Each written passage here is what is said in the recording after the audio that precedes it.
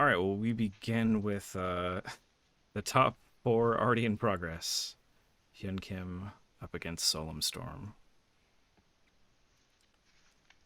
Uh, That flipped card seems to be an Outland Liberator, if I'm Yes. correct. Mhm. yeah, that resolves. There we go, Yep. a quick fix. End of turn, I will fire to do 2 Deliberator. Oh, Jesus. Hyun Kim, of course, on four color Seeker Walk.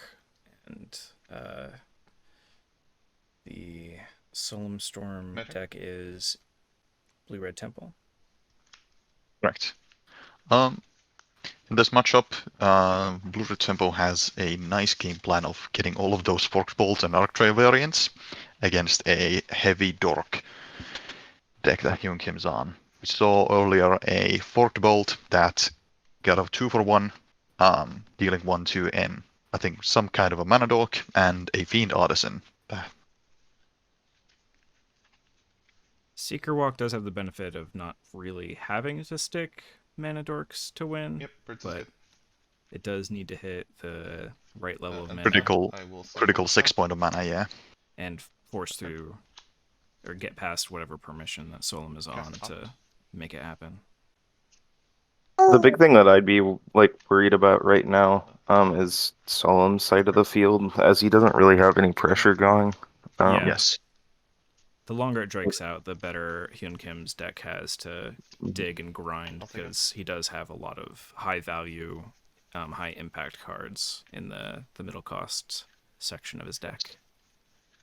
Also, we know from an earlier Gitaxian probe that there is, in fact, a Seeker, a Spell Seeker to be exact, in Hyun Kim's hand. Yeah, so that threat still looms on any given turn. And there is the critical mana. Yeah, although probably not going to do it right into all this open blue mana. Definitely not. Even red is not very exciting because a single removal spell can break it up.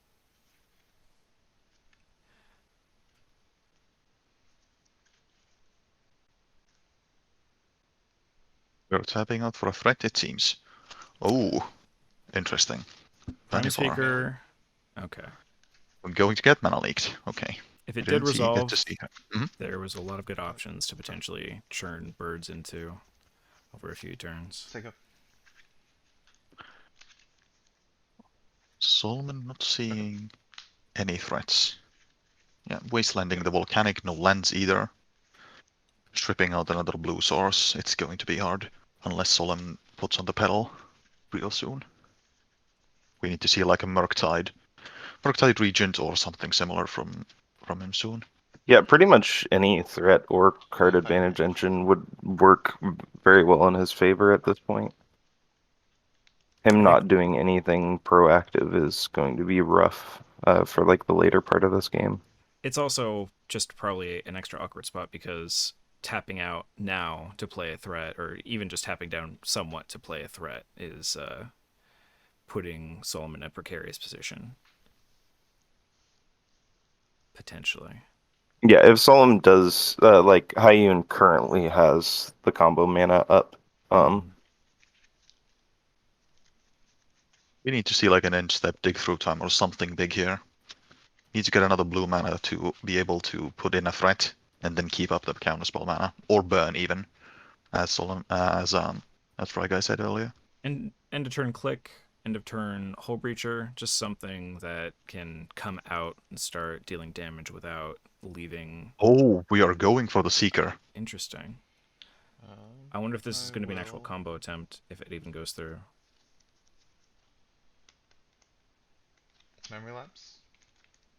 Memory Lapse. Okay.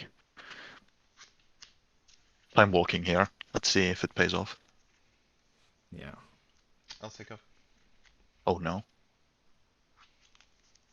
Not exactly the answer that you'd want for Seeker. Getting it into the yard is a lot better against non-black versions of Seeker. And return the Deprive. left to my hand. I can't. Oh no, he doesn't have islands to return. Yeah. That is, yeah. Deprive can return any land. It returns any land? Okay, interesting. Oh, I've only seen it written Mystic Sanctuary. It's very typically islands because of Mystic Sanctuary, yeah. Okay. Drop. Third path Iconoclast. Sega. There's the threat. The game's turned around pretty quickly for Solemn's favor. Coming a double counter spell there.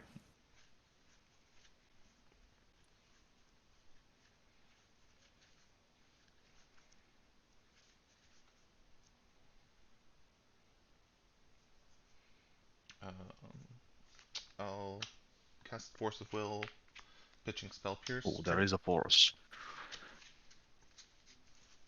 This Wall of Roots, though, is going to be a pain. I mean, Solom is still easily going to be able to keep building up a small army if the third path can stick. Courser makes it harder to swing in, though. Yes. Another wall.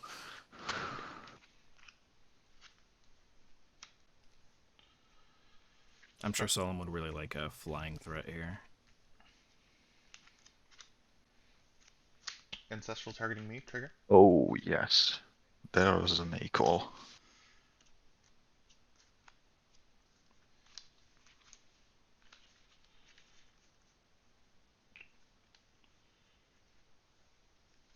Flame Slash the Courser, trigger.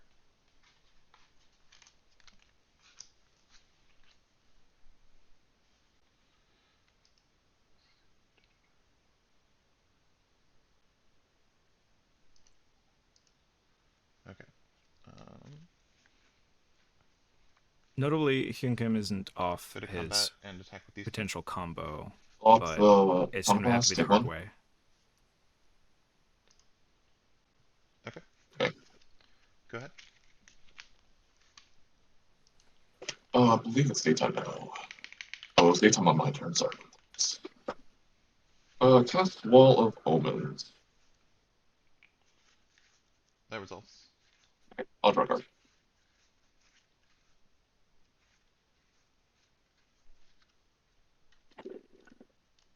I'll pass turn. Untap. The game is going to be slowly creeping away from Hyunkim here, though, if things don't dramatically change soon. I will go to combat and Soldier army is slowly beating I'll down. block. Iconoclast the soldier, take 2. Okay. And I'll say go. Attack. Draw.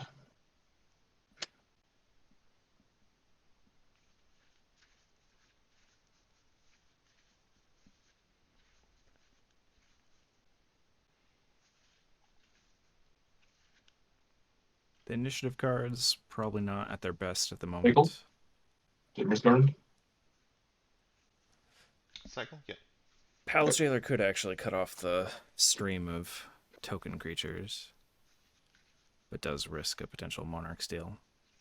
At this point, I wonder if Solon has to have drawn Carry another item? counter spell. Another defender, which with hexproof this time. It's not really improving the position that much, but it's better than nothing. Curated I think- results.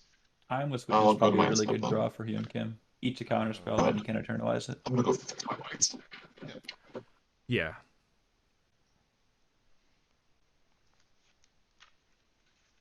Uro would also be pretty decent at Much better. chewing through whatever protection Still Solom's sitting on on. your end step. I will lightning strike the birds. Trigger. Sure. Yeah, Hyunkin needs exactly like to and double I threat. will run as Vortex the Wall of Roots. Trigger. Okay, another bounce spell. Go to my turn. But the clock is growing. Fast. Land for turn.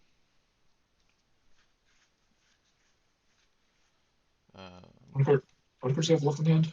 4. Oh, that's a lot. Ancestral's a good card. I'll crack what it put That's it. hits. Yep, 15. Oh, notably no seasoned engineer in Hyun Kim list.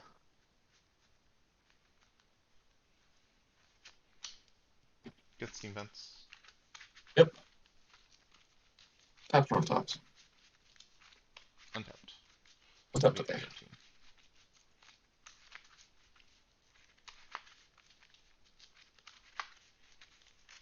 Not much reason for Solemn to worry about the damage at this point.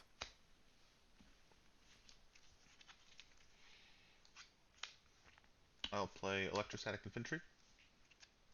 A Yeah. trampling threat. Go to combat and attack with all. Block 2. Iconoclast, the soldier, I'll take 4. You're at 11. Sega. Certainly trying to represent Okay. Counterspell, even Draw. if Harrison went in there. Cast the Walled Roots. Okay. More walls. Cast no Redeploying. Okay. Dork. It's one of the problems having a deck full of Go ahead. mana producing creatures is sometimes that's all you get. On your end step, I'll cast Blitz with the Thunder Raptor. Trigger, targeting wall of roots. It's exile, right? Yes. Okay. Blitz of the Thunder Raptor. Deals damage to Dealing- target creature or planeswalker equal to the number of instant and sorcery cards in your graveyard, and if it would die this turn, exile it instead. At this point of the game, just 2 mana Go to for 1 and a red, and basically a attack terror, with everything. or kill anything. Plus an Oh, exile. Here we go.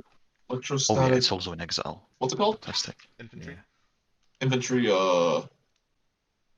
Iconoclast, and other blocks. Okay, so 5 tokens get in?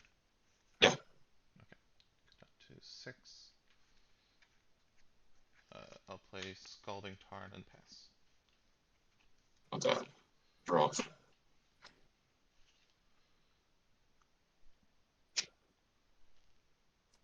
I would think someone probably kept the initial hand just sitting on a bunch of efficient burn and hoping to keep Hyun Kim from getting rolling long enough to find an actual threat with that. Combat. Okay. Attack for 1. No blocks. Yeah, without open deck list, you'd almost think Solemn was Second on mood phase. the way the first couple turns played out. Augur Bottom. No real reason to let Counterspell, this trigger. resolve. Yeah. Yeah.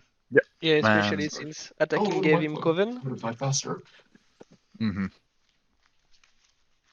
Actually, that would have been. Was Hyun Kim sitting on a white plume there, or did I just? That was a top pulled deck. up Was the on top, yeah. Oh, okay. Okay. It would have been a top deck for the following turn, more specifically. Mhm. If the Augur resolved, I would have had Coven. Yeah. Oh well. I'll go to win this time. I think Yeah, this is some very good generally. cards. Sorry, go ahead. I think this is generally going to be a pretty tough matchup for the Seeker Walk deck. Right, are we streaming the commentary somewhere? No, I didn't set it up to do that, unfortunately. I can. Okay. I can try to, though, if you Probably- Probably the best way to do it would just be to get 2 commentators in that channel, right? And then have the players mute them, Yeah, because then it would be over the Twitch audio. right. They seem to be talking a lot, so I don't know if commentary is necessary. That's fair.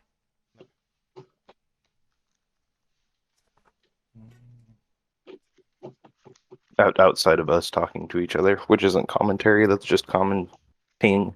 Yeah.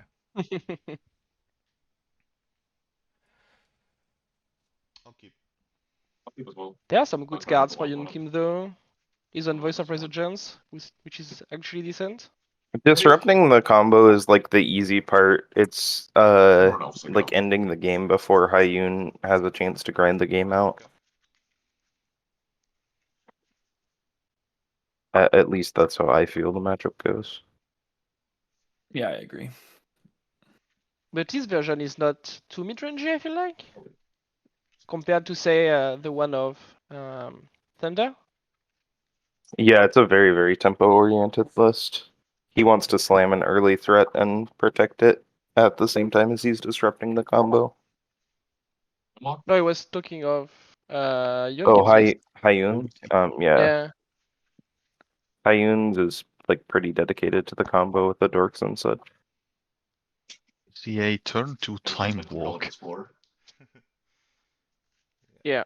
Time Would Walk you is nice. pay 7 points Tap. for an Mana explorer? Bro. I'll play Arbor Elf.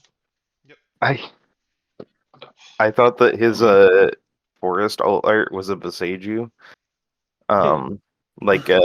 Like the colorless land Boseiju when he had it tapped, and I was like, what is Oh. going on? Boshe shelters all? Yeah, Yeah. shelters all. Mhm. Yeah.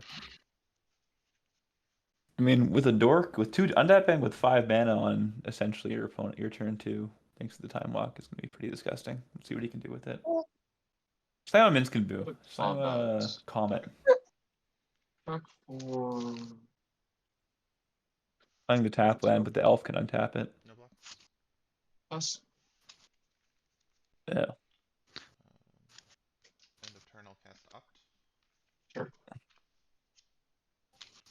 A very reasonable option for Hyun Kim winning here is just getting I'll bottom that. something unreasonable out relatively quickly. Yeah, that was a pretty anemic, Tap. Draw. like, turn 3 with the time walk. I'll play Volcanic and say go.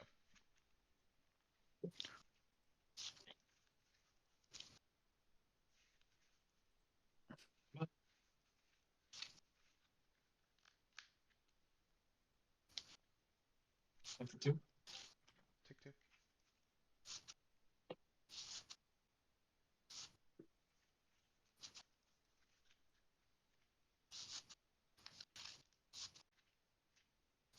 There you go. That was a Jitmir's Garden. Go to my turn. Draw.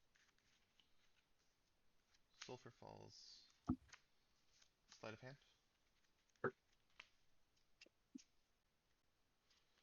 Take that. In that matchup, Bottom this. Time Vault is actually pretty safe in the graveyard. And Time Vault, Time Walk. Sorry. Return Crack Wildwood Grove. Okay. Attack. Yeah, I think he Draw. kept a hand with a bunch of mana and time Mhm. walk, hoping he'd I have 7. draw a nice mid-range threat to slam. Oh, sorry, 2 mana untapped. Oh yeah. That's my. I'm sorry. Yeah.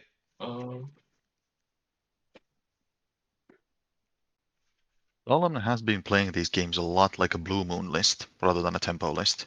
Is what I think. Yeah. Yeah, I think that's... How you need to approach. Yeah, well, this game, like, especially, I don't think he can afford to go, like, all in on tempo because of Hyun Kim's, like, start with the man, like, dork into time walk into dork into, like, he's being so far ahead on mana. If he was on the play, I think, like, you know, of course, the odds of him being able to slam a Darcy or a Ragavan or whatever and then playing the tempo game is higher, but I think on the draw, he kind of is forced to play reactively here. Thinking. Finally, though, Walk in the Yard does mean that 6 mana is no longer full combo. Mm-hmm. And no Noxious Revival either. In response, I'll cast Stress Down.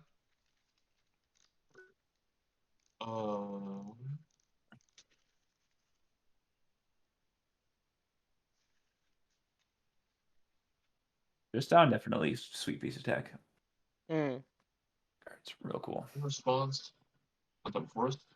Okay. Add a green. And that resolves. Okay. So I'll Draw. draw. The centers. Cool. Play a Bloodstained Mire. Yeah. Fetch. Okay. Excited to see what Hyun Kim has here.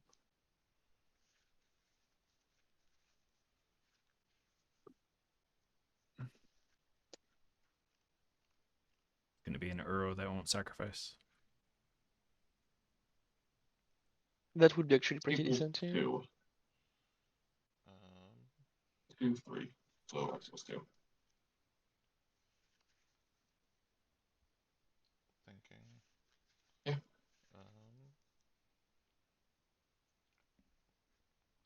I will force of negation, exiling spell pierce. Things don't like normally they'll pass. Which exile? Blockers? Spell I pierce. don't always Think the- blockers. Green Suns, those are Green Suns, right? Yeah, yeah. Polluted delta. Was probably gonna try and find voice. Yeah. Like the best fine with that thing here. And say go. Cards named? 4. 4? Why is there still so many? Maybe a Fiend Artisan as well. Use all the mana. But 1/1 Fiend does not look that great No. on this board. no.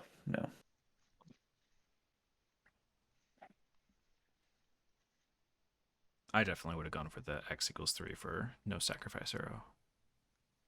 Did he have 3 mana available? About You think he only Yeah, took One one? yeah. tap land. and bottom?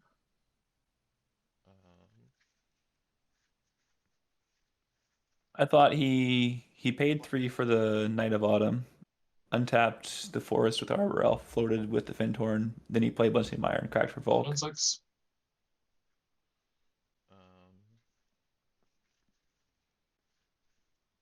Maybe it was mistapped. An alternate infinite time walk loop shows up. Deprive, returning Sulfur Falls. I'll pass.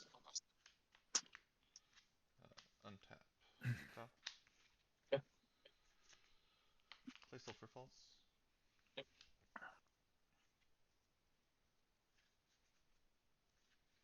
This is not very tempo-y, is it?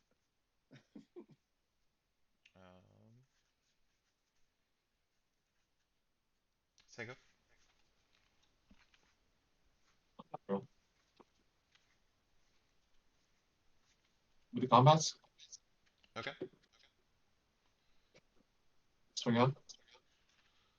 I will activate Lavamancer, exiling Sleight of Hand and Deprive, targeting Knight of Autumn. And then He's damage. playing Yep. Wendy's list. It curves off at 3. And even at 3, he's only got 3 drops in Whole Reacher, Scions, and Click. Yeah.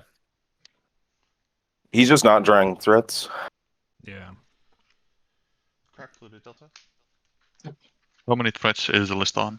19, Island. which is kind of low for tempo IMO. Even with a lot of cantrips and stuff.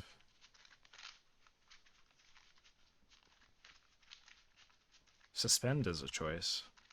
What's that spell that Fen can cast? Recommission. Oh. Targeting a knight. That would have been like a 5/4 Lose knight Focus, replicated once. if it had resolved. Okay, that's fine. So go. Bop. That's a I first. mean, all Hyun Kim No needs to hurt, do is This is my just, one of always my you graveyard. know, he's got time to draw cards, like draw like impactful cards. He need to draw like an Uro or a Savines or anything that he can, get, that beats one counter spell. Mm-hmm. How much mana is the I'll combo cast now Arc that Trail, Time hitting Walk, the 2/1 Time ones. Walk is in the graveyard? Oh, there's an arc trail. Oh no. Mhm. Either both Witness and Ephemerate, or in Seeker and then Witness, and then the whole thing. Okay. I'll exile Polluted Delta. Yeah, Solemnism. To kill 8 her. mana with Walk in the Graveyard, because you have to Seeker for Yes. Ephemerate for Neoform for Neoform, Witness. Yeah. And that's Well- the cheapest you can do, because that's 6, and then you still have to cast the Time Walk. Is there a way in the list to find Walk that's not Seeker, or find Ephemerate that's not Seeker? Let me check. There probably isn't. How much do you respect Brainstorm? Ancestral. I don't think there is, no. Ponder. Oh, Ponder. there's okay. Yeah, this Yeah, This this game is over. Yeah, pretty yeah. I haven't much. on Brainstorm. Yikes. Yeah. This game is pretty much over. Yeah. Lava Man's gonna get there. Hyun Kim on regrowth. No. I don't believe so. Dragon's Rage trainer? Just the witnesses. Sure. Ooh, 1, 2, 3. No, that's a threat. You got, Instant, and he's got the sorcery, whole. enchantment. It's already delirious. Okay. Some tension there, though. Yeah, but Cast Preordained. you still have the Yeah. Lava Mancer that could No, Isn't he one off? then Scry 2. instant enchantment. sorcery. Orc Trail's a sorcery. Right? Enchantment. Yeah, instant sorcery, enchantment. He just got land. Oh, He just sorry. got land. Okay. Like that. Draw a card. Yep. Cast Ragavan. Cast Delver. Oh, he was just sandbagging. Ooh, okay. Okay. And I mean, Oh, it wow. might be from the recall, but Yeah, it might be just 3 creatures. That's no problem. It's a he good also recall. knows that the cost is My. clear. Yeah, there's no Cast- risk of comboing. Cast Ragavan. Recall hits the Swords. entire creature base of Legacy Delver. Yes. Pretty good recall. Recall just adds in like a really good collected company. A quick Delver trigger. What are you talking about? Delver's getting another legacy. Delver again. Oh, That's Delver not good. flips. Yeah, that game Yep. is. Are there any? Like, I think Comet and some really nice rolls. Combat. Right, that's That's that's true. You comment could just box. get there. The one turn comment. Just Believe in 20 the him. dog. yeah. It's Well, it's a actually, 13. You know, Spellseeker is the second combo in the deck. The second. Mince, is yeah. Comet. 2. Draw. Comet is a single card combo, and it also combos with Time Walk. Yep. I will. Oh no, I rolled a 3. I guess I'll time walk again. All right. Oh Is no. it random or just you pick? You pick the You get to two pick. You drop. pick. Yeah. That's It's cool. random, but theoretically, if you only roll 6s and 3s, you can go Oh, yeah. infinite with This is Comet. lethal. Time There's a Walk. pop. No, I meant the regrowth is. I thought the regrowth was random. Yeah.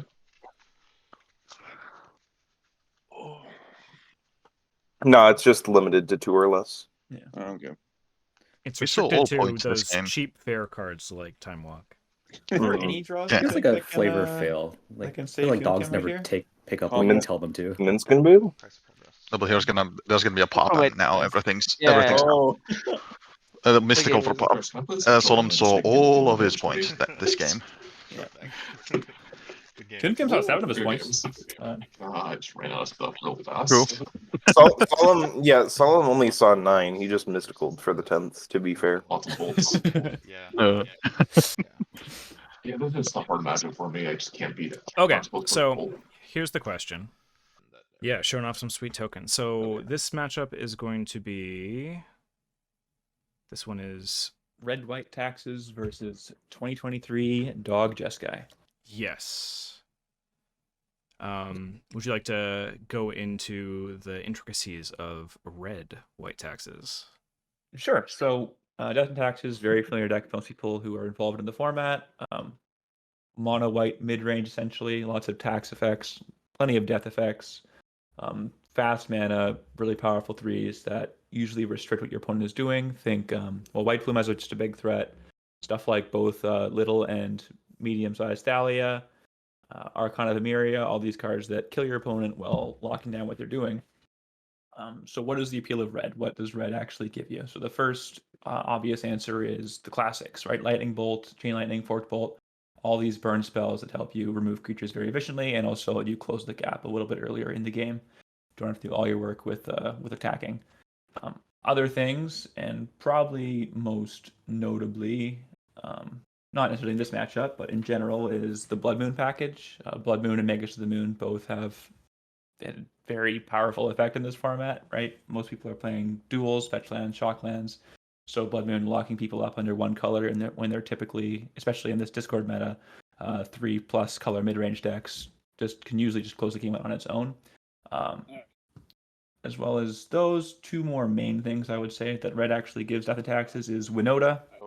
Simple Man is a noted Winota enjoyer. She is a very powerful card, banned in Pioneer, banned in Standard, but is very representative in CEDH as well.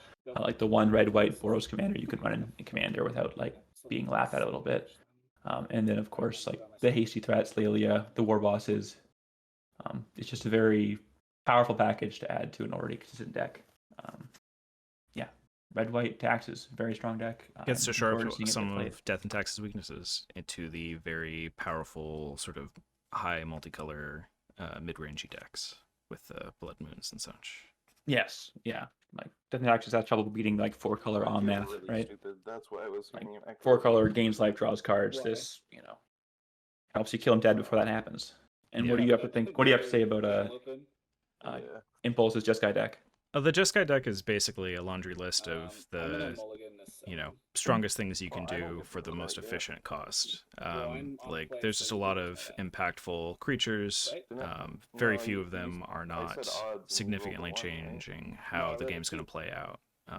Archon, Avid Mind Sensor are brutal against some decks, almost unbeatable in some situations. And then the rest of the threat pile is just resilient, fast, and also generally bringing on some extra value. Got the Pyromancer, Iconoclast, Monastery Mentor trio,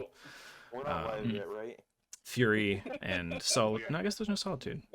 Subtlety, the other pitch one. Clean transition. Good save. Yes. And then, Murktide Regent, Ledger Shredder, and then, of course, Vendilion Clique, all doing very strong things while being fantastic at sniping the initiative. Yeah. And then a little bit of initiative himself. No, you're fine. Say again? How good do you think Fall from Favor is going to end up being for Jeskai deck against? I think this is one of the ideal Fall from Favor decks because it is positioned with a ton of removal. And most of the thing you run into with Fall is that either the board's too big to reasonably play it. But if that's the situation, Impulse still has the option of sort of swiping it with a flyer and then starting to clear everything out. Or if it's mostly even, your worry is like haste creatures or something, just swiping it and turning the whole effect off. But you have enough cheap removal in a Jeskai deck that's much less of a concern. What are your thoughts on the Impulse's point spread? He's on 2 Moxes instead of the 3 that we've been seeing a lot of in the Discord. Opting instead for True Name, Mana Drain, Dig Through Time, and Treasure Cruise over the Mox Pearl. I think Treasure Cruise plays a lot into the position of the meta, and it's a pretty solid choice. But Dig and Cruise and even Drain are all just very solid. They position your draws into much more valuable than a single Mox can be. You've got 4 cards really improving the effectiveness of your deck rather than the single card that you would get if you turned 3 of those into a Mox. Yeah, and they are 4 cards that you're happy to draw later as well. Yeah, they're never really dead. Yeah, like I guess looking at the point spread, like he has 6 points to both the Moxes. He's happy to draw like early game.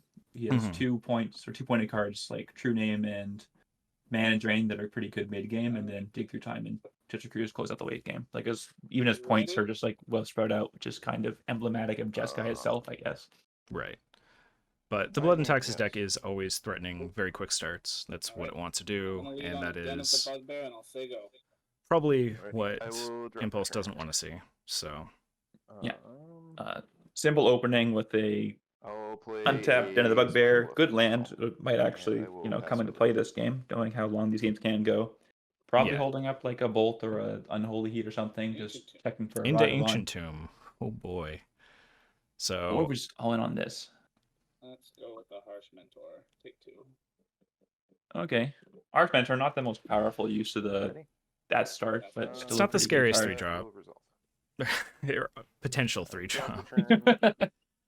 What's the text on Harsh Mentor? Non-mana ability? Yeah, so Harsh Mentor. Correct. Artifact creature hopefully can on the battlefield. Actually, I didn't say it earlier. Harsh Mentor is kind of like emblematic of red-white taxes, and that like it's just a red card that goes well with the tax effects you have. Like you're already making your opponent struggle with the mana, and this forces your opponent like crack the fetches earlier before like your Mind Sensor gets into play and just taking extra damage that the burn and the other white creatures will help finish up.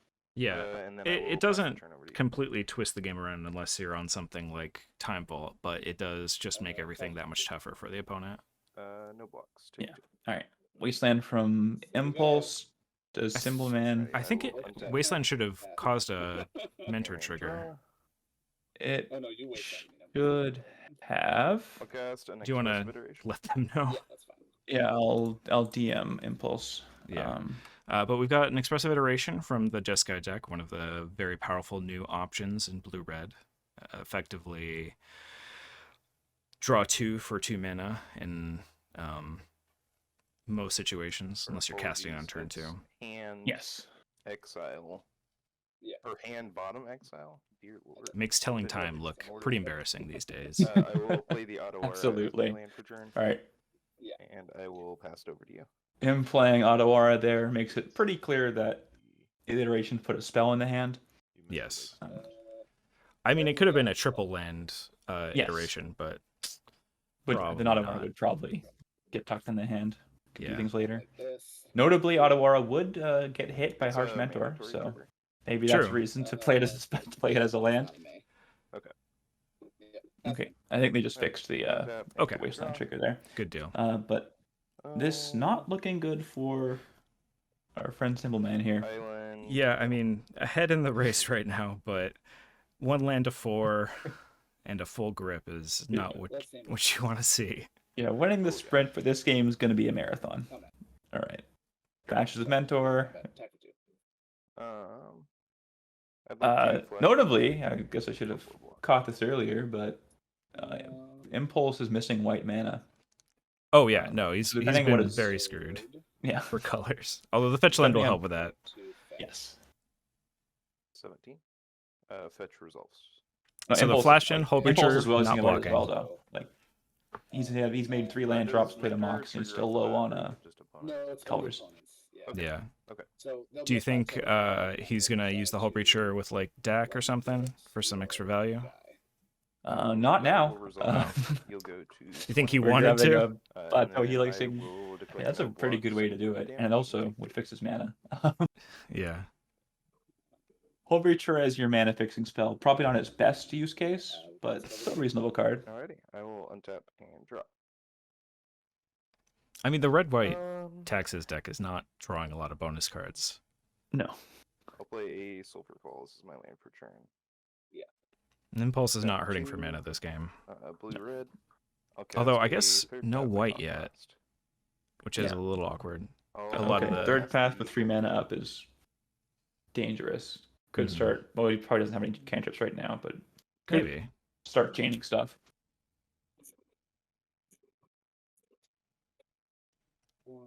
But yeah, it's most likely a permission spell to help protect the Iconoclast, and then Yeah, Symbol just rolling a dice there to show that he's cutting properly, shuffling well, making sure there's no funny business happening in the finals. yes, everyone's being very clean and shuffling on camera.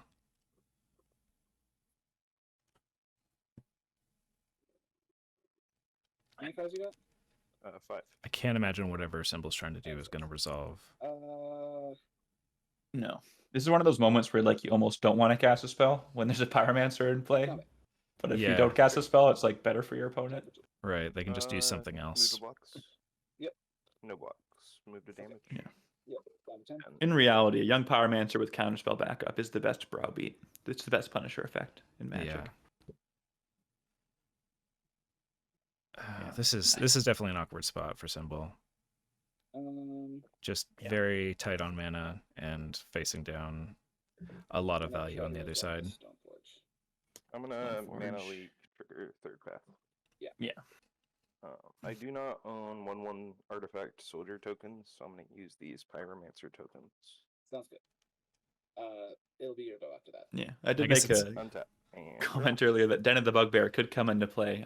As this game goes on, I really doubt that's going to happen. It's looking less and less likely. Island is land for turn. I mean, Float Mana Blue Crypt Blue. is still a draw that Gotcha. Symbol could have to jump him up to 4 out of nowhere. I have to imagine he's got some good fours, given that the opener of Den into Ancient Tomb Yeah, gotcha. into playing a 2-drop meant that keeping that hand had to have I some will payoff, use the right? Floating Yes. Mist, Yes. +1 to cast a dig through time, delving away 5 cards from my bin, triggering third path. Yep. Yeah, gush into dig. He's gonna find his white source here, and depending on what cards he has in hand, this is going to be very dangerous. I mean, this is just an overwhelming amount of cards to deal with, beyond I even think- every spell making more presence on board. Yeah, I think Simple Man's like best choice here is to just draw this game out a little, maybe stress Impulse's brain, make him make some, make him play tightly, make him earn it, and then, but just be mentally checked out so you can, have a bit of a more fatigued opponent going into game 2. Yeah, a little more gas in the tank. The mental energy tank. The rest of these will go on the bottom. These 2 will go to my hand. Yep. I will cast a Flame Slash targeting your Harsh Mentor, triggering 3rd path. He finally bites the bullet and loses. It did the get mentor. halfway there. It did a lot of damage work. by itself. Yeah. For 3. 2 mana for 10 damage is not a bad deal. I will pass it over to you. 7 in hand. Okay, still. Oh yeah, I guess did he play a land already? He must. No. Well, what did he play one before he gushed? Yeah, I think he only had one island in play. He played another island and gushed it back. That's what it was. Next turn, the white comes into play. Mm-hmm. And here's the one card that Hull Breacher really cares about in Simple Man's deck. It is a good one against cheap removal, but still not the best for this spot. I don't know what he can realistically draw to get out of this, if there is anything at all, but that's not one of them. I mean, pretending there's no counter spells in Impulse's hand, like, I'll assume with 4s. if you could draw a Fury and another spell at the same time, I think he could do something, but I think we would have seen the Fury by now. True name Nemesis. I think you were right earlier saying crypt off the top and then maybe into a blowout comet. It's the best hope. Yeah. But we've got blue-white or red-white sitting open. Yeah. Could be a Helix, could just be another Memory Lapse or Lose Focus, Remand. Memory Lapse is such a brutal card when you're behind. Bolt Face. Okay. Yeah. Is he on price? He is not. He's on GT, Mox Pearl, and Mana Crypt. All right. Okay, yeah, and that's... I mean, it was over next turn anyway, so... Yeah. Had the Comet on the other side.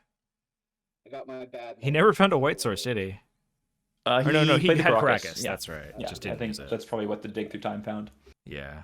Yeah, mana issues on both sides, but more mana with awkward colors is worse than less mana with awkward colors. So, Impulse takes that one cleanly. Yeah. Blood and Taxes is on slightly fewer mana sources overall. Yeah. I think I'm not sure if that's true. No, actually, the Jeskai deck is on 31 lands, 2 Mox, and Blood and Taxes actually has 33 Mox, Chrome Mox, Mana Crypt. So it's actually. And Aether Vial is kind of half a. Yeah, it kind of counts. That was a scaredy cat. Yeah, I think I like Impulse's decision there to wasteland the Ancient Tomb over the colored source. Yeah, I might have been greedy and gone for the single color source, but given that it was only red and that's not even the primary color for the deck, getting Tomb out of there is also totally reasonable. Yeah, I could definitely see a less disciplined player maybe wastelanding the Den of the Bugbear than just Simple Man untaps, plays a Plains and casts a Thalia or an Archon or something, and then just the game is not over, but suddenly you're way more behind than you would be otherwise. Yeah, I mean, if you saw that opener against, say, big red or medium red or something, I think going after the red sources is not unreasonable. Mm-hmm. Trying to choke them out on colored mana can be a realistic route to victory. Yeah, medium red runs lots of colorless lands. This one, looking through, we got Ancient Tomb, City of Traders, Rishadan Port, Urza Saga, Wasteland. But that's a pretty. As far as Canadian Highlander mana bases go, that's pretty not that greedy. It's pretty safe. That's interesting. Field of Ruin. That's one you don't see a whole lot. I guess it does have a little bit of the search hate. Oh yeah, he's Field of Ruin. Yeah, he's on Arbiter. Arbiter, even Mind Sensor. Is there a third one I'm not thinking of right now? I don't think there's. That's not. Yeah, not in those colors. There's the flash draw and gain of life off Archivist of Archivist of Ogma. Not on that Yeah. one. That would be a spicy choice. Yeah. Is that a human? I think it's. Or is it just like a gnome or something wacky from D&D sets? I think it's like a halfling. Of Ogma. You want to put Google? Yeah. Halfling cleric, you got it. Yeah. It's a cool card, but not when your game plan is basically maximum aggression and disruption. Yeah. On the topic of halflings, when we get the Lord of the Rings set later this year, are they going to errata all Kithkin and halflings to hobbits? Yes or no? What's the take there? That might be a legal issue if they like admit that hobbits and halflings are the same thing. So they might actually just leave them all separate. Yeah, and then we're gonna have hobbits, halflings, and Kithkin, and the commander player is gonna be ticked about that. They'll just start making lords that say they pump all three, like they did with dogs and hounds for a little while. Yeah. Okay. All right. Needlespire. Powerful Pretty Aaron, neat what do you say? land. Go ahead. It is, but it is another one of those lands that's not really doing a whole lot for you until you're at like 5 mana sources in play. Yeah. Double Strike is cool. All right, Leonin Arbiter, good start To respond. Yeah. on the play. This could be a big problem for Impulse. I mean, depending on how many fetch lands are in hand. No, what did he grab? That's an Arid Mesa, right? I'm Yeah. assuming he's just gonna grab the Tri-land. I don't see much reason not to, yeah. Yeah. A Rogern Trino. I mean, like Fear of and Blood then, Moon. I You get your have basic no planes, but responses. And then it'll be untapping with good mana and a counter spell beats the Blood Moon better than fetching badly. Yeah. I think whatever Impulse has in hand, it's probably involving some amount of red removal, so having the red source What have you done? already good to go to get rid of Arbiter is more important than Yeah. hedging. Being on the play is so important for I am Symbol in this having a hard matchup. time with the shuffling. Yeah. Like, you don't want him, like, dotting. I'm like Impulse, single-handedly end step, kill your the creature, reason untap, have why counter the spell up. modern- Right. I'm the Without, most well, like, dedicated having an who empty uses board. it. This way, Symbol, at least for the first couple I turns, is will gonna, go to my always have something untap, Mhm. drop. in play in theory.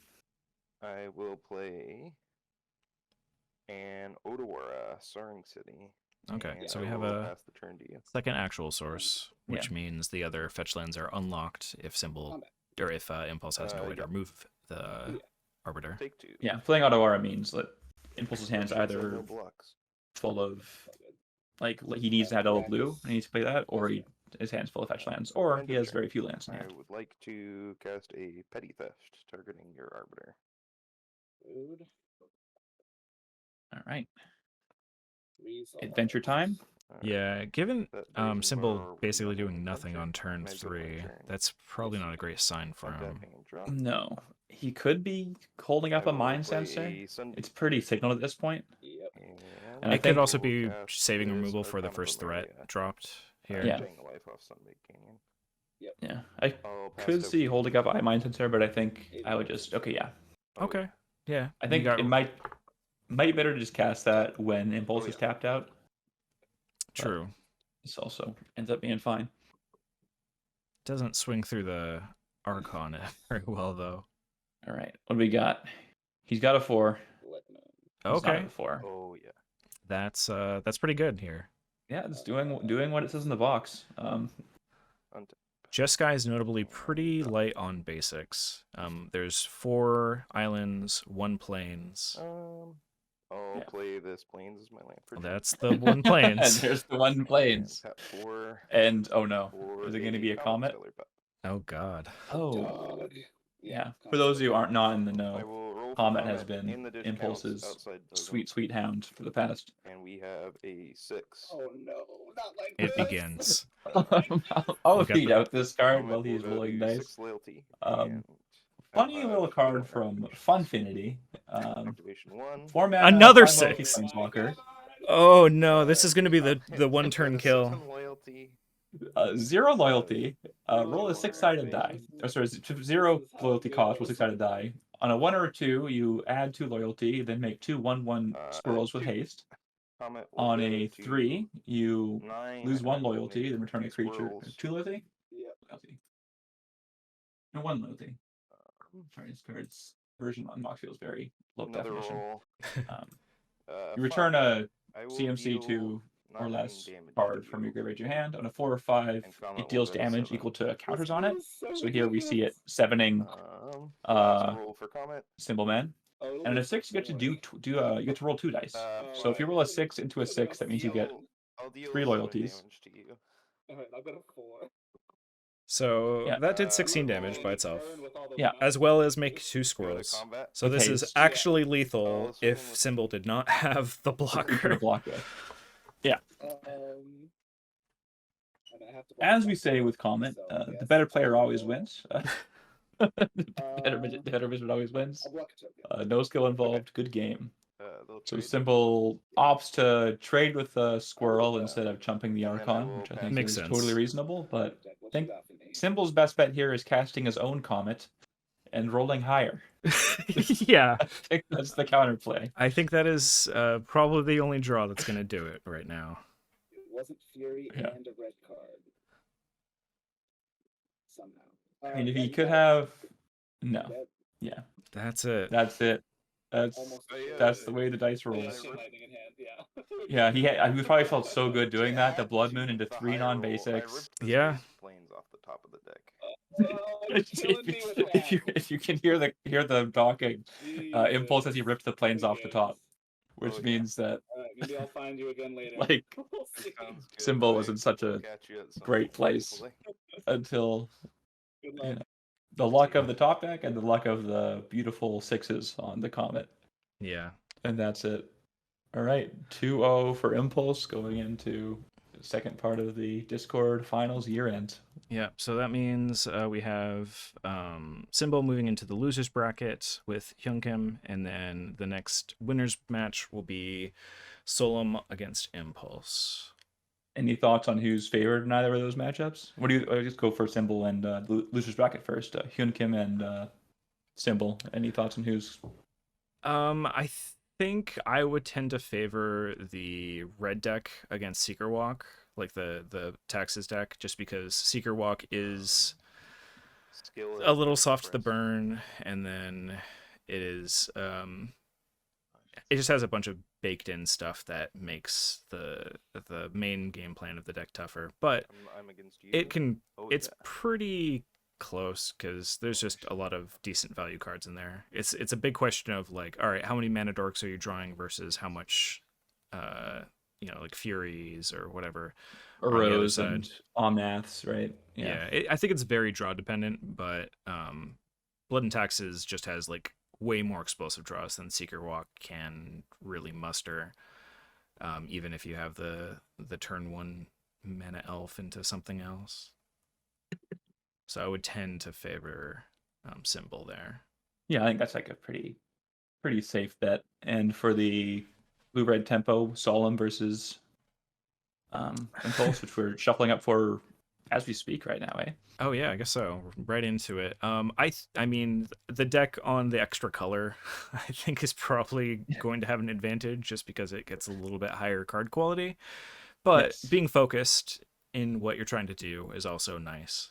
But I think a lot of the removal that Solom is on is just a little more awkward against a deck like Jeskai.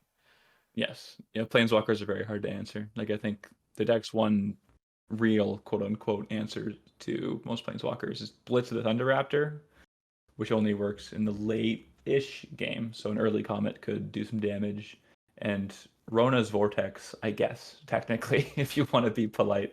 Yeah, I mean, they both have a comparable amount of interaction on the whole. And Solom does have the potential to like burn out the 3-color deck pretty easily with a Price of Progress draw. Yeah. And like, if you hit Ancestral, that is a ton of value. So I think it's another one that's kind of draw dependent, but on average, I would give Jeskai the edge just from the general power bump of diversifying. Yes. I think that's totally fair. I'm trying to think if there's any extremely important cards in Solemn's deck for the matchup. Like, Murktide's pretty good, but like, nothing that I think is a real haymaker. I mean, both players hoping to draw a turn 1 monkey. Ragavan on the play is probably pretty good. Yeah, I mean, I think if Solon can like land a pyromancer type creature and get its stick for any period of time, that's gonna give him a good shot. Because it's not like Jeskai on a lot of giant board clear effects. There's a little bit for taking out a wide board, but not a significant amount. Yeah, the Fury and the Pyrokinesis, and then Forked Ball. Yeah, no Arc Trail in the Jeskai list. Right. On the other hand, if Jeskai lands a Triumph of St. Catherine pretty early and Solon can't remove it like immediately, it's gonna be awful to fight through. Like, my nightmare is my opponent has a mock start that results in a turn 2 Triumph. Oh yeah, Miracle at turn 2 with the fast mana needed to make it happen. Yeah, and then they will Miracle it again. Of course, it is in the top 6, but yeah, I guess likely in the top 2. The worst part is, even if Solon does get rid of the Triumph, like odds are it didn't get exiled, so it's coming back. It won't be gone forever. Another shout out to Blitz of the Thunder Raptor. I think one of his few effects that actually exile. Yeah, it seems to be a pretty good call for this. Yeah, he borrowed the list, as you mentioned earlier, from Windy, who is a local Vancouver player that's been playing that deck for years and years and years. Just tweaking it. Absolute, as far as I'm concerned, authority on the archetype. Sure. Yeah, there's some real spicy ones in there. Ethereal Forger is always fun to see, like especially if you can get it working. Yeah. Pteramander, nice little flyer that can get huge very easily. The original Murktide. Right. Yeah. Well, it goes up to a 5/5. That's pretty fair for 2-ish mana, maybe. I don't know. Yeah. But now you get a 7/7 for 2 mana. That's the way to be. Or no, 8/8, right? 8. Yeah, 8/8. 8/8, yeah. Yeah, as I mentioned this in summer earlier, but I didn't realize until literally yesterday. I played my first blue deck. Wow, good for me. And cast my Murktide. And I didn't realize until now it costs less than Tombstalker. Yeah. Tombstalker is 8 mana. Murktide is 7. Yeah. And it's blue and it's bigger. And it's tribal type. Well, not big is still better. I'd rather have a dragon than a demon, I suppose. What an absolutely cracked in half magic card. I do love it. It's very cool. I don't know about the suspend. Suspend seems like a very peculiar choice to me in Solom's list, but I do love the Force Spike. I think the Force Spike is great, especially in this kind of a matchup. So I think the idea behind suspend, I think the rationale I've heard for people running it is that, like, say you're playing a tight tempo game against 4-color Jeskai opponent, right? The Jeskai with green for Uros, Namas, and what have you. Suspend, like if you hit a Uro with it, for example, it's not coming back for 2 turns, which means it's 2 turns where we're not going to gain the 3 life and recast it and gain another 3 life. So it does give you time, but obviously in the games where you're slightly behind or even like kind of on riding the edge, suspending a spell and having it come back to you later with haste is not great. Yeah, I mean, there is the alternate mode of using it to save one of your creatures and then have it come back after not too long, but there's not a lot of creatures that are so individually high value in the UR tempo deck that I think that's a great play most of the time. Yeah, it also gives you like 1 extra turn to find a counter spell opposed to a bounce spell, but yeah, I do understand that it's definitely a bit more ride or die than most people are comfortable with, myself included. Yeah. Burst Hiding's a sweet card. Better or worse than a Goyf, what would you say? I'm gonna kick it live before I actually finish my shuffling. I've kind of fallen off Goyf lately. Like, Goyf it's still a sweet card, but it's just like outclassed in a lot of situations, and especially when there's so many good delve spells now that you're like making your Goyf worse constantly.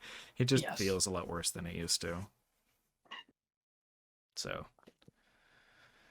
yeah, it is definitely not as impressive as it used to be. I think it still has its places in some decks, but yeah, no, it's not like unplayable or anything. It's just like much less of a consistent giant beater. Yeah, as the it used format to be. has like sped up in some real ways. Like Yeah. pretty And much just every two drop has like at least one great ability on it. right. And like beyond that, just the graveyard has become practically the second battlefield where there's so much going on. Interacting with it is usually relevant, whether you're using it yourself to fuel escape spells or delve spells, or your opponent is trying to disabuse you of that notion either by exiling it or Yeah, we've gotten some good grave hate last couple of years. Scoos Yeah. was a long mainstay, but now we have Daunte Voidwalker. Endurance is great. The Urza Saga has led to like an emergence of people putting in like Spellbomb or Soul Guide Lantern. Yeah. There's probably other ones I'm missing because there's that many. Venomthrope. Venomthrope or Malanthrope? One of the 40K Malanthrope, cards. I think it is. I said dog. Yeah, for you. a And 3-mana it like was like 10/10 flyer. We were It's all basically screaming like at you it's a Murktide for your And I opponent's said graveyard. That card asterisk is. for Yeah, there's a months, couple of them in and the he just 40K said, set no, where no, it's no. doing the make a bunch of little insect tokens based on exiling creatures and lands. Yes. Let's see if I can salvage the name. Cryptolith Scarab Swarm? Cryptolic, something like that. Sounds about right. I'll take your word for it. That card's cool. And then there's other grave hate. Probably. Yeah, that I'm they've not thrown in a thinking lot of little bit of incidental ones here and there on cards that are already kind of fine Right. either way. I think that's a multi 5 from Solon, Oh, that's brutal. which is very brutal, especially since, as you mentioned, the card quality on in his deck is generally going to be lower than Impulses. Yeah. I mean, if someone digs to a ancestral or something, they can easily recover from the start, but it's not where you want to be. Yeah, begin the definitely a game. hurdle. Yeah, bottom draw. That's kind of like best case scenario for your opponent casting a preordain. Mm-hmm. Impulse probably pretty content seeing that.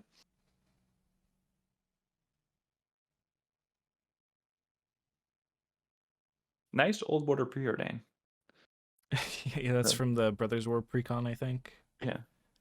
I did like the coolest one prior to that was, I think it was a dual deck one. It was an art with like this kind of sphere of hexes, or like hexagons. Like had a nice glow to it. Yeah. We are spoiled nowadays in 2023 for how much you want to customize your deck. There are a numerous number of options. Yeah, of course, with as we're staring at two beautiful expeditions on Impulse's side of the battlefield. Right. Went for the Hollowed Fountain instead of the Tri-land. It means he's either flush with lands and hoping to draw it, or it's already in his hand. Well, there you go. Yeah, that's Holding always up the blue-red, or white-blue, not Yeah. blue-red. could be. I think it might have a mental misstep. He did kind of hesitate on the Preordain at first. Oh, Stifle. That's brutal. Stifle also pretty darn good right now with the world of initiative that we all live in. I will play a Yeah. basic island. And Like, I will tap It's 3 not quite for counterspell, but I'm a happy that my favorite opponent have a vanilla creature. 3/3 when white blue enters the battlefield. Right. Trigger. Also, the A gumbo. Stone Rain for Yeah, blue that's mode already- is not bad either. Yeah. If I was if I'm Solemn right now, I'm honestly just pretty happy that I'm old to 5, because that Mhm. means the game where I was stifled, it was already kind of a dead game. Yeah. So it's- You know, it always struck me as odd that blue gets stifle, given that like blue already has all the stop spells and things from happening and Any, stuff. Basically, responses to the you'd favorite think that card? they'd let stifle drift off to some other I will color. discard a Sunday Yeah, I Canyon think- Mystic Sanctuary and draw 2. I feel like white would probably be the best. White would stifle. make sense. White like, has a go pretty to good combat. time of stuffing I'll attack you activated for abilities, 2. either by just saying you Attack can't do them. trigger, I'll make a treasure. Well, Yeah, Goblin I- Shaman's doing his thing. I see Impulse did not want to shell out for the $15 Blue to token. damage, 17.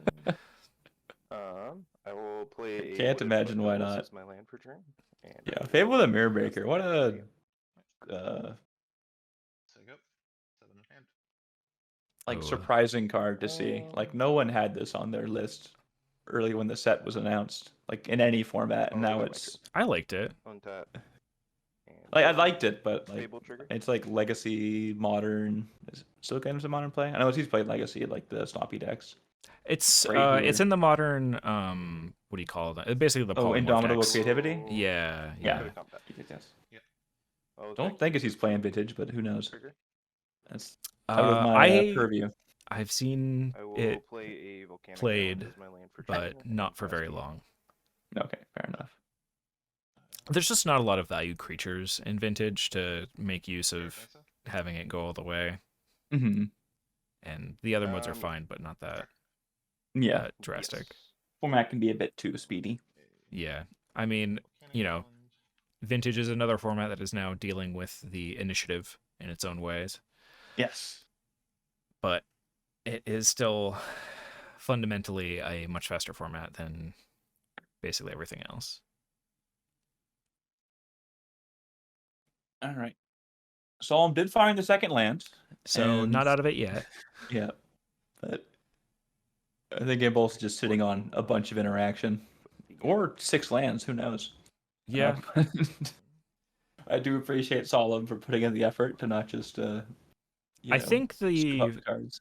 the Targeting red white sack for a draw I'll land respond by correcting my wooded foothills. Go to was 18. pitched to Fable, so probably not all lands. Yes. I'm gonna get a basic mountain. Basic and I'll mountain. shuffle into Playing the bottom, around. Playing around tap the Price of Progress, lands yeah. to Doesn't have to worry about cast a Blood force Moon, but spell, Price of Progress targeting is, the football. you know, much more. I think the only way that Impulse could lose at this point in the game is if he plays loosely and dies to like snap price or something. Yeah. But okay. The hardcast Force of Will. Hardcast Force of Will does get tagged by the Spell Pierce. And didn't want to use up the treasures, so that's gonna happen. And I guess I'll hang around and see what Gross thinks. What is a 5. pretty good value proposition here? You get a 2/2 Goblin Shaman, you get 2 So, mana. let's see. Your I opponent craft my uses treasures, force 2 field cards to answer, resolved, you know, and we'll be in half your the card. game. Yeah. And you looted. And your force. I Yeah. will be Yeah, going you to my turn. yeah. Untap and draw. I think Yeah. a lot of the will tempo cards are a little more awkward against the Jeskai deck, Mhm. Blue. just because it's a lot harder to leverage and them. Cast a gush. Yep. Paying the alternate cost, returning island. Oh, he gold did to my use the hand. treasures. Okay, never mind. Gush is good. Yes. Draw 2. I will use. I mean, Impulse really doesn't have to commit anything else to the board. No, you can just keep copying this Goblin Shaman. Yeah. The floating. Well, I'll Yeah, the play fact that, like, return. If the And Goblin I'll Shaman sticks use around, the the reflection floating, like kind of pays for itself. Yeah. play Is Triumph kinda of sweet. Yeah. I will activate. All right. Reflection, Hard target cast island Triumph of for St. mana. Catherine. Yeah, with the floating gush mana. Yeah, that's awesome. I will go to And combat. I've had a Wait, 5/5 didn't lifelink. didn't that Triumph duplicate one and just flip? the So it wouldn't Shaman be able to trigger activate yet. trigger. No, it didn't. Oh, okay, that was last turn. That was last turn, yeah. I think Oh, for the okay. Forked Bolt was targeting the reflection. Gotcha. That's what threw me off. Okay. Yeah. And then after that, I will pass to the end of my turn. Yeah. And now Sacrifice Price this. of Progress really not going to do it. No. Triumph also notably will not a shuffle legend, top so 6. very copyable. And Oh, wait, put what? on top. Oh, and the then reflection you're copy still has the trigger. When it dies, you exile the token, aka nothing, and the top 6 cards, then you shuffle the top 6. Yeah. Okay. Okay. Funny little reaction, but doesn't really matter. It's a cute little exclamation point to how that game went. Alright, so Solemn took the mold of 5, took the stifle on the fetch. This is a fresh game. He's on the play again. It's gonna be a much Yeah. like to have a bit more I of have a the stifle clean of the match bolt, than the last one. In my opening hand with a windswept heath on a trinome. So I was like, I mean, that's Solemn why I definitely went for the wants to windswept heath have first, 'cause I was like, okay, this have the allows me to initiative in here over because stifle on he turn is 1 the or 2. tempo deck ostensibly. So Yes. getting on board and then holding up the interaction to stop whatever is preventing you from killing them I did a plateau though. is the Yeah. whole game I plan. can get plateau or Hollowed Fountain Tundra. Yeah, only has the white plume in the deck. No seasoned engineer, no Caves Adventurer. I think 4 is mana is probably a best lot. for this deck. 4 mana is a 4 lot for mana something lot. that isn't like You'll Comet. be taking a play. Yeah, and when the deck can end up playing like control, like you want to be able to very confidently cast your 4 drops into like any board. Yeah. I guess Subtlety is another 4 and Palace Jailer, but those are sort of exceptions. Yes, they.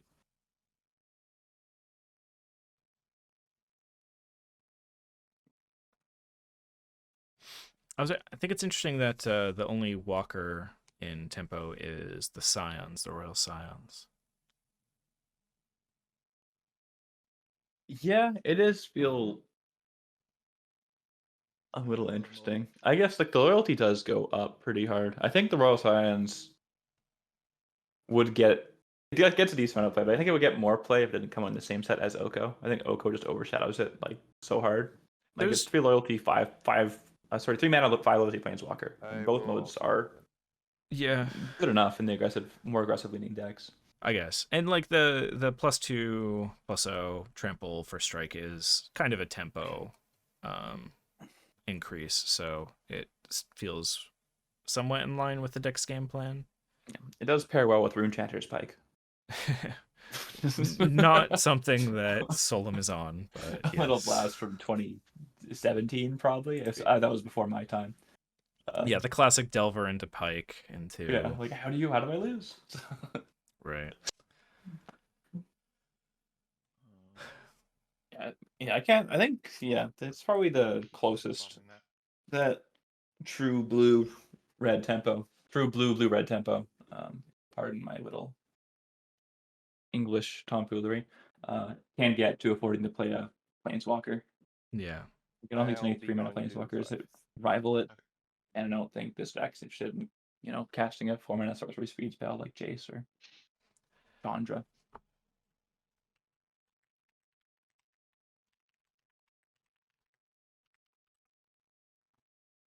There might be a world where the deck could run the 3 mana Chandra that it flashes back spells that cost 3 or less, or makes like 1/1s with haste. But right. I trust the deck as written. Yeah, there's just certainly interesting choices in there. All right.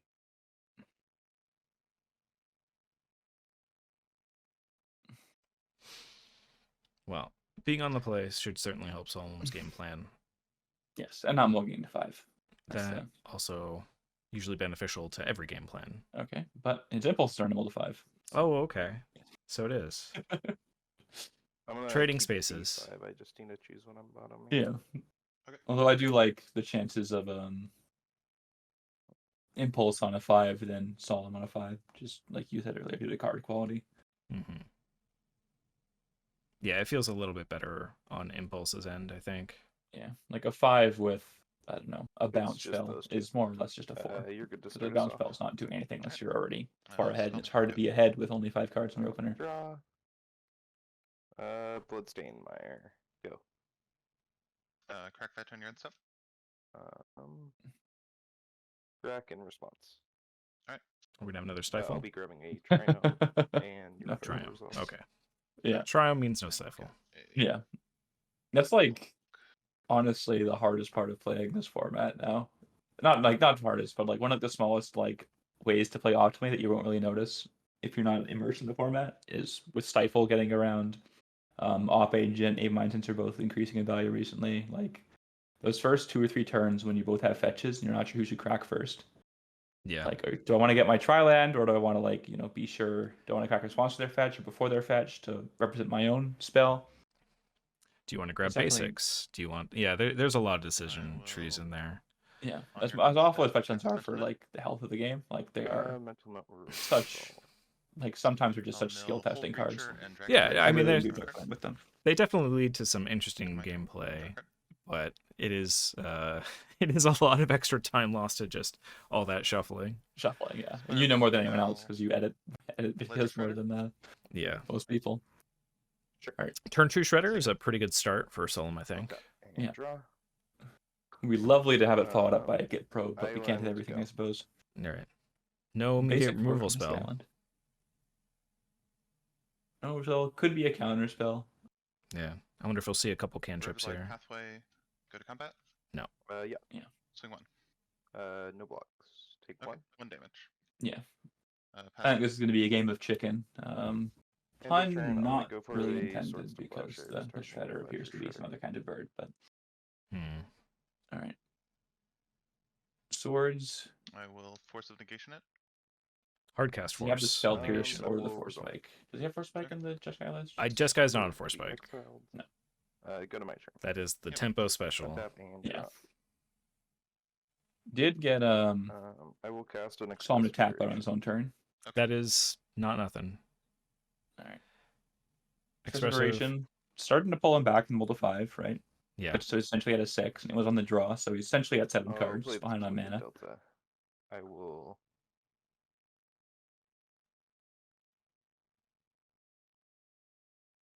One of the things that the Ledger Shredder does that you don't really get to I'll pass observe the turn is to you. how it can make your opponent's draws more awkward. Like, let's say Impulse there had a sorcery cantrip.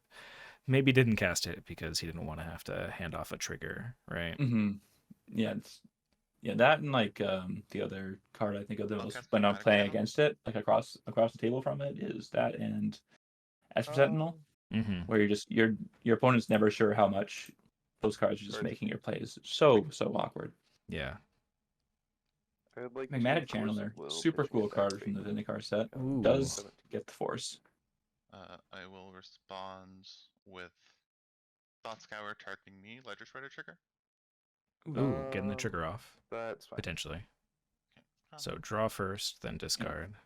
I'll discard Yeah, a Dress the Down. forcing the Channeler signals to me that The Thought um, Scour is also fine. Impulse doesn't have really any removal. I'll mill a I Gataxian mean, Crow after to that- for Force having Scour. single targeted like 4 toughness removal is already And kind of then an Force ask. of Will There's Big only ask, yeah. a couple of those in the deck. Mm-hmm. And it feels like he can't beat I'll go to two combat 4 and toughness attack first. creatures. Right. No blocks. I'll take 2. Okay. Nice, Then I'll healthy graveyard from Solemn now. Cards in hand now. Yeah. Turn 4, we have I will untap 9 cards in the bin. and drop. Notably, Solemn's not really running a whole lot of delve. There's a Um, magmatic sinkhole. gonna There's fetch. the Forager Murktide and and a Forager, and that's about it. yeah. But Like things like Snapcaster and Dread Horde do appreciate it. But Yeah. yeah, it's not the most powerful use of the graveyards you can see in the format. it does feel like this is the style of game Um, that Solemn is hoping for, just getting the power in play and then keeping it out there while Impulse struggles to remove it. Yeah. Early threat, force your opponents to play awkwardly, forcing Impulse to commit Force of Will of Magmatic Channeler is pretty good as well. Mm-hmm. Oh, it was in the first 3 cards. I just Yeah, it's missed it. usually not a I'll card you be would expect to getting see this get Volcanic Force of Island, Willed. Mhm.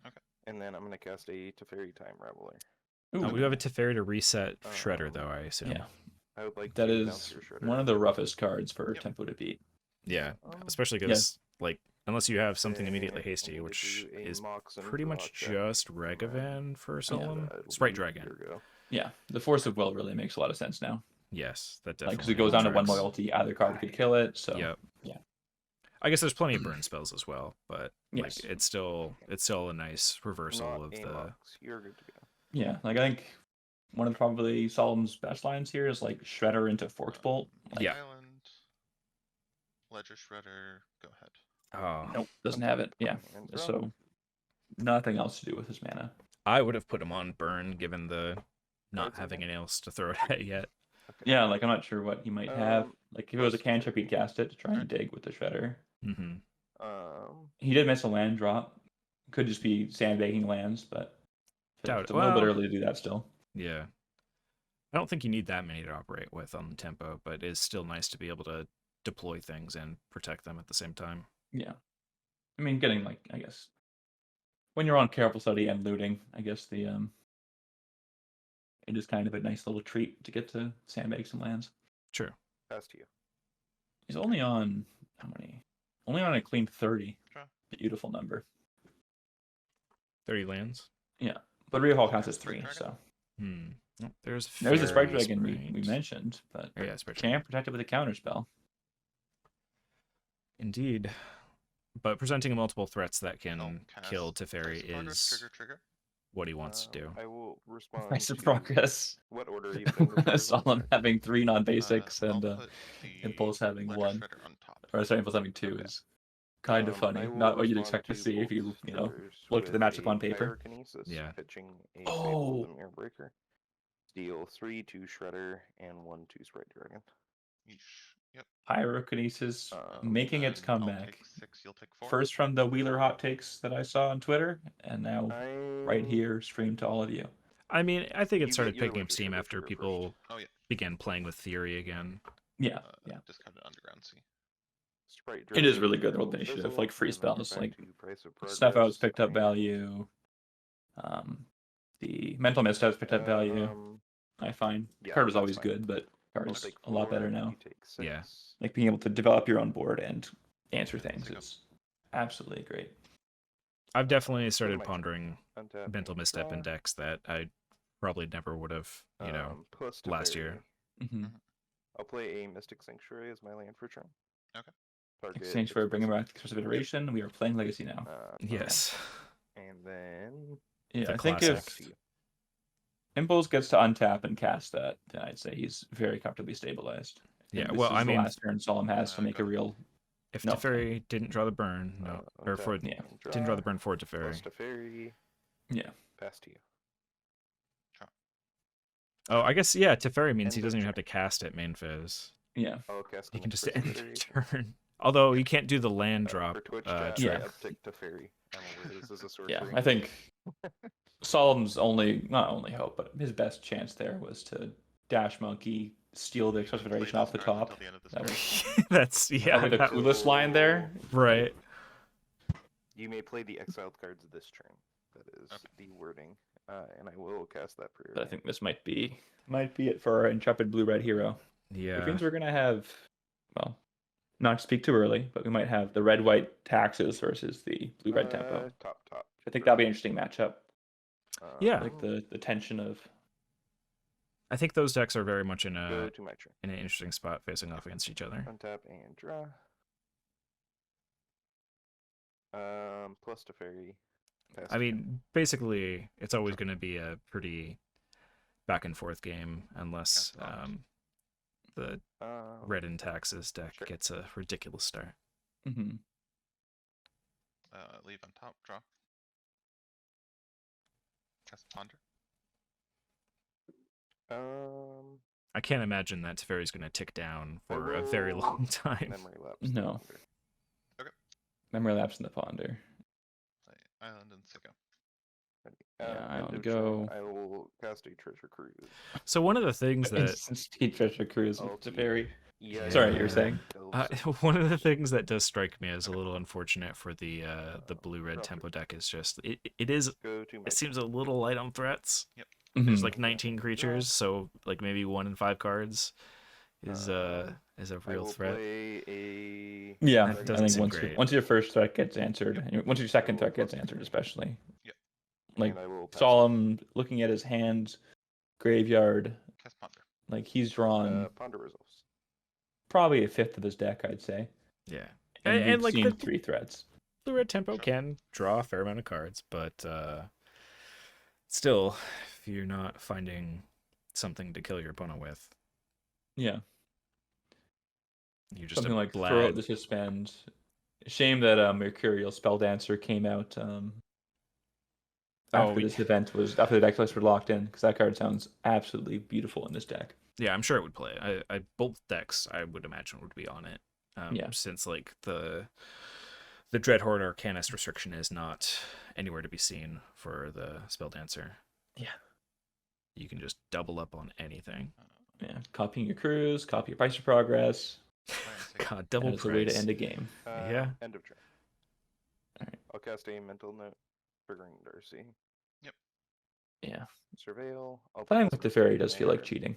And then I When mean- you're at this loyalty, you get to Million cast click, everything at instant press speed. down.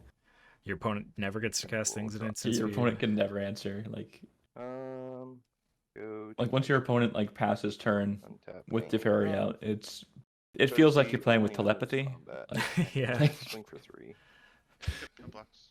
Practically gate yeah. probe every turn. Then I will. only 4 lands though from Impulse. Not complaining, I don't think. 'Cause I mean, Minus Teferi, no nothing trigger is- to draw. deck costs more than 4. Except okay, for he is Gotcha taking Force Teferi as well. down. And Teferi. Interesting. Alright, sorry, and Fury. I will. Alright, maybe trying to end this game before something happens. Maybe. Cast I can't a imagine what he's Monastery digging Mentor. for specifically. Monastery Mentor is a Move good to one. discard. That'll end the game very Discard quickly. a Leyland. Yes. Go ahead. But yeah, down tick Teferi when your hand's already full. This is like Bit of a little swag. They're better Maybe than the thought there might be to like try and force when you're playing the mentor route, maybe to make your opponent, if he doesn't have a counter, if Impulse doesn't have a counter spell, maybe Spell now Snare. Trigger he's Dark forced to Beam choose Damage. between both the Teferi or both the mentor. Yeah. But I'll put this. I'll be honest, I don't think the decision points matter that much at this point in the game.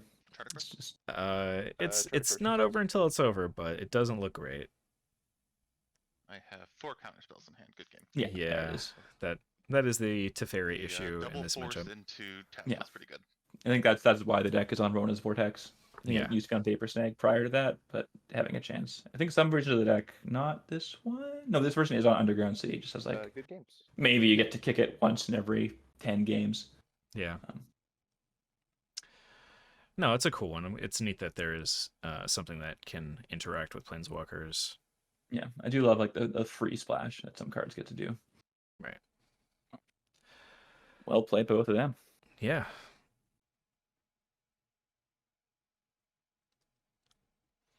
Well, how about between rounds we do an interview? Okay. So I've got your deck list pulled up here. Actually, I can do it on the other screen, I guess. Yeah, it doesn't matter. You know your deck list. So what made you want to go with Jeskai for the year end? So like I think Jeskai is like pretty easily one of the strongest decks in the format. Getting access to blue is really, really powerful. As it just makes it harder for you to die to random stuff. And then you get a lot of consistency through cantrips to kind of give you just like that extra hedge against flooding or like not hitting the lands to be able to cast your spells. And stuff like Ponder and Preordain and Brainstorm can help you with that a lot.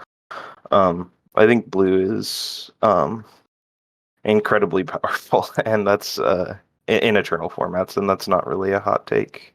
No, not especially. All right, how about your points? So you're on double Mox, and then Dig, Drain, Cruise, and True Name. Now, the triple Moxen spread has been pretty popular for most decks these days, but you've left off one Mox essentially to kind of spread it out among some other powerful cards. Yeah. So in my original testing, I was running either triple Mox True Name or triple Mox Cruise, both of which are powerful point spreads, but they just aren't as consistent as switching out one of your Moxen. Because blue has so many powerful single point cards in Cruise, Dig Through Time, True Name Nemesis, and Mana Drain, all of which are incredibly powerful. We got to see True Name kind of locked out a game that I was already ahead in round 1, but Cruise has been performing exceptionally today. I've hit it 3 times now, and every time I'm happy to see it. It can it really is the 1-point ancestral of the format. Yeah. That card can just put in a lot of work very consistently. To go back to the last question, I did have a little bit more. Okay. In that I do think that there's another popular deck in the format called Spearmint Jeskai. Yeah, with which is Jeskai splashing for like a few of the powerful 20/20 green cards such as Oko, Uro, Omnath, Ren and 6, Minsk and Boo. Sure. That deck is extremely powerful, and I don't think that deck is an incorrect choice by any means.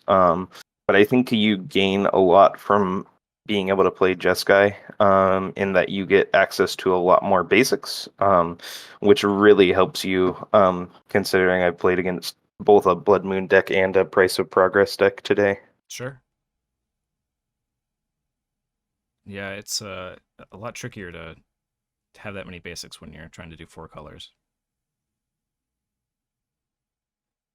So have you, let's see, you've got Fall from Favor and Palace Jailer as your sort of monarchy options. Have you found that it's been pretty easy to gain and maintain the monarchy with them? Yeah, so Jeskai is packing like quite the suite of removal and early interaction. So like a primary game plan for Jeskai in most games will be to like lock down the early board with like say a turn 1 Chain Lightning into a turn 2 like Mana Leak, let's say. Sure. And then turn 3 you're able to land one of those like massive card advantage engines that just start taking over the game. And Fall from Favor is a great one. When they only have 1 creature in play, and you Fall from Favor. So Fall from Favor is 2 and a blue for an enchantment. When it enters the battlefield, you become the monarch. Yeah, I've got it pulled up. And then I'm just for the viewers. Oh, perfect. Then I don't need to read it. Yeah, I've got your deck list. Yeah. I'm going through it. Oh, awesome. Okay, yeah. So Fall from Favor will tap their only threat down. And then even if they get into a situation where they can swing out at you to take the monarch, if you swing back at them and take the monarch back, then their creature still doesn't untap. So in that regard, it can be a little bit better than Palace Jailer in that you can leave a creature on lockdown even if you're trading the monarch back and forth. More of a persistent removal spell at that point. Mm-hmm. Even with it trading. Yeah. Yeah. You have a pretty good threat density. You've got some spicy creatures in there with like sort of hate bear action going on, but you've also got a lot of value accrual as well. So what made you want to lean into jamming the split between the hate bears and the the more grindy creatures? Yeah, so the more grindy creatures are very typical of Jeskai, and are in like an open meta, a much better option. Like Jeskai will pretty much always be sporting cards like Dragon's Rage Channeler, Shredder, the Pyros, and such. But the 4 hate bears that I'm running, specifically Archon of Emeria, Aven Mind Sensor, Hull Breacher, and Thalia Heretic Cathar. I played those under the assumption that there would be a lot of combo in the top 16. And there was a decent amount of combo early into the top 16. I believe we had 6 or 7 out of the 16 were combo decks, so close to half. And these hate bears are perfect. They'll tax the combo deck's mana base at the same time as applying a lot of pressure, which is very key in those matchups. Even if you have disruption, like you're holding up a couple counter spells, a lot of the combo decks that are typical to the format will be able to just grind through that and put you into a spot where the counter magic isn't enough to stop them from winning. Yeah, because they're built with the process in mind of having to overcome some interaction. So if you're playing against Storm and you're able to slam a Thalia or an Archon on like turn 3, you're able to start pressing their life total. You're able to protect that hate bear with your counter magic, and then hopefully close out the game a lot sooner. Okay. How do you like Subtlety so far? It's definitely one of the less utilized Evoke incarnations. Yeah, so both Subtlety and Pyrokinesis are kind of free force effects that aren't as often seen in the format. And I'm playing them both due to just the presence of initiative decks. And initiative has caused a lot more creatures to be played in the format, both in the initiative decks and in decks that aren't playing initiative cards. Those decks have just started to play more threats, and because of that, it puts up the stock in Solitude and Pyrokinesis quite a lot. You just have to be able to interact with the board early. And sometimes losing a little bit of card advantage to do that is the best way to do it. Right. That makes sense. It looks like we have the next match getting ready here.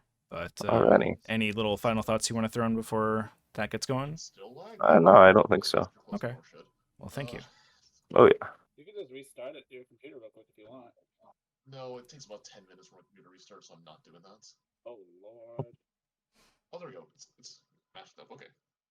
So this matchup is going to be Seeker Walk into Blood and Taxes. Odd. That's a 4. Damn it. It always happens to me.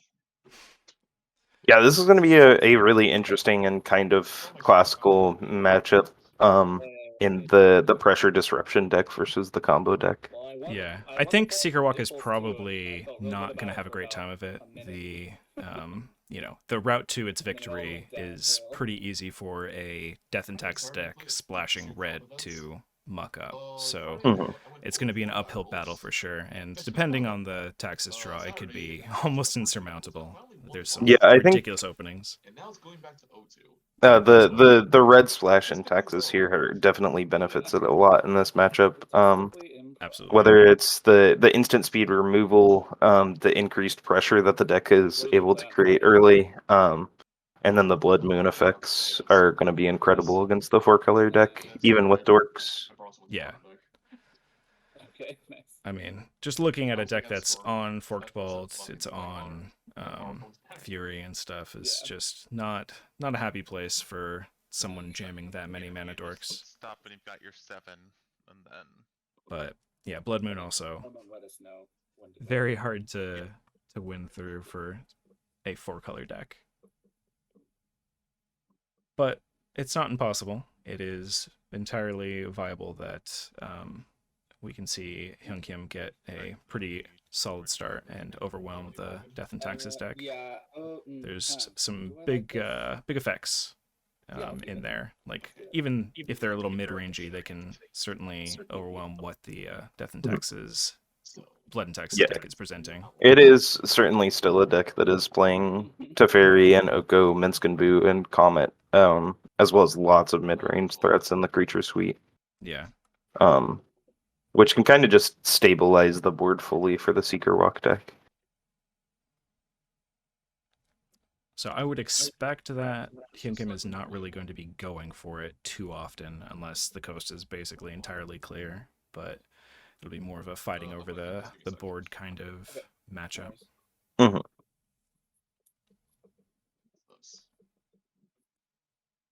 When we're ready. Alright, so Solemn, we're ready. You let us know. Good to go. Alright. I will lead us off with a Wooded Foothills. We have a 7 keep versus a 6? Yes. Yeah. Okay. I'll play Savannah and then play Elvish Mystic. Yep. I'll pass. I'm gonna fetch. Don't know if he's long for this world. So turn 1 elf is handy, but not necessarily going to get to stick around very long. Yeah, My boy might have a chance. my boy! My boy! I do wonder if Symbol has kind of prioritized trying to get the anti combo cards, or if he's sticking to just being aggressive moreover than that.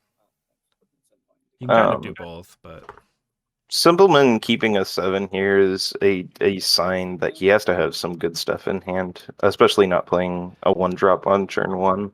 Typically, the Blood and Taxes deck looks for fast mana or some way to turbo something out. So yeah, I wouldn't expect that he's gonna keep a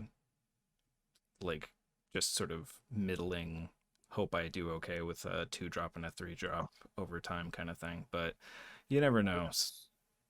If there's the fast mana. Okay. Yeah, Archon's getting exiled. Flying Sash. Oh, Sash is not. This is even worse now. Sash is not easy to try and combo out through, for sure. Yeah, so Sash will entirely disrupt the Seeker Walk game plan, because you can just exile their walk or their ephemerate from their graveyard. Yeah. In response to them targeting it with the Ewit. Looks like we have lots of mana here. It's true. We might get a like early 3-coster with some extra board presence. Notably. Oh, no, sorry. Go ahead. Oh yeah, notably bolting the Lion Sash before fetching. Yeah. To not give Symbol Man a chance to eat anything. Right. I don't think Seeker Walk's on any delve stuff, but still keeping the graveyard, stocked is not a bad thing. He has Red and 6 and Sevrek and Uro. Yeah. All of which are good reasons to keep a land in your graveyard. Sure. Renegade Rallier, Knight of the Reliquary as well. Oh yeah, Renegade Rallier can do that. Yeah. Might have been a poor decision. I'll play a wall. It's gonna block Dahlia, I'll draw a card. So the Saga's only got a few realistic options to grab once that thing's reaching chapter 3. There's Shadow Spear, Skull Clamp, maybe a Mox, Crypt, or Vial, but that's about it. I feel like Simple Man will lean towards one of the equipment to push it as advantage. Yeah, my guess would be constructs into Shadow Spear, maybe the Clamp. It kind of just depends on the contents of his hand. If he has a good hand, then the Shadow Spear plan will be a lot better. But if he doesn't have much going on in hand, then maybe playing the Skull Clamp and going for a longer game would be the better option. Yeah, that's a good call. Let's go, bro. He could make a construct and trade. Yeah, that's fine. Interesting. Yeah. Doesn't want to though. Cradle. Oh. A lot of white. Let's... Seeker Walk isn't really a cradle deck, but mana is mana, and that's Oh, worth a fair amount of mana. And there's the Knight. Oh yeah, that guy's gonna be pretty big. Oh yeah, with an extra +1/+1 because of the Misty line. Indeed. The Knight isn't really. There's like some value or some like decent lands to grab with like Wasteland or Grove if you want to get some cards in hand, but there's nothing like land combo-y built into the deck for it. Yeah, it's Wasteland, Cycle Lands, or Cradle. I guess Caracas as well would be an option. Yeah, depending on what Symbol Man's jamming with. Yeah. Symbol Man has quite the stack of legendary creatures in his deck, so. Right, and having a Caracas up to stop Winota from being able to trigger right before an attack is very nice. Okay. I feel like we're going to see the Shadow Spear here. Your Knight is a 3/3 right now. I don't know, the Knight makes me think maybe Clamp just to throw it on something and smash in, even if you're not expecting it to live. Makes sense. I could certainly see that as well. Oh, you're saying it lives through that. Never mind. But also not. Although it's still summoning sick, right? Yeah, the Knight is summoning sick here. So it's not realistically going to be safely blocking yet. It looks like he's got the Shadow Spear there. But he's glancing through the deck again. Yeah. Difficult choice for sure.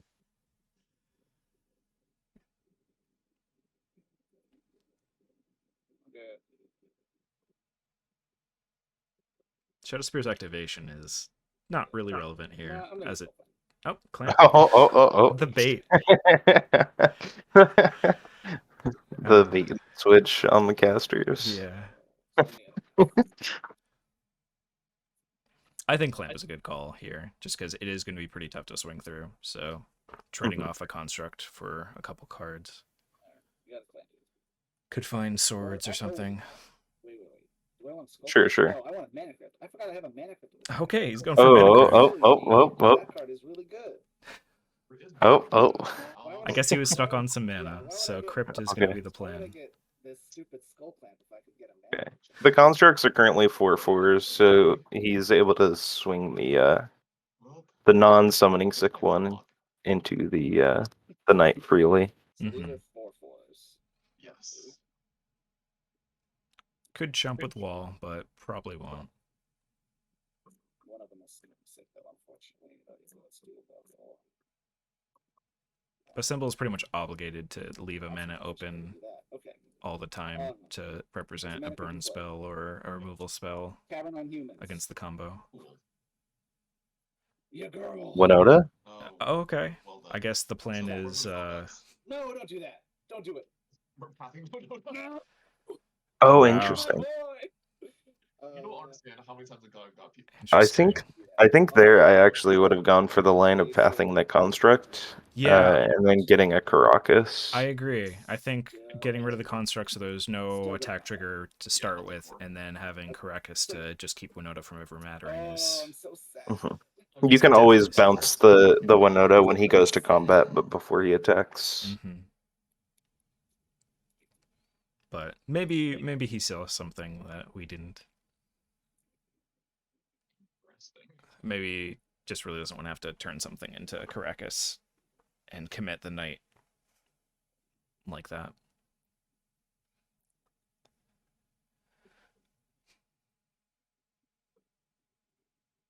There is still a fair amount of options that can present a good attack through the night, but we'll have to see if Symbol can find him. Let's cast Oko. You can have that Oko. The Seeker Walk game plan of jamming good mid-range stuff continues. Cancel a mana fruits. I'm gonna elk a construct and I'll pass. So the construct becoming an elk means the other construct gets smaller since it's no longer an artifact. So now they're both 3/3s. Well, you got an Oko in the board, so you're probably fine. Odds is damage. That's a 4. Damn it. Oh, this would have been so good if I still had a Winota. You don't understand. I was gonna die. I know you were, but I wanted that to happen. Is the thing. Fair enough. Understandable. I got a Rabble Hey. Master. Ah, goddammit. Rabble Master doesn't seem super relevant right now.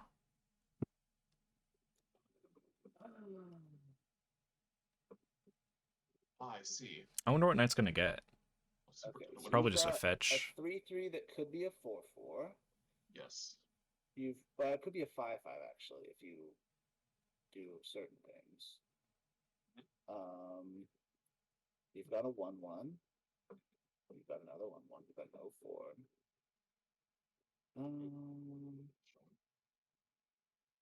Okay. Go to combat. Trigger. Yeah. I'm sending everybody at Oko. Okay. Trying to fight down the Oko, huh? The elk. I'll block the construct, and I will not block the goblin. Actually. Okay. Actually, wait. I'm gonna.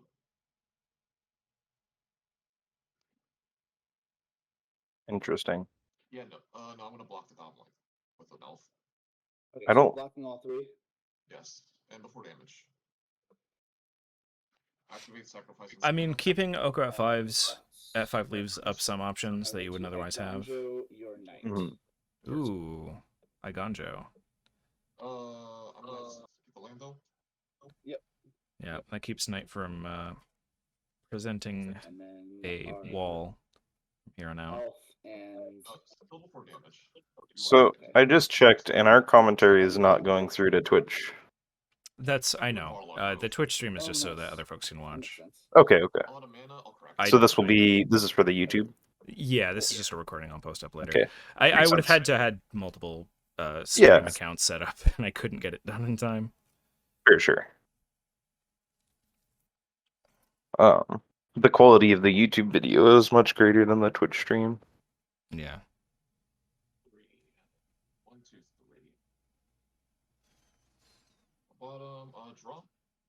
Oh, that's fine. Now I'm good damage. So trade my elf and your goblin, or vice versa. So yeah, the goal here, this is really just a battle over the Oko. Yeah. Every turn that Oko survives is a big bump towards Sayunkin's chances of winning. It's a tough one to take down. It grows a lot. It does pretty well at protecting itself. I wouldn't be surprised to see like the wall get turned into an elk or something, just to potentially trade with the construct. Port of Calling and a fetch land. Oh, there was a port of calling. E-call and a fetch land. It will be popped off right now. Oh, okay. But being able to get rid of that knight was huge, though.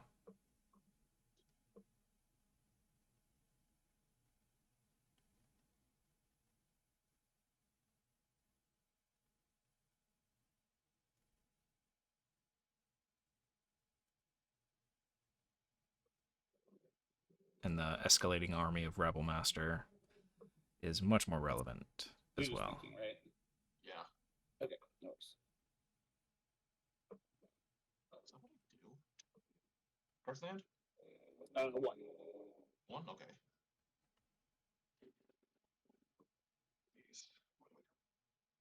I suppose if Hyunkim had the mana, he could go for it with the combo, but probably doesn't.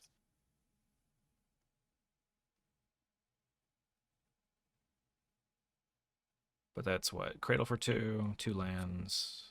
No, it's, yeah, one more land would be Lotus Cobra trigger and enough, but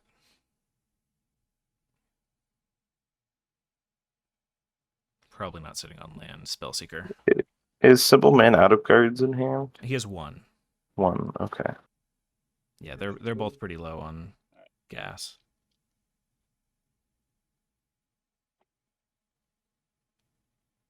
Making food. Oh shit. Oh well. I just realized how I fucked up. Oh yeah, I just fucked up. Oh well. I will pass the turn.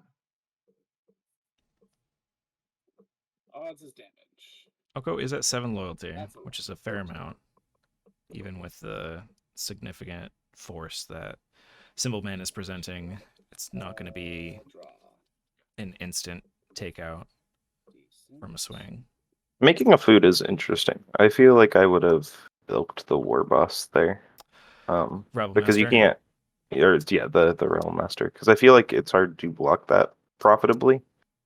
Because your wall will be blocking the 3/3, You and could then trade Cobra with the Rebel Master since it is still 2 toughness, but yeah, it's not great.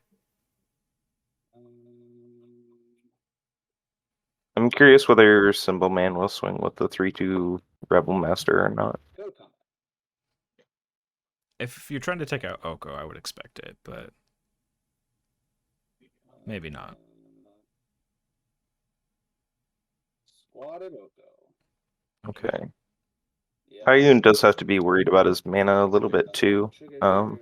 Yeah, as the creatures start biting it, the cradle becomes less useful. 11.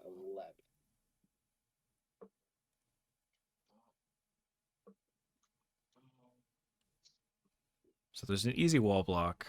After that, it gets a lot trickier. If you want. So to the survive. construct's currently a 3/3. Yeah. So there's 7 coming at Ogo. So just enough. He is required to block with the Cobra if he wants to keep his Oko. Yeah. And it probably goes in front of the Rebel Master. I mean, it trades if it, you know. Yeah. Okay. So Oko's taking 5. 5. Wait, what's the +1/+1? 1, 2, 3, 4. It's still an artifact. No, it's I not. don't believe it's artifacts. We can get a roll check on this though. Yeah, it is unartifacted once it gets elked. I checked the Gatherer on it for commentary, and it does lose subtypes such as artifact. It only keeps super types such as legendary. Oh, okay. Okay, so it's 3. Alright, hopped over and let them know. Appreciate that. I can't because of the setup, so thank you for doing that. much easier to address that right away. And I Yes. did just check the gather ruling on that. So. Cathar for your wall. Sure. That was the right order to do that. Well, Daytime. that Cradle is now a land that taps for nothing. Oh wow. And it will be your go. Okay. Rocker? Another wall. Another wall. Nice. Another wall. Yeah, that's fine. Or also cleric, notably here another graveyard piece, graveyard hate piece that will prevent Hyun from comboing should he draw it. Yeah, that it would prevent the return of the time walk. Or ephemerate, I guess. Yeah. If you want to give them an extra turn. Nice. Oh, there's the drawn Caracas. All right, Brain. Don't forget that there's a Caracas. There's a It's Caracas. important. Okay, It is still daytime. And yes. Odds is damage. It's a 2. That's not bad. Backside of the Cathar is a 3/3 first striker with ward pay 3 life. Yeah. Moon Raged Brute. Yes. Could have like a mind sensor. I do like those pay life wards. That's a fun like mini game. Mhm. Especially where they're in that sort of 3 range. Very much superior to Hexproof in design. Yeah, ward's definitely a huge mechanical upgrade to Hexproof in basically every instance. As far as making the game more fun for people. Opening up options. I'll do this. Oh no, go. Everything except the Cathar at Oko. Yeah, it doesn't want to give back the wall, I guess. It would be another card draw. Block the elk. It takes 3. Yep. Trade with the construct. Yeah. Okay. The food goes down against its mortal enemy. A robot. What's this again? That card. I will say go. Nighttime. No, there's nothing to really profitably elk here, so my guess is we're just getting another food out of good old Oko. So it's still game 1. Thank God these rounds are untimed. I mean, I guess elking the cleric does, or the spirit does allow the combo again, so that is possible. Ever since my Winota got killed, I've been feeling hopeless. What's with Teeth land? Yeah. That's an annoying set of creatures. Can force that off the field. That Oko has gained a ton of life for Hyunkim. The thing is like sucked up so much damage. Recommission targeting Knight of the Reliquary. Ooh, that is quite a powerful play. You've got 1 card in hand after that? 1 card in hand, yes. That cleric's gonna be activated right now, I'm pretty sure. Oh man, I feel like you're baiting me, but I think I have to do it. So I'll pop this. Yeah. Does Take Cathar the exile another opportunity. one when it flips? It does, yeah. Oh, man. Each time it flips. Well. And it does look like Hyun is considering double spelling here. Yeah. That is unfortunate.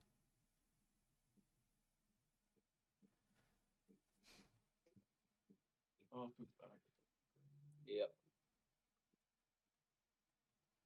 Well, one more. If there's an instant speed creature removal spell, then Oko can live. Odds is damage. That's a 1. Down to 11. I do need to start pressuring your love total instead of your Oko at some point. Just not like Oko. Yeah, the crypt is slowly ticking away. Thought about it. I would like to do that. I'll bolt your Oko. Oh. No more silly attack Oko combinations. Now it's time for face. You have 1 card. What would it be that's causing me problems? Probably nothing. Attack you. Oh, block the elk. Yeah, take 4. Yeah. Down to 11. Copter. Is Symbol Cast 2. Hellbent? Was that the last card? Yep. I believe so. Okay. Yeah, after this I can explain how exactly I fucked up. Sounds good. There's still definitely some live draws for Hyun Kim here. It'll be daytime on green on top stuff. Yeah, I'll take the wall.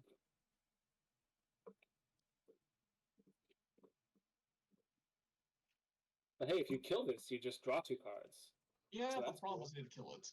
Yeah, but you could still do it. I guess there really isn't much removal in the Secret Walk deck. It's got Bolt, Path, Swords, and Palace Jailer? It's pretty much Yeah, I think that's... Oh, some of the walkers can kind of do removal stuff. Yeah. Tougher against a 2/2, but 4 mana. Teferi could do work. Interesting. Resolves. What are we getting here? Finale for 2. How'd you know? How did you know? Mawlock to fight the Cathar. Okay, that tracks. Can I have my 2 balls back? Yes, you may. Okay. And then they trade. Your Mawlock will be dead too, though. We'll trade. A brutal Cathar. Oh, no, he got it. Mawlock does exile. Yes. Not yet. I want to see what I draw first. Oh, duh. Sorry. No worries. Obviously drawing cards. Yeah. This is the potential backfire. Here we go. Top 2. Be bad. Be lands. Copter at least opens up the option for Goblin to be presenting damage past the walls. Yep. That's a 3. I will be 8. So I get them. And Crypt is is continuing to pound away at Symbol Man. Let's crew this copter. Attack for 3. As Symbol Man here, I'd really just be looking for an interaction spell to prevent the combo. Yeah. Because that's pretty much the only way that Highlander can close this game out. Right. Chris, I know you're commentating. Give me your fucking luck. I swear. Oh no. Is this a good dog or is it a bad dog? I do have to remain impartial for this. Yes. I'll activate. That's a 3. I hate rolling 3s so much, but this. That's actually not a bad 3. I mean, I think three. I get to grab a cleric here and just call that good. Which of these is the best? Yeah, But Cleric and Bolt have very that's acceptable. similar use cases here. Yeah. I do like the Bolt, I think, a little bit more. Just because it can go to the face. Yeah. It can go face, and then also if one of those cards in Hyun's hand is a removal spell, sure, clear it. I don't know. I think if there was a removal spell, it would have gone at the Cathar already. But I guess top stepping one's an option. Yeah. He's got 3 cards that he's drawn since his last turn. That's true. 2 off the walls and then 1 for turns. So. Yeah. Interesting game, and I can't kill the dog, which annoys me. Yay, dog. Live to dog another day. Comet is quite a card. Oh, the pass here is really rough. Best case scenario, he has a cord. Yeah, but I'm just worried, like. Yeah, as far as instants go, cord is probably the only one worth pathing on. Mm-hmm. Anything else he would have played main phase pretty likely. I don't know. Alright, dog, do your thing. Another 3. Okay. I know it's good for you. Well, now I would definitely grab the cleric. Did he -2 his dog? We'll take this sash. It should be at 3 loyalty after this. -1. Oh yeah, you should. I put him on the wrong loyalty before. Yeah. He's going to 3, I believe. Yeah. I had left him. They figured it out. Oh, perfect. You guys are getting it. Yeah, the Comet should currently be at 3. Easy peasy. Thank you. Simple Man figured it out himself. Yeah. Let's see. You have 2 cards in your hand. 2 cards. I could do that and 2. What are we gonna get here? Adeline? Put it on there for those.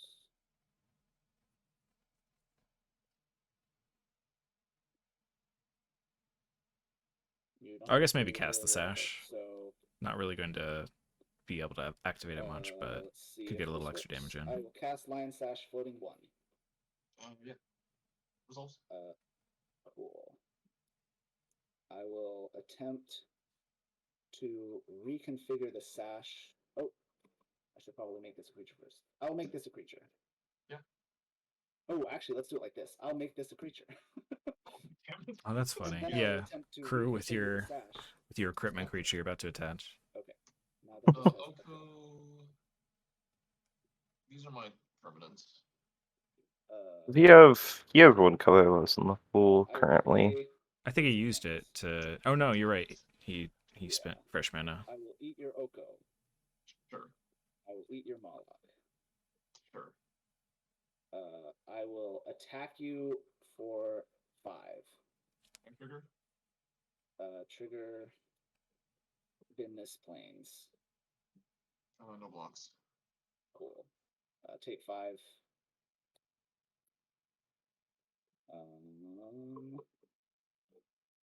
At least there's no mana burn, so we don't have to remind him that there was a floating mana. The biggest Hail Mary on Earth. Draw. Ideally, he would have.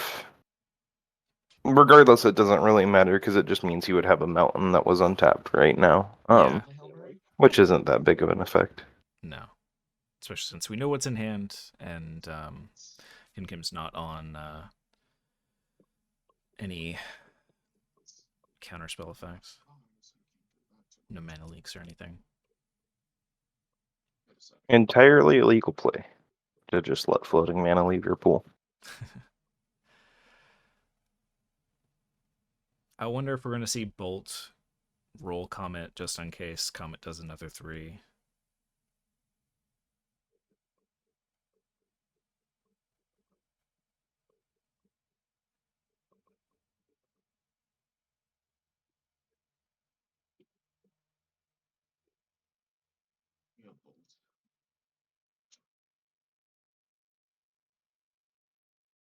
The options for Seeker Walk here is not great. Would assume by his math that he has some sort of a creature tutor. Oh, the equipment does fall off after end of turn, or once the end of turn thing clears. I still had room for price of progress in this point spread. Oh god. Would be nice. But those were the days. Hey, your Lion Sash will fall off the. Oh, thank you. I feel like I'm rules learning them, but it's just normal judge calls. Yeah.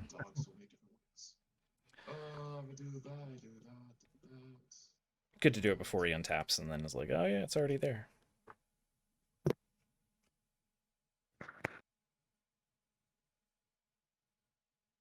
But it also means the sash is exposed potentially to a direct removal spell. So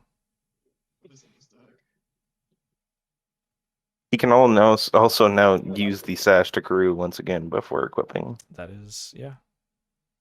Maybe Psalm can confirm if that's true or not. Oh, You are allowed to look at your deck list. and we just lost him. Uh-oh. Come back.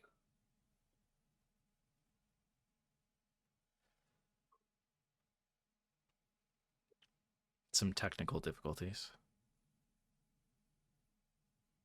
Damn it. Okay, I'm back. Where's my camera? Okay, nothing has literally changed. Okay, I still don't know what I'm doing. Well, you were gone. Solemn said yes, you are allowed to list if you'd like. Yeah. I don't know what this gets. Savine's not going to be very helpful. I guess a hardcast walk might give a chance at finding something, but this is just a bad spot to be in. Oh boy, let's see. Can't get that anymore. I guess the tap land is actually relevant, since you'd have Bolt Up and a Sash activation. But why is Comet a card?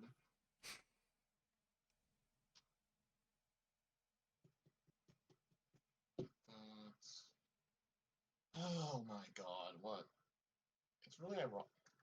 Really annoyed you have red whiteout. Did I have what? You have red whiteout specifically. Yeah. And this is game one. A bolt, Yeah. A bolt or a sash. Yeah. Untimed rounds, so these can go on as long as they need to. Okay. This is good.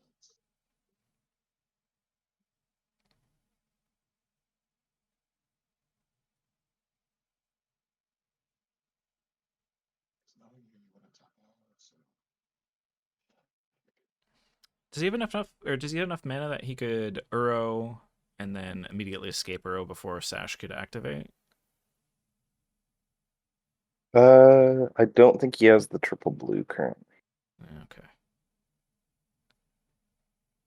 He is tapping the Wooded Foothills using the Maya that is in play.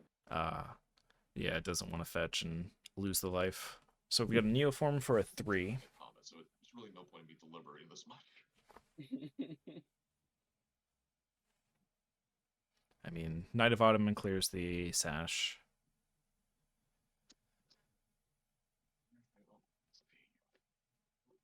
Uro could theoretically buy some time, especially if...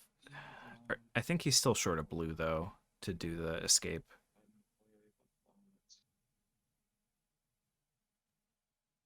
It does look like he only has single blue currently. Yeah. So it would have had to been using something else to do the... Or no, there's just no way. He could have fetched for it That's and tapped another land as his green source. Yeah. Hard to tell. I think that second land from the left is a Tundra, so... That looks right.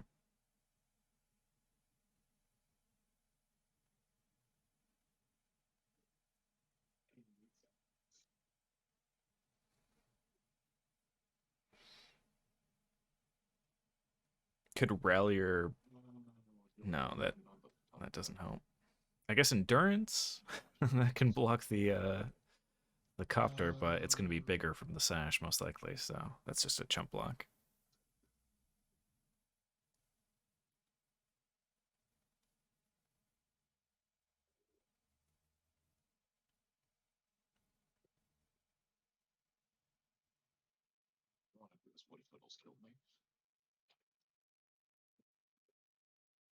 I would assume the line is a Knight of Autumn, pull up the Copter? Yeah.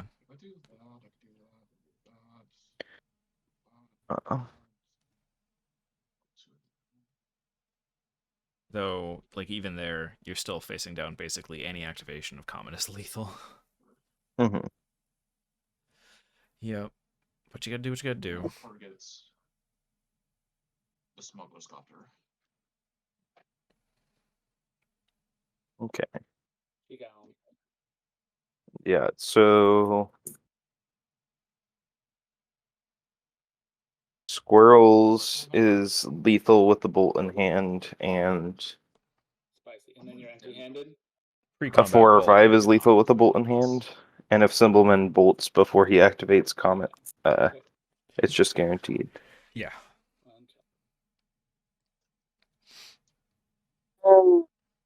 But we'll see if he wants to go for it that way. That's a 5, down to 5. Well, you got my bolt already, so... Oh my lord, that's a hilarious draw. Oh no. You're at 5? I'm at 5. Alright. Bolt chain lightning. Fair enough.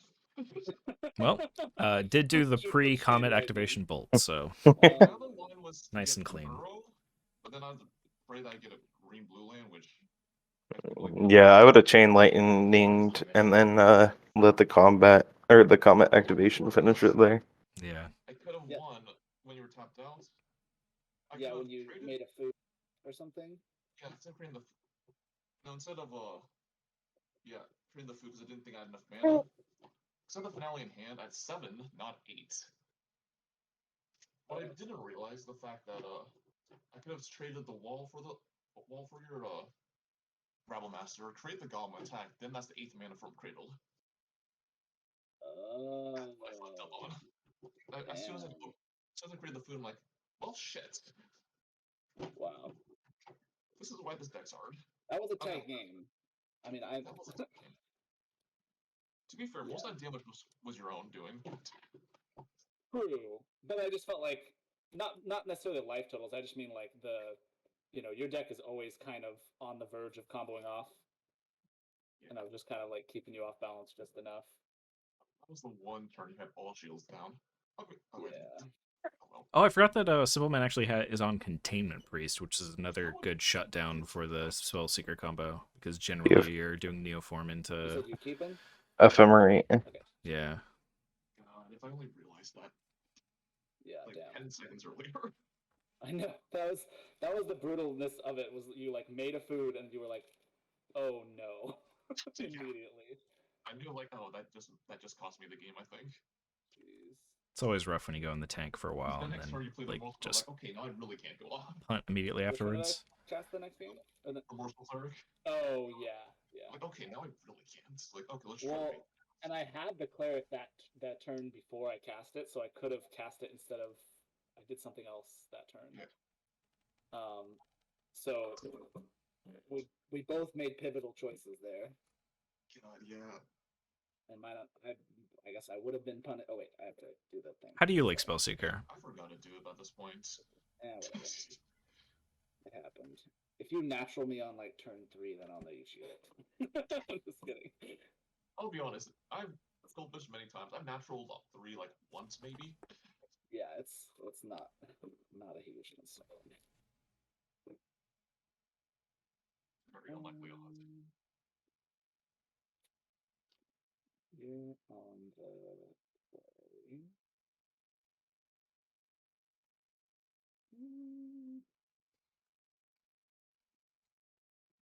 I think being on the play gives Hyunkim a pretty good chance. The ability to start landing stuff before you're getting disrupted is a lot higher when you get to open. Sure. I don't know if I'm supposed to keep this one. Hyun kept 7. Yeah. I'm gonna go to 6. I might regret that. Looks like Simple had kind of a middling 7, so... Or maybe just something without any removal. Yeah. You definitely want to go for speed in this matchup, which is especially important on the draw. Yeah. Oh, yeah. At least one person did. Possibly, yeah. I think having any disruptive elements know what that you had in are mind. meant to stay on the board are always way higher risk than something that you're just going to play out of hand. Did you end up using it that turn or later? Since basically everyone's prepared for some number of permanents. Right.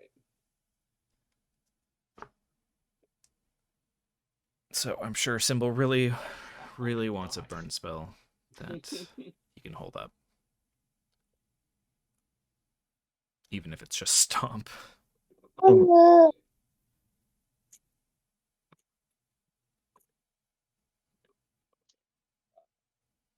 maybe like a quick Blood Moon or something, but... Okay.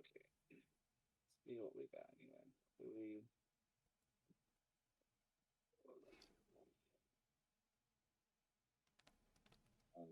My 8-month-old has just entered the I can put everything in my mouth phase of life. That's an important phase. Yeah. That's the phase where we figure out the texture of things in our mouths. Actually, sorry, before you go. Oh, well, never mind. Too late. I was going to change the card I put on the bottom. But It's an experiment anyone can do at home. You look around, look at any object that you can see around you, and try and imagine what its texture would feel like in your mouth, on your tongue, and you can probably do it. That just gets ingrained.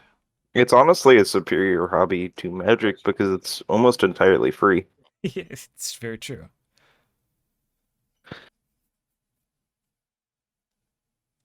Let's snake back. So go.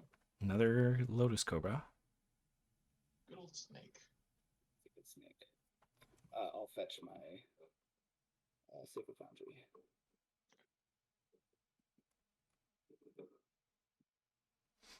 Lotus Cobra is fantastic at big explosions of mana with fetch lands, so we could see some exciting stuff next turn if it is not removed.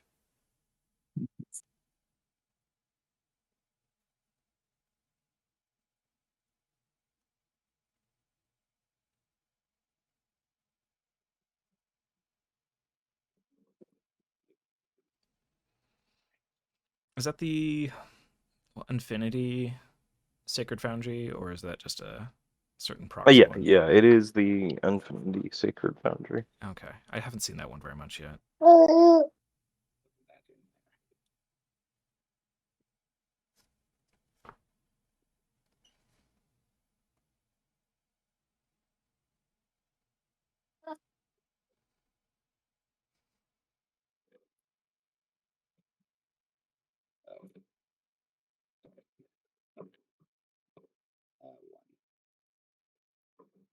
Whenever you're ready. Now we'll draw.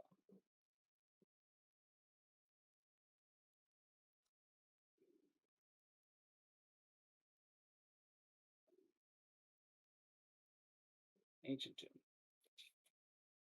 Magus of the Moon. Well, there's the quick Magus. Thankfully, Lotus Cobra can kind of fight through it since it's able to generate, colors even as you're slamming mountains into play. Got a red. What's Four red, huh? Oh, baby. Bolt Magus. The style points of adding a red when all your lands are mountains. Yeah. Noble Hierarch. This is a big called shot. 3. I suppose Symbol Man was not on Mental Misstep, so it's a safe choice. Oh, Ancient Tomb. Pass. Yeah, Ancient Tomb.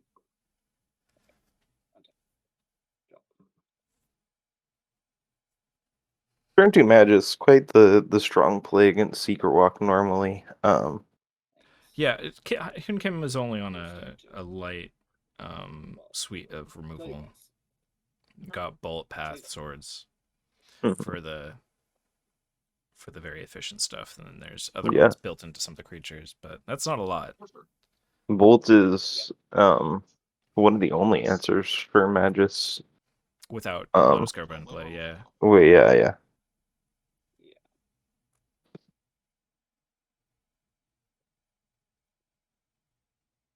Wasteland. Sure.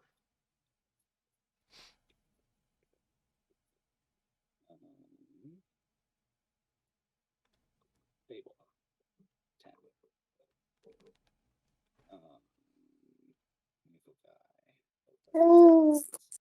Fable being one of those new cards that just does a lot of things, and all of them are pretty good. And having it all built into one card makes it... I will pass. I would like to put a stop in your draw step after you have drawn. Real? Yeah. Wasteland your Triumph. Good timing on the Wasteland, waiting to see if there's a land on top. There would be a land on top, Yeah. Because obviously if something like a Cradle or a Caracas or a high value land is revealed off top, it would be better to save the Wasteland. But yeah, choking mana is quite important. Trigger. Yeah, you can essentially time locked by the Wasteland there. Yeah. Unable to do anything besides cast a mana dork and pass. Draw 1, draw 2. Looks like Symbol was a little flooded, but Fable is able to alleviate that somewhat.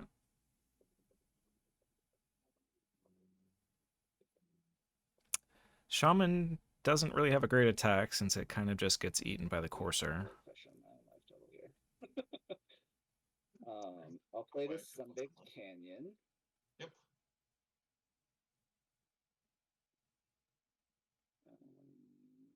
Slam will note I'm gonna start crying.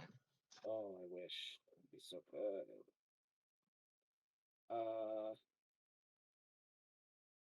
I'm gonna play this Ranger Captain.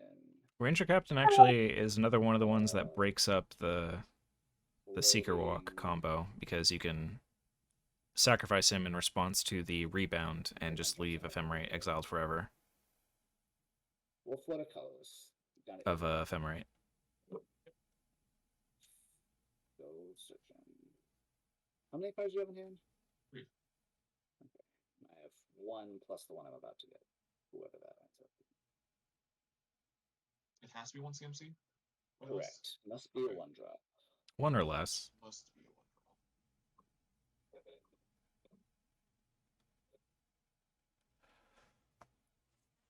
I think Ballista is the only 0 drop in Symbol Man's deck, so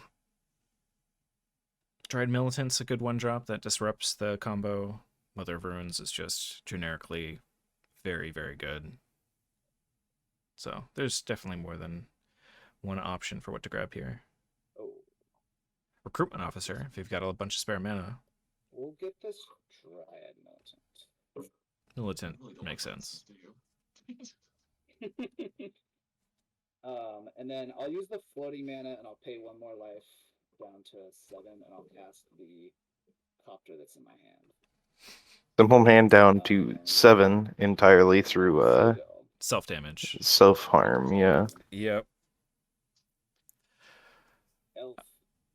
I don't think Hyun Kim's going to be able to make the best use of it, though. There's not a lot to punish the board and push through damage. Oh. Yep, can't do anything about that. Arrow's nice here. There we go. Still no lands on the top, though. We just gotta punish the stumble. Come on, deck, you can do it. Untap. Yep. Sorry, let's do some cuts. Let's do some cuts. Two. All right. That isn't unreasonable.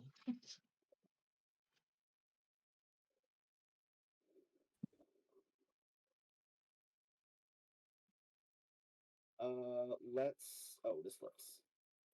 Okay. Dece. So theoretically, starting next turn, we can have Reflection of Kiki-Jiki pumping out more of the Night Captains, which could be very tough to deal with, in addition to just fueling up Symbol Man's hand with little threats. Pretty easy play pattern would just be to make a Ranger Captain on Hyun's upkeep, and then immediately sack it. Yeah, it's like you're only playing creatures for the rest of the game. Mm-hmm. Or at least until you can remove Reflection. Some good hits to grab. Walking Ballista, Mother and Giver, Ragavan. Although that would be hard to get through the Courser, and Recruitment Officer as well. Yeah, the Ballista got used earlier, I think, to pick off something. So. Oh, it did. It is in the graveyard. But yeah, there's still some decent grabs in the deck. Put that in play. I might get a different one. Would have been funny. Nice Finale for 1 here, which notably also shuffles to find a land drop off Courser. Since it's like, what, 6 cards in a row with no lands? Yeah. Here's the judge question. If I crew the copter and copy the copter, will it be a creature? Do I need to crew again? Does it die? What happens? It's only a creature when it's been crewed. Yeah, but it'll go back to being the base Smuggler's Copter, so you won't have to crew it again. Yeah, it copies the card as printed. Yes. Okay, but I can, if I crew twice, I'll have 2 copters attacking. Yes. If I want to crew it, copy it, crew the new one, I can have 2 attacks. Yes, that is correct. Okay. Yes, so the copy of Thopter will be a copy of the card as printed and not currently crewed to be an artifact creature. Yeah. Untap. No land drop is very, very rough. Yeah. Don't believe it's day. Can you take a Pokemon? What? A day. Did we play Werewolf? Your token. For day night. Oh, sorry. Yeah, that's from last game. My bad. Yeah, it's not day nor No werewolf so far at this game. Now we just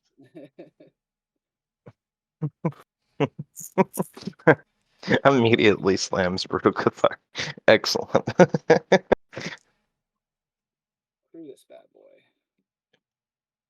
I'm not going to do what I was talking about. I will attack you with 3/3. Yeah. I definitely like the plan of activating on Ranger Captain over getting some extra Smuggler's Copters going out of the gate.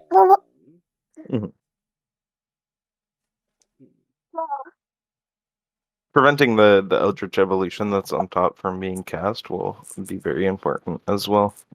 If that's a line he wants to go for. I will pitch this. Sure. No blocks? Alright, take 3, 17. Yep. Okay. Second main. I will. Oh, that doesn't work how I want it to. I forgot to check to see if Esper Sentinel drew off of the finale or not. I did not notice either. Sure.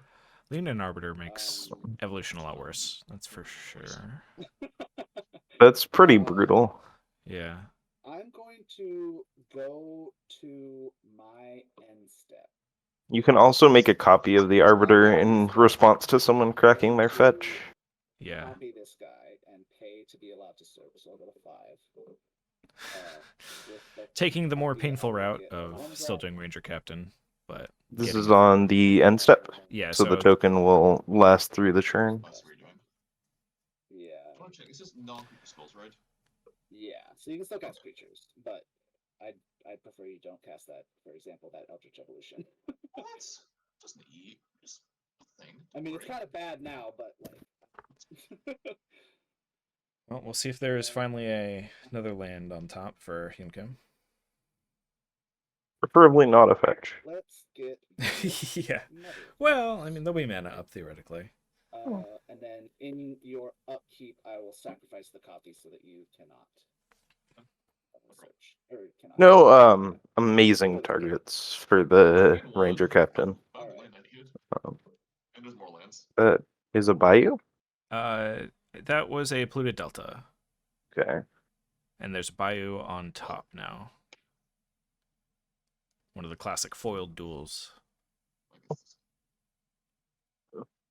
Very exclusive. Brought to us by M30. Yeah. Bird? Yeah. So you go. Holding up mana to still fetch.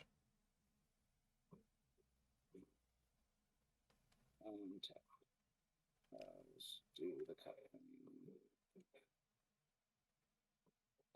But I think 6. I think it's looking less and less likely that Seeker Walk's going to be able to do its thing this game. If Symbolman has the opportunity to still deny the fetch here. Oh, that's true. Yeah, if he wants to, he can make a second turn response.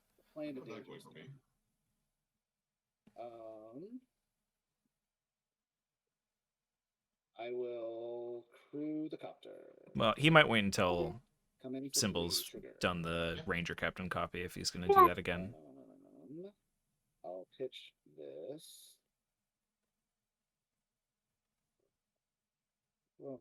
Did Symbolman pay for his Ranger Captain search? 15?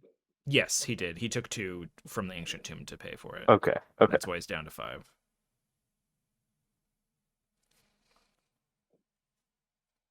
Oh, wait. You play Bolt, don't you? Like, I can't go to 3. Oh, yes. You can look at my deck list. There is a Bolt. Yeah. The Bolt is currently in his yard. Yes. That's the... I mean, there's other instant speed removal spells, but... That is true, but none of them will kill Symbolman at 3. No. That's the bigger question. However, top deck Eternal Witness. Another judge question. Pick up the If I ball. were to copy this Leonin Arbiter in response to a fetch, would he have to pay 4? I don't think so. Or is it just Yes. 2? Yeah, no, it would be 4. Yes, you have to pay for each. Love that. Wait, in response, though. Yes, in response. Okay, because it checks as the ability is resolving. Okay. So as you would go to search. Which is why you can also, like, for instance, if you fetch and pay for an Arbiter, the Taxes player could, like, ephemerate their Arbiter, and you would have to pay again because it's a new instance of Arbiter. Jesus. Actually, great. Yep. That's gross. Thank you. Alright. Which is a legacy This Mother of Runes. staple game plan. Really? Or I'd their like to gameplay pass pattern. the Yeah. turn.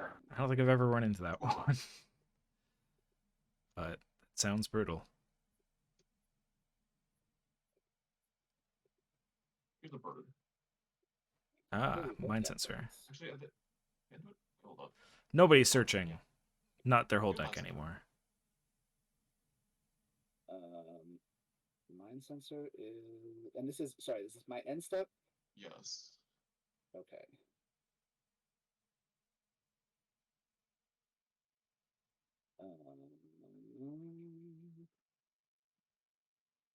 This bird is scary.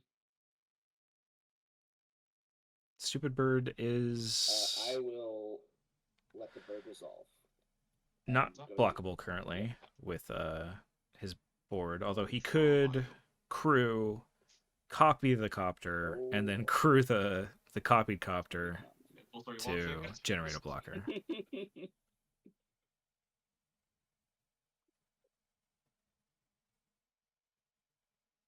And since he's not doing Kiki Jiki, I guess that is Fiend Artisan and a Arbor Elf.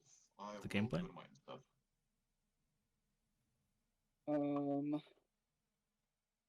On your end step.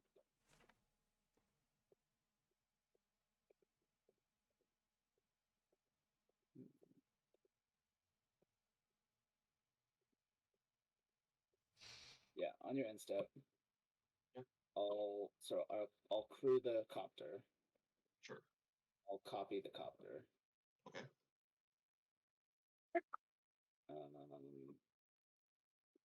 And then I will untap. Yeah, it's fine.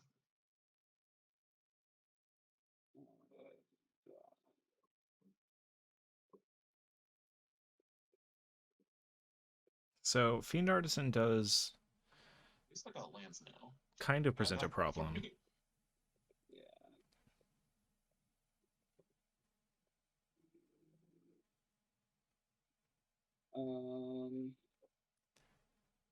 He's not going to be able to do the time wheel combo, but copy, crew the copy. knighting the copter removes all the flying presence from Simple Man's board, and since he is so low, even a 2/1 flyer is like a 3-turn clock. Caves of Chaos Adventurer. You're taking 3? Yeah, no blocks. On a 12. I believe that's what they would call foolish. What, discarding this? No, as blocking. Oh, yeah.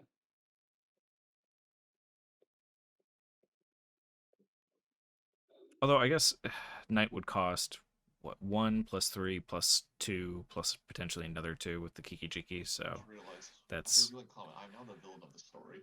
just a little bit out of reach. Okay. I would like to go to my end step. Amadeus like the protagonist card of the format for sure. Would like to copy this. Yeah. I will not pay for the copy.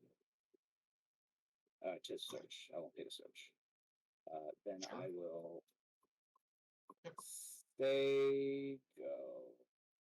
On top. On your upkeep, I'll sack it. Yeah. Actually, he didn't tap Reflection, but yeah. Yeah, no, it's fine. So now the knight is viable. Scavenging is on top. Jeez. I guess he could go for Scoos instead, but I feel like getting the copter off the board does a lot to is Mom active? Open up options. Mom is active, yes. Oh, Mother of Runes would break up the knight plan. Yeah. Well, never mind. Yeah, I can't do anything about that. Good too. Down to 11. Oh, actually, no, go back up to 12, of course. Right, sorry. Response. So we're probably still going to see a Fiend Artisan search, although just not sure what for at this point. Could go for like White Plume and then maybe next turn do a Soul Herder to just get to the trap and kill him. Mm-hmm. 4, 1, 2.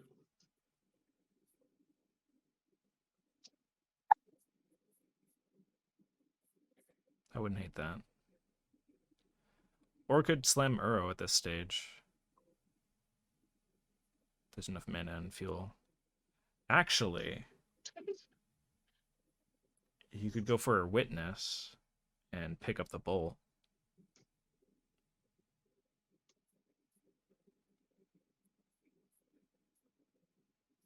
Although that's a little bit less good with the Dryad Militant out, because you're not going to be able to play it multiple times. First, untap Bayou.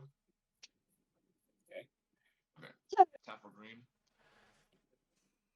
A lot of Sacrifice choices. Slammer Elf. Get a 1-drop. Going for 1-drop. Yep. Is it going to be Noble and try and get there with the Exalted attack? That's only +2/+2.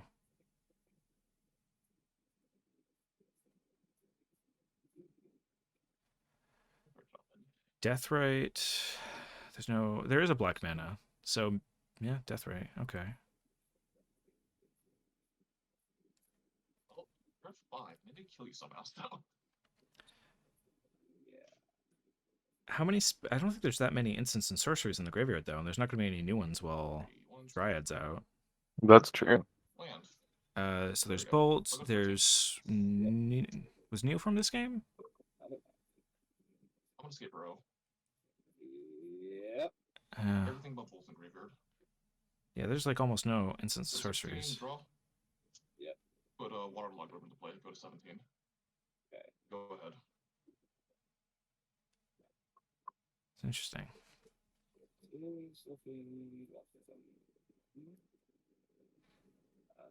I will end step bolt your Deathrite. That Bolt gets exiled. Reasonable. Untap.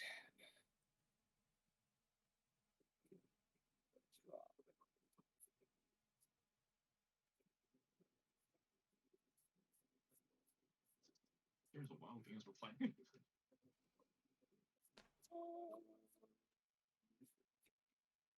You just have the 2 known cards in your hand. Yep. Ultra Evolution and Comet. Those are the only 2. Yeah.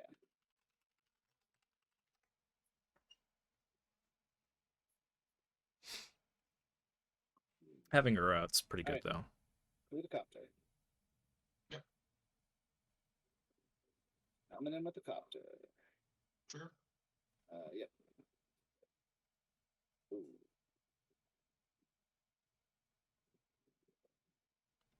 Pitch Warboss. Sure. No blocks. Alright. 14. Copter coming in is a little bit less of a clock when you've got Uro swinging.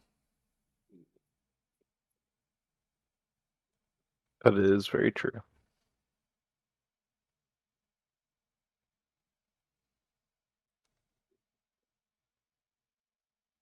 I mean, he's got infinite chump blocks with reflections, but No lock on me. I'm trying to break out this lock very desperately. I know.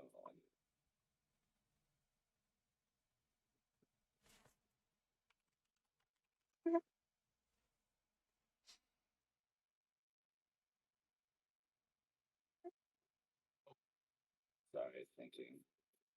Oh, your Bolt is Oh, exiled. Bolt. Yeah, good call. Sorry. I saw the message as well. In case you play comments, you can't get your Bolt back. yeah, no comment for Bolt this game. I guess it's not strictly true.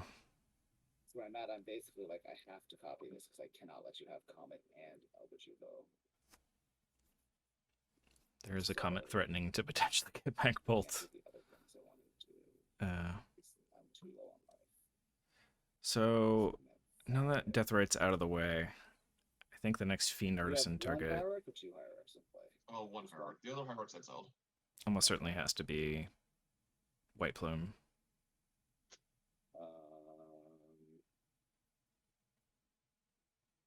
Okay, so I will play a Lion Sash. Sure. And then I will go to my end step, and I need to copy this on my end step. Yeah. I decline to search. Go to you. Sack this on your upkeep. On your end step, I'm gonna sack this. Sure. That's a good one. What a shame. Untap. What a shame. Stupid Sexy Yoko is not going to be castable either while the Ranger Captain continues to lock stuff down. I don't really want to play that, honestly. That would be lovely for me, actually. Yeah, I know, that's why I don't want to do Turn it. this into a real land. I guess the other option to go for here is Scoos and just try and grow it and eventually get past the infinite chump blocks. But then there's Mother Rune still too. Yeah. It's not a great spot. I guess also you have to fight through the Lion Sash for some of the creatures being exiled. Also doesn't do anything. It definitely doesn't do anything. Although Sash isn't active yet. No white mana up currently.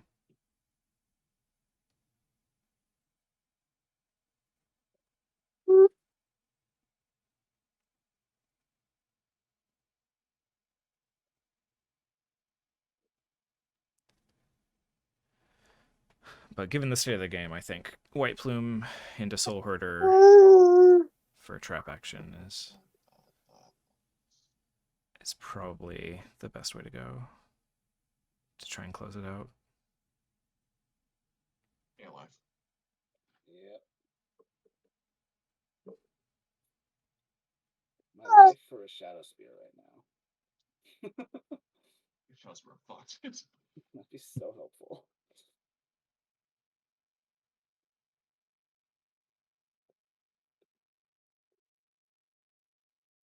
I guess Liberator is not a bad one because that can kill. No, I guess you still can't go for Reflection because of Mom. You're not getting that. Yeah, Ayumnez lived a lot longer than I assumed he would through the lock. Oh. Yeah. Actually. No.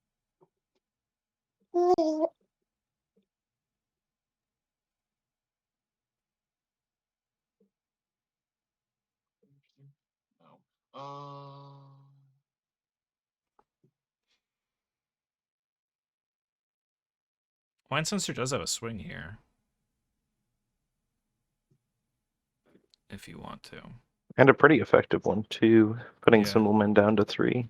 Actually, feed into Witness for Bolt into Swing is lethal. Oh, why was I afraid of Bolt before when it was literally in your graveyard? Oh.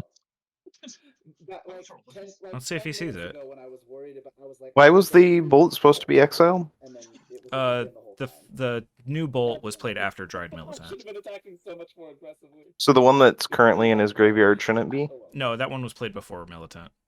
Okay. That one was there back when. So that is. Oh, was it a Chain Lightning? No, it was the Bolt was like just played in the first turn or two though. Oh, okay. And Militant didn't show up until after Ranger Captain. Okay. But yeah, Bolt Witness is lethal. I don't see any way around it for simple men. Was the cost for Arbiter paid? Yes. Yes, with the Arbor Elf. Okay. Yeah. ETB trigger. I don't think I can. Yeah. You have a Bolt. And Mind Sensor's got no blockers to worry about. And because he used the Fable, there's no way to make a Copter to block here. Right. This one. Get this one. No. There's no way for Symbolman to prevent himself from dying here either. Yeah, you can't. With the Ranger Captain. Because There's still the Hyun will window. just respond to it. Wow, no swing. Okay. Are we missing something, or was that just a line to lethal? I am completely confident that there was lethal there because there was no flying blocks, and reflection was tapped out. So, yeah. Simple Man only had an ancient tomb up and has no. I definitely would have swung with Uro there too. Like, cause all right, you can trade and take it with Sash, but it's not going to do a whole lot sitting back.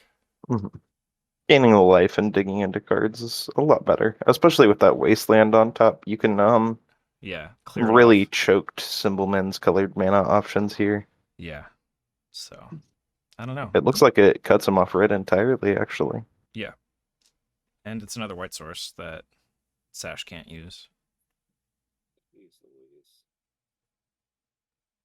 I really messed myself up by going to 5. My guess is that Hinkham's kind of tunnel visioned on removal for the reflections or something.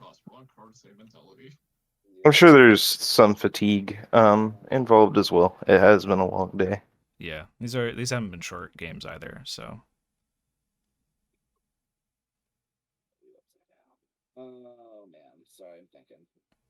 I definitely fall into that trap sometimes of getting tunnel visioned into what's going on the board state when there's a pretty obvious line to lethal.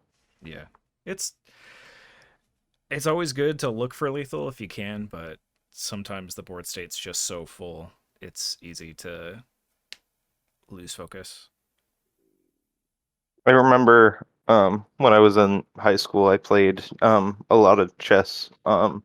And I remember like a habit I got into where at the start of all of my turns, I would just look for a path to mate in like 3 to 4 turns. Mm-hmm. And I think that's something that you could reasonably port over to Magic, where it's like, okay, I untapped, I upkeeped, I drawed, and it's like now I should look for a lethal line. Yeah.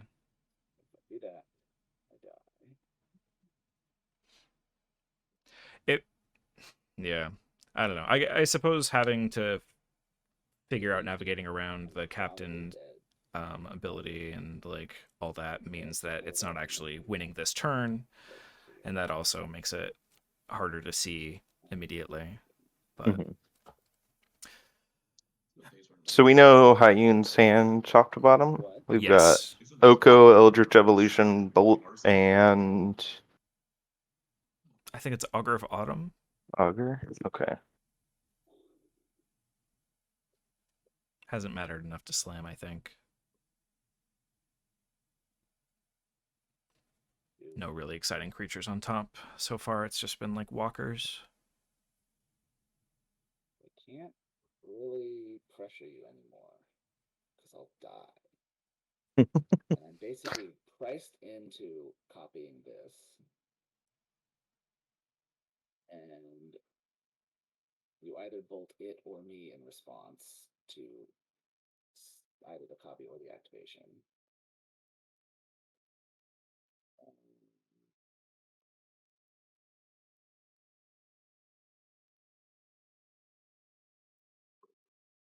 wish I had. I mean, he has mom, so bolt actually on that dude is not that big a deal. But maybe he's lost track of her as well. As Symbolman here, you really need to take advantage of Hyun's mistake. Make sure that you leave back a flying blocker. Yeah. So just coming in with the shaman, I imagine Uro's going to eat it. But it does finally open up a little bit of non-painful mana at and a second red source. And a second red source. I will play an Arid Mesa. Okay. Probably not going to be using that. But because both an Aven and an Arbiter in play. Yeah. A little lucky, a little expensive. Archon of Emeria is another flying blocker, so Arcana of Emeria does also shut off the combo line. That's true. My end step. Yes. Copy this. Due to Seeker Rock needing to cast both Ephemerate and Time Walk in the same turn at the very least. What are you targeting? I'm copying the Ranger Captain. I'll attempt to bolt the Ranger Captain VOs. I will give it protection from red. Cool. So the copy that also fails. I am going to die. That was cool. I like that. That was Sure. snazzy. I think that was still what I had to do, but yeah, you go. Actually, upkeep? on your upkeep. See, now I'm like, does it help me if I blow up this captain? There is a Sentinel trigger there, I think, but I think he also had the mana for it. So I know He did, yeah. Oko, Comet, well, I guess the thing is, if I don't blow it up, I do just lose. Like, you are just going to combo me right now. No, you have Archon. Oh, right. I have an Archon and I have Dryad Militant. What am I talking about? Yeah. Your deck is so full of hate pieces that you can't even remember. So maybe I'm supposed to... And a line sash as well. Yeah. There's no comboing out right now for sure. This might be the turn where I make a choice, and it is.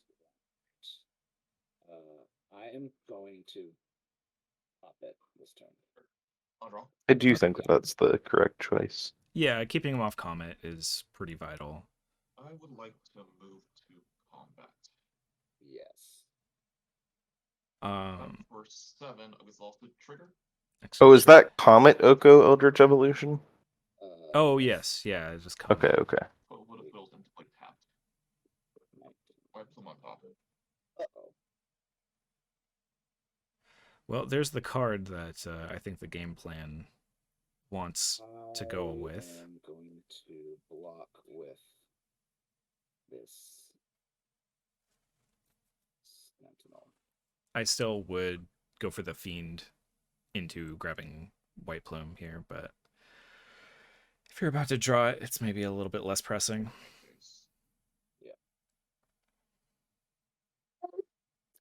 Does Solemn, or does a Simple Man currently have the initiative? No one has any initiative. Okay. There's no static effects on the board. There's no Day-Night, no Monarchy or anything. Okay.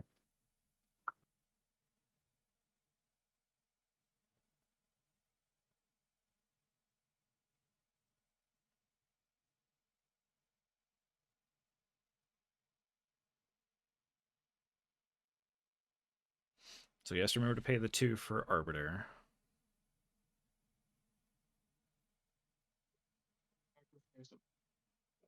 Sacrifice Eternal Witness.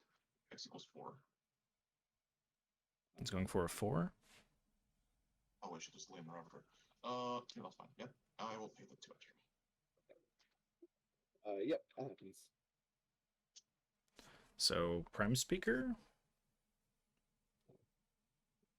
I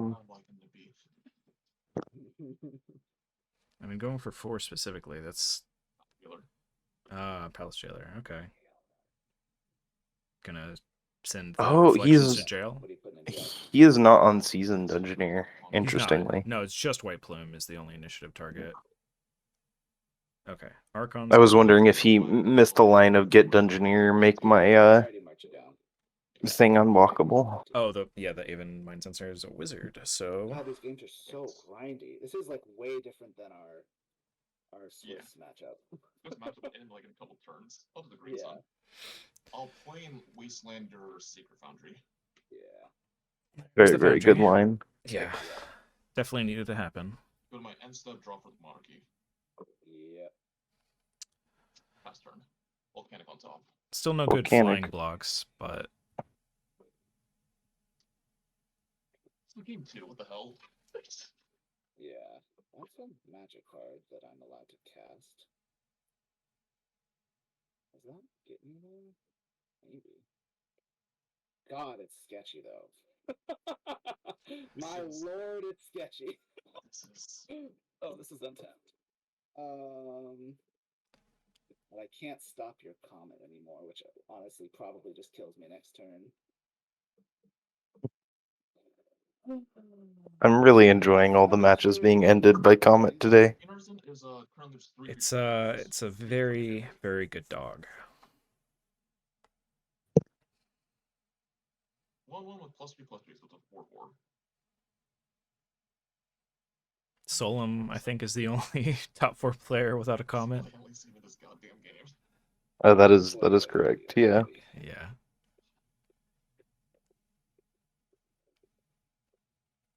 Comet, I believe was only in 5 of these 16 deck lists, out of the top 16. But made it into 3 of the top 4 deck lists. Yeah. Have a GT. Ooh. He's gonna have to take 2 to equip it, though. So. I think it's too late. Because if I equip it, I'm going 3. Bolton Exile. Yeah. You've got a lot of creatures, though. Like, you might just have enough creatures to kill me. I guess we can find out. We'll find out together. Yeah, equipping Jete is a net +2 life if you spend both counters. You just got. The other thing of note in here is if he does go for Jete, activating the sack land is no longer an option, which means Sash is no longer active at all. Which I guess doesn't really matter since Sash blocks. Yeah, Sash isn't really active either way, because of the mind sensor. You'd have to hope to blind flip a white source in 4. I think you have me. But without Sash up, I think just having something turned into Spellseeker and then casting a value walk is probably enough on this board. If I tap this to put it on something, what You could also keep the counters, which prevents the Spellseeker combo. If it's the copter, there's no good swing either, though, is the thing. Mm. Like, you're either sacrificing whatever went in to Courser, or... So I can't really... I mean, I guess I can put it on the... Yeah. Copter is the best swing, but that requires you to... 2 creatures, yeah, as he's just saying. 3, 4... Power toughness. Which would leave you with only 4 blockers for 5 creatures. And a comet about to happen. Mm-hmm. Yeah, this is tough. I think Kayun has the mana to both Comet and Oko.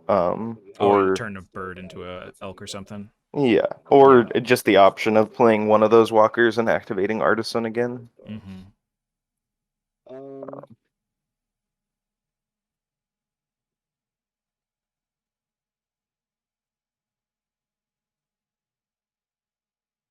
Yeah, alright. Let's put it on this... It's going down to 3. Yeah, I'll attack you.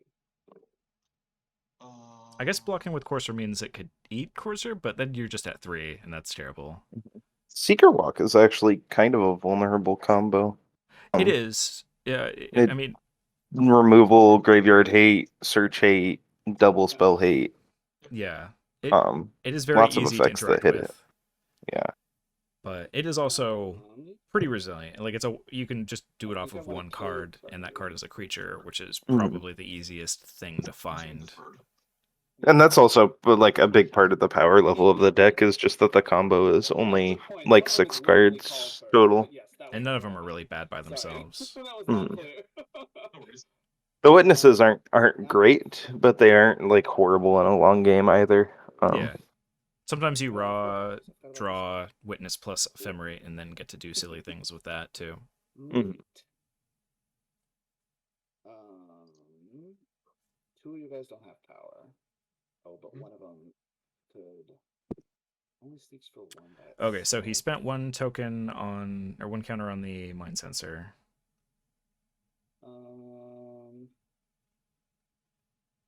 Which does give him the ability to fetch now that the Arbiter's also down. That's true. So Sash is up to active again, although that puts him to 2. I will go. So yeah, he can either Get a plateau. I lost you for a second there. He can activate either Sash or your Fable here. Yeah. I think I'll pass after that. we'll see what you do. Probably I just die to a comet activation, but we'll see what happens. I'm at 2. Yeah, I mean, any comet hit other than a 3 is for sure lethal, right? White plume on top again. 2. White plume is just trying to tell him. Mhm. Go to the trap room, buddy. Come on. Assuming you don't have something. Actually, so funnily enough, comet can't even get sash because it doesn't target. So the resolution is just you pick something up. Okay. So green sun's for 4 currently, which can find Vanifar or Omnath in the 4 slot.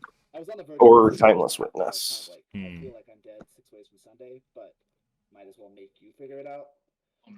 He's grabbed Omnath, Locus of Creation. So the triple activation's probably not happening. So no lethal off of landfall number 3. Although with I guess with Uro. Or Uro, Yeah. no, you're right. That's still completely on the table. Oh, okay. But that would work. Yeah, this will work. So, gain 4 life. Yeah. It should be 5. Is that another closer. land? You're just 5. You're 4ing me, right? Yeah. Last thing, I'm gonna Eldritch Revolution. Oh. I'll get Wood Elves. What else for lethal? The Wood Elves I mean, you just go lethal. fetch, right? Okay. I only have 1 fed. That was a chalk land. You could also swing with Uro here, though. You attack with Uro. I mean, Yeah. I was dead 6 ways from Sunday. Yeah. Okay. It's the Wood Elves kill. What a classic. Yeah, I think I misplayed with the timing of the Archon. I could have casted a lot earlier, but there was something. Wood Elves also killing with Valakut occasionally. Mana or life, Mhm. So it's a little bit more rare nowadays. Smaller, so I Yeah, had not a to line for you see the, that often. For the Fable guy.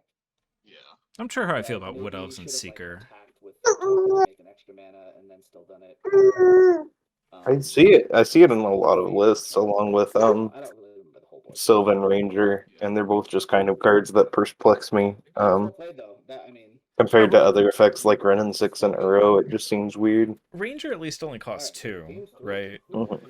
So, you know, I can see it, but yeah, Wood Elves just feels like by the time you're paying 3. I'm playing like insanely slow. My brain is like functioning at 50% capacity right now. Excuse me, what? Song message. What? The non-blue deck having the 2-hour match was not what I expected. Oopsie. The grind of it all.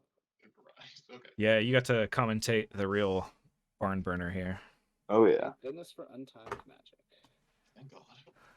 I do enjoy this a little bit more because it gives me a lot more time to talk about random stuff. But, And not necessarily as impactful to the game. Yeah. Well, on the draw, Seeker Walk has lost its initiative advantage. Not actually the initiative, but metaphorical initiative. We can do it. And also the literal turn 2 on the play initiative advantage. Yeah. Keep us well. But Spire's tapped. it looks like this game's going to come down to whoever draws Comet, just like all the others. Don't have to cast it necessarily, but at least draw. Neil Spider's tap. Classic. Turn 1 play. I don't... Neil Spider... that land is interesting. It feels very odd to me, though. Like, I get Den of the Bugbear and stuff, but... Tapped turn 1 land. It does hit quite hard if it gets through. It's a 2 red and a white for a 2/1 double strike. Sure, I'll fetch Triland. Turn 2 Thalia is a pretty good start, although it doesn't like stop the Spellseeker combo. It just slows it down a good chunk. All Thalia, right? Seeker Walk is still a 40-something creature deck. But it slows down the combo by a full 2 mana. Yeah. Making the combo of Seeker into Ephemerate into Time Walk cost 8 mana rather than 6. 8 to start out, then yeah, it means 8 instead of 6. How annoying. You could still do it over 2 turns for a little bit. Hyun is just copying my commentary. Yeah. So rude. Yeah. Can you believe these players? Mm-hmm. No, you're good. Yeah, but not the card you want to see least facing down blood indexes.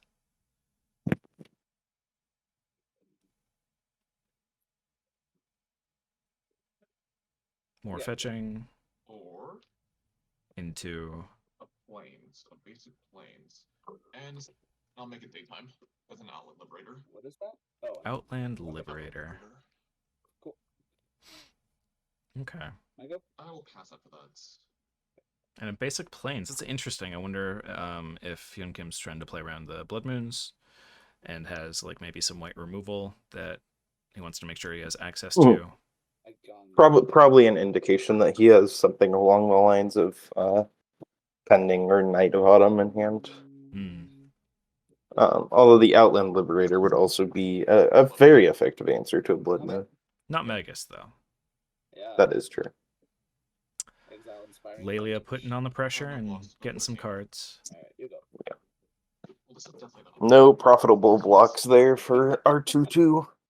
No. Have to wait until nighttime to deal with that.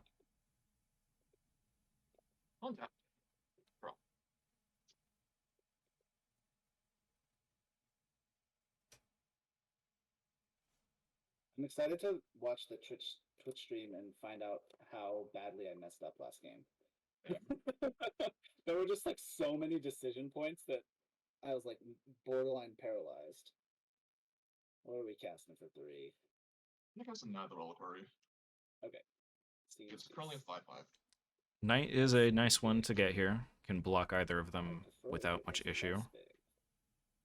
And continues to grow. Also, being able to go get a Caracas is really helpful against Lelia. And Thalia. Skyclave your knight. Oh, well. It was not meant to be. Yep. Yeah. Ancient Tomb. I don't know. That one hurt me last time. Would you like to take 6? This looks like it could be a very quick game. If Hyun Kim can't find something get actually activated. very good very quickly. I will say go.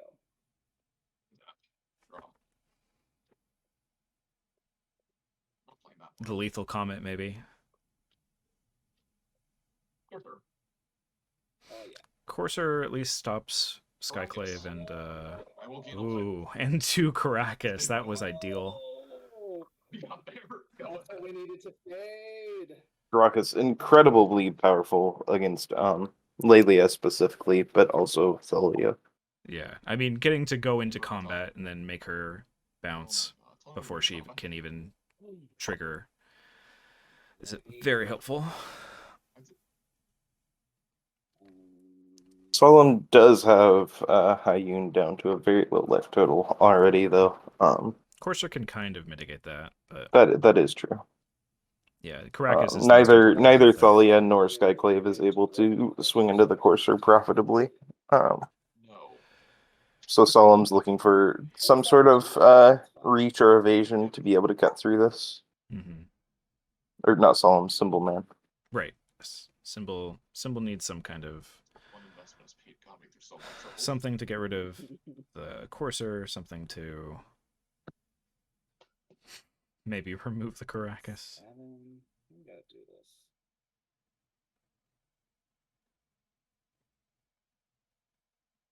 No easy options here, though. Can't even activate the land. And get that smash in. Wasteland would be real good right now. Oh, yes. I'd be super dead.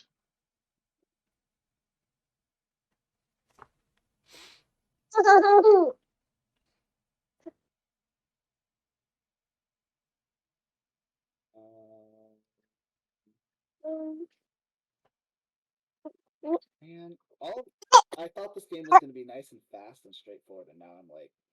I thought so as too. Not in a good way for me, but I thought so as well. Yeah. I would like to go to combat. Yeah, at the beginning of combat, I'm going to Caracas. Are you okay, little buddy? Okay. Alelia. Does not choose to bounce Thalia.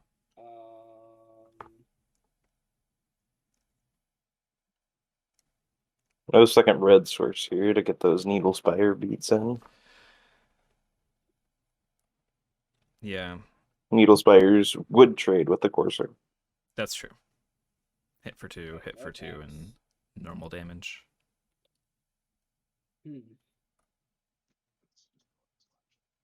I'll pass. My time. You got a bigger Liberator Well, that's frustrating. that eats something on attack, although there is not currently an artifact or enchantment to hit on Simple Man's side.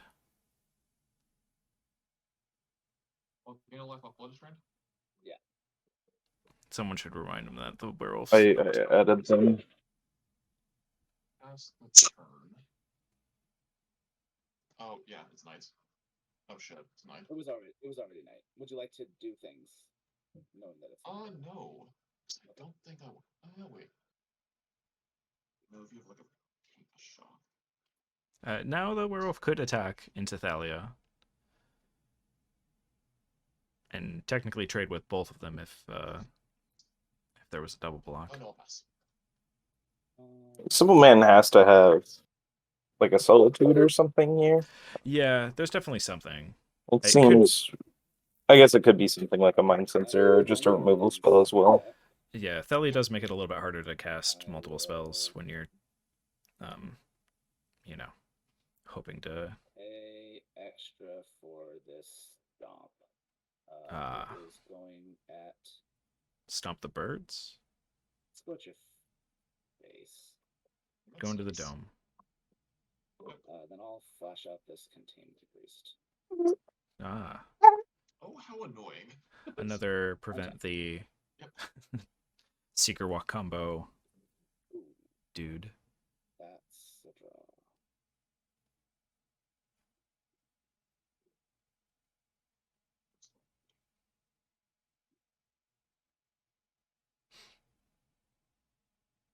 I don't think we'll see Lelia. Oh, Symbol should have taken 2 from the Ancient Tomb activation.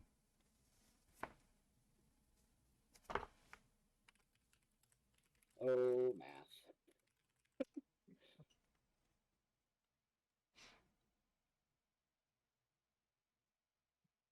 Oh, you're down 2 from anything to you're 17. Yes. But slamming Lele here just gets it Karekist. Not playing Lele just means Thalia is probably getting Karekist, and then Symbol's falling even further behind on board. I'm gonna cast this White King. Oh, here comes the initiative. 15. Yeah. I'll get that basic mountain. Yep. Are you taking 12 that? Huh? Oh, 12 thought. Interesting. Okay. 15. Yeah, 15. Yep. Okay. Well then. Well, White Plume's a good threat. Hinkham doesn't really have any great way to attack through right now. This is the return of Panic Should be good. But bouncing Thalia is basically free unless he's sitting on some 3 casting cost instant. Okay. Doing this. 3. 3. I don't know why I just did that, because I'm gonna cast this Ranger Captain. All right. That cool? Yeah, that's cool. Sure don't want it to resolve, but it's cool. Excellent. I think I will get probably Giver of Runes. That dumb Caracas. Maybe. I don't know. Oh yeah, Giver stops I don't think Caracas. that far. It does name colorless, so What? Giver does name colorless, so I'll get the Giver. Can't play it this turn.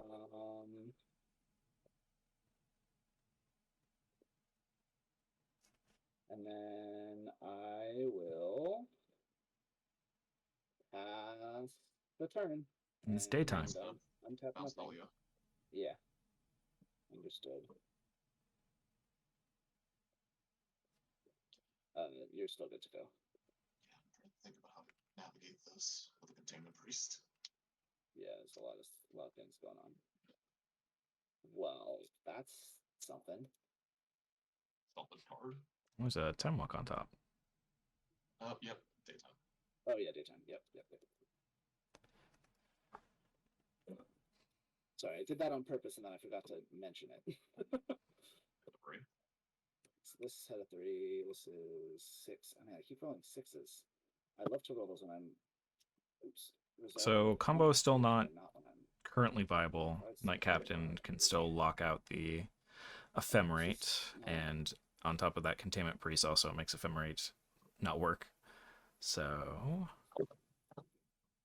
hard to say what the plan is. Could Spellseeker for removal. That is an option.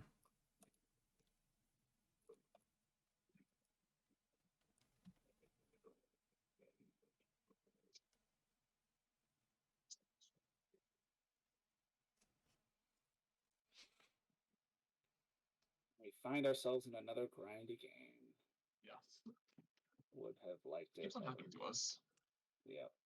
Even if this game is going to be pretty grindy, the initiative sort of puts a cap on how long it can drag out, since all of the options sort of accelerate the game towards its ending one way or another.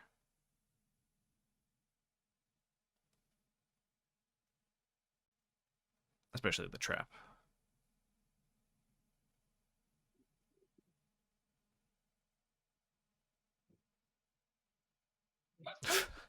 Wow. Amazing. What are the odds? What are the odds after being 4 down? Amazing. Oh, that's 7. Yeah. Okay. How many other cards do you have in your hand? 3 and a Spellseeker. Okay. I think you still kind of need to Spellseeker for removal, but with Time Walk on top, I could see waiting. The problem is the board isn't going to get any smaller.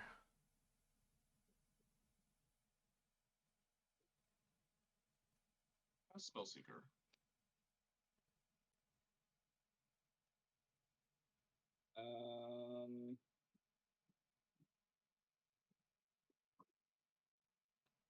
Is he going to Captain right now? Pop this.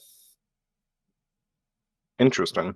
I would definitely save that for an Ephemerate. Because now he can just pick up removal, probably like he wanted to anyway, and then play it on Symbolman's turn. In response to whatever he's forging or whatever.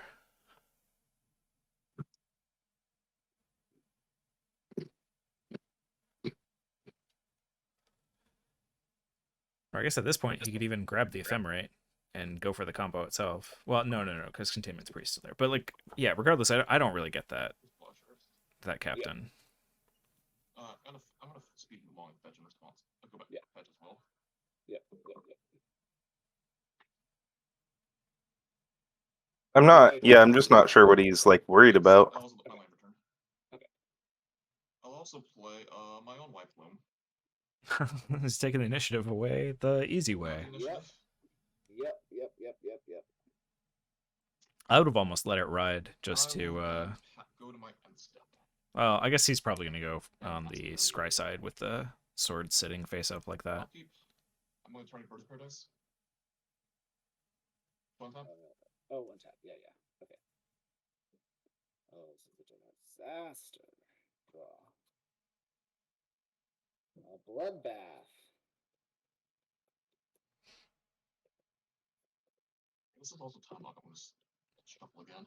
I mean, Giver still makes the taking of initiative straightforward. It's just going to mean that Caracas is still stymieing the legendary plays.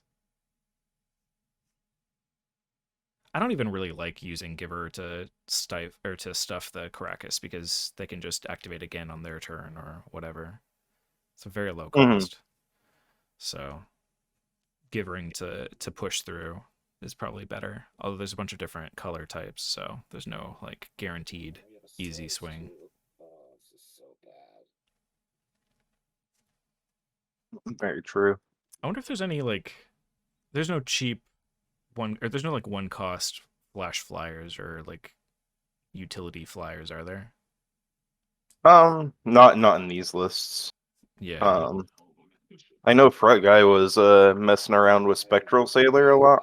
The monster. No, I meant in like white. Makes Mostly. sense. I guess oh yeah, Symbol Man could have been on the Phoenix chick.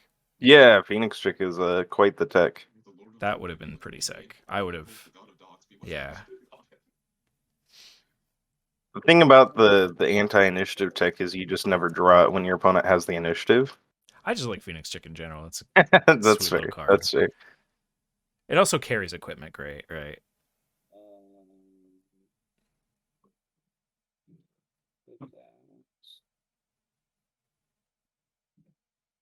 Pretty solid with Luminarch Aspirant and such. The other swords, which is not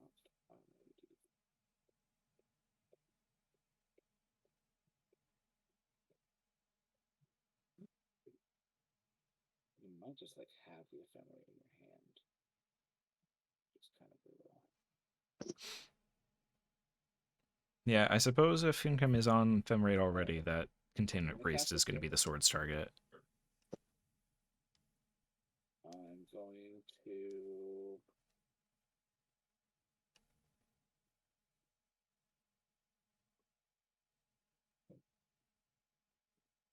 oh, I could do that. That's a thing. You may have too many blockers. Well, do you have too many blockers? You're at 6 and at 15. I do that. That's 7. I gain a life off the land. Oh, sorry. Yeah. No worries. This walking ballista for 2. X equals 2 walking ballista. And then I'll play this champion of the curve. Well, that gives Kim a decent target for the werewolf if he doesn't want it to keep growing potentially. Ancient Tomb was tapped, so symbol should be at 13.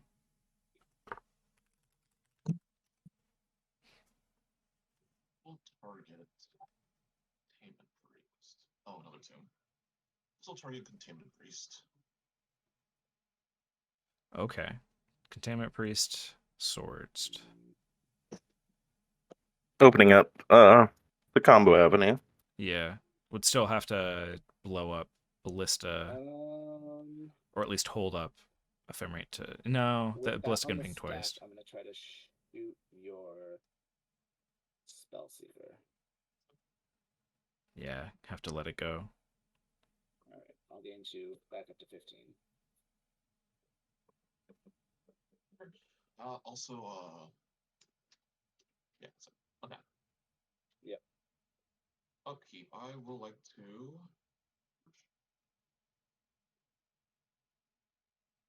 I will go to the Forge. I will target the Courser Crucifix. Going aggressive. You have a 4/6. Interesting in the face of Giver. Yep. There's that time walk again. Willing to stay away. I swear to God, I'm not. So funny, you were like, oh good, a noble hierarch, not time walk. I'm here. Swear to God. I mean, for all the time walks being ready to be drawn, Yeah. he hasn't actually drawn it yet, so Oh my goodness. it's always so tantalizingly close. Big noble hierarch. Yep. Okay, back on top.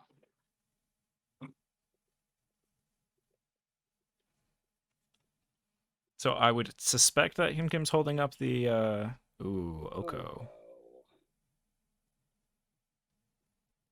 Yep, Oko resolves. I would like 2. Elk, your giver of runes. Okay. I can't do anything because it's not a mother and it's also not active. If that okay. I would like to go to combat. Yep. Attack for 1 in the air. Trigger. Sorry, attack with birds, exalted trigger. That's fine. I'll take that. Okay. 14. Pass. So pass. Just a little bird ping. Interesting. I'll keep targeting those. Oh yeah, I guess it's free. Yep. Okay, and you did cast spells. Yeah. You are interesting. Champion of the Parish is a One thing to note, potential very big boy. Champion Priest is exiled. Oh, sorry. Jeez In the Louise. event the dog comes down. Does it show that I slept like 4.5 hours last night? Don't Was worry. putting things So in did the I. wrong spot and missing triggers. And good lord. Okay. You got 1 card in hand. 1 card in hand. And you get a time walk in the next turn, which is unfortunate for me. You know, Time Walk's a pretty good card, but Time Walk when you have the initiative, that's real spicy.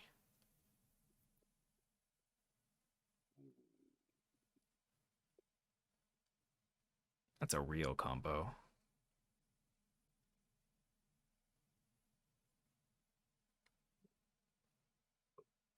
Supposed to do here. I mean, Symbol's going to have to start jamming at some point here. He can't just let the Oko keep turning off his creatures. What was that doing? Not much. Do that.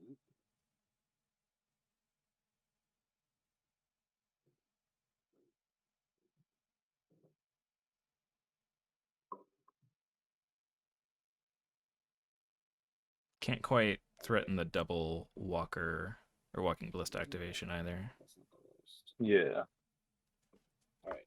This is quite the close Really game. mathless for Yeah. Walker's mode here. It's another tomb. Play Legion War Boss. Beautiful.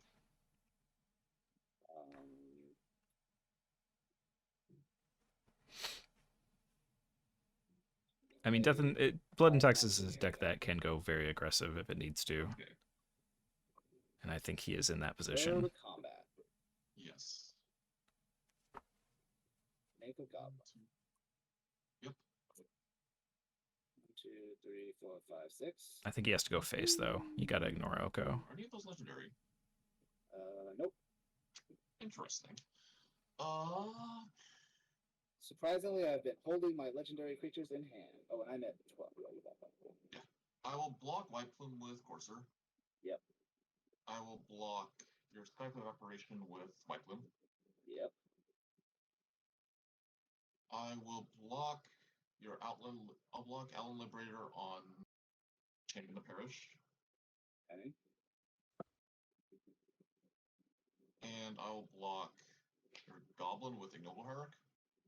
Alrighty. Okay. Chumping the Goblin instead of the Elk. That's interesting. Yeah. I intend to blow up your Walking Ballista. And this one is unblocked currently. I'll just an Elk, so I'll block the Elk as well. Sorry. I'll block. Okay, sorry. Let me rephrase this then. Let me reorganize it then. What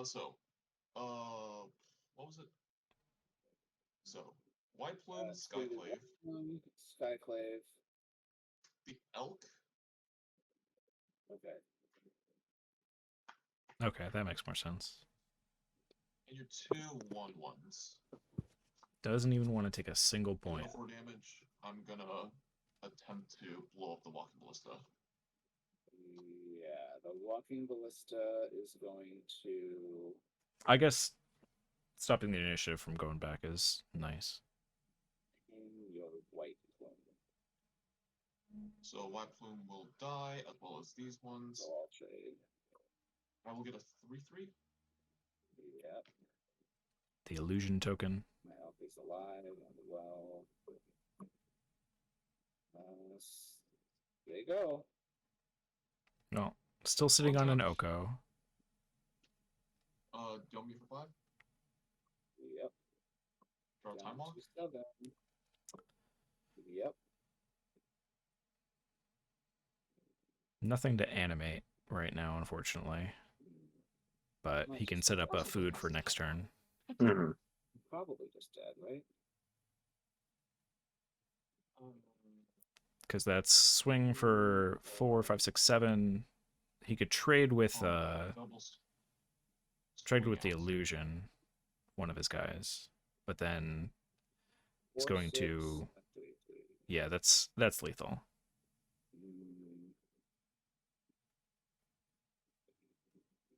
You're gonna have a 3/3 next turn. So technically not. Technically not. I'll double block the 3/3. Take 4? Which one do you want to die? This The Archon. Yeah. Add a 3. Create a food.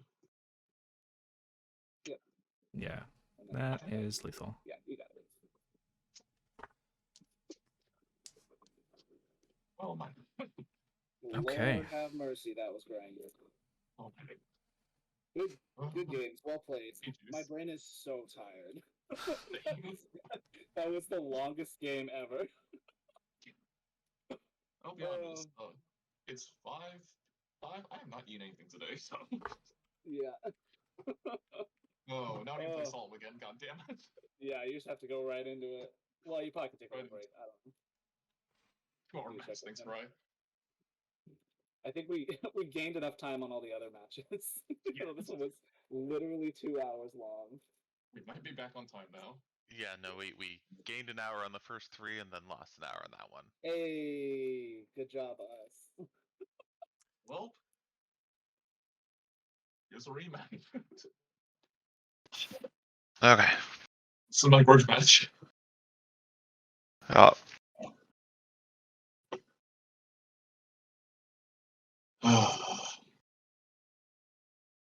Would you like odd or even?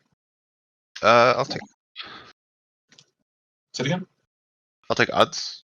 Okay. 0-3 today. Hey.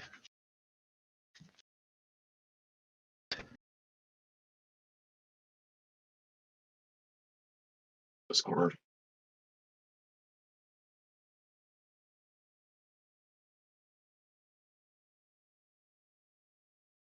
Of course it crashes on me. Of course there it is. There we go. Okay, I'll continue shuffling.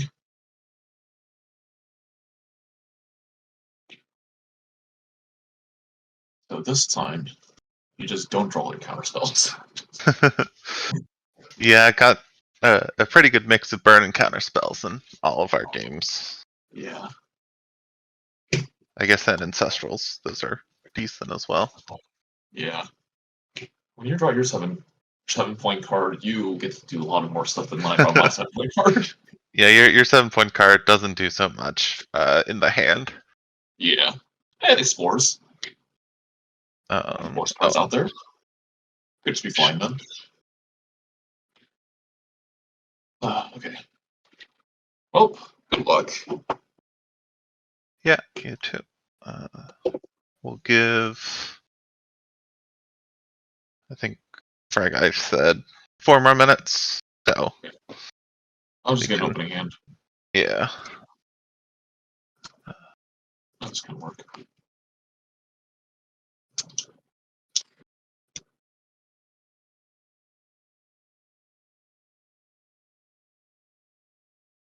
I now have caffeine in my body.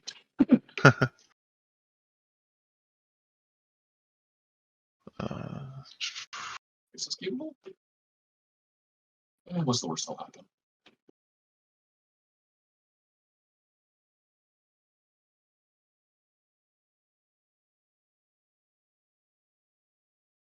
My goal is if I want to win just so I can play common, hopefully just accidentally kill Impulse. It's a powerful dream. Powerful dream. Um, In your match with Impulse, you should have heard how much we were screaming. I was Very, very exciting moment. Like, oh shit, he has literature. The only thing that really gets impulse out of it is just Teferi. Then you cast it, like, god damn it. Yeah, and then I ripped the Sprite Dragon. And I'm like, yes, no, like I can kill the Teferi, the counters will be on, and then we're set. And then he had the Pyro, and it's like, all right, Yeah. all right. Always having the right answers. Oh, hey, we summoned him. Oh, sweet. That was a long match. Jeez, yeah. God. That match was so damn long. Quite Thank silly. God for Caracas. Alright, I think Fergie is still gone. Yeah. He went to get some food, so Very reasonable. Very reasonable. It was 2 hours. we'll let you know when he's back. Yeah. Oh, Fergie's typing. Oops. Okay. Good to go? Oh, back to see. Okay. So I'm keeping my 7. Let me make my phone a little more legible. Okay, we're waiting 2 minutes. Okay.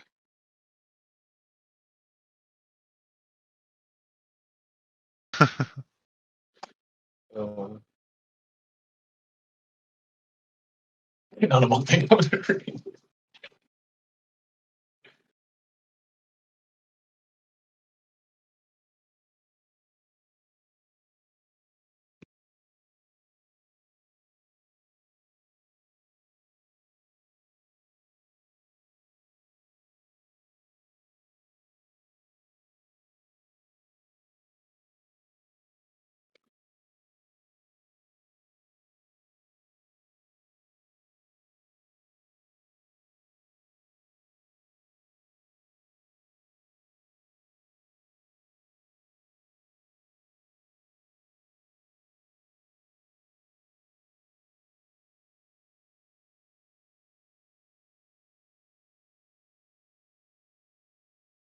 What is it?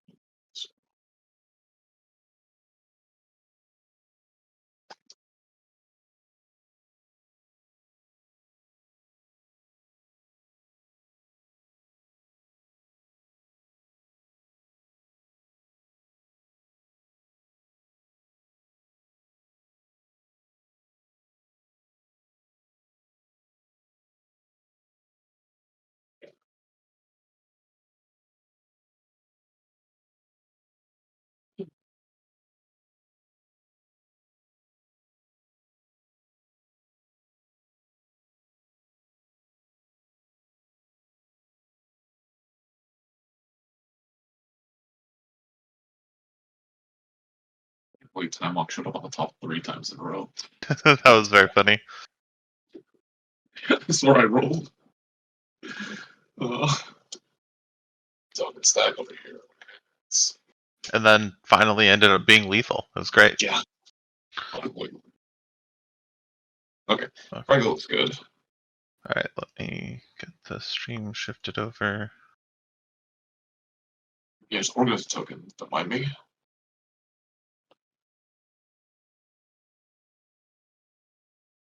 Alright.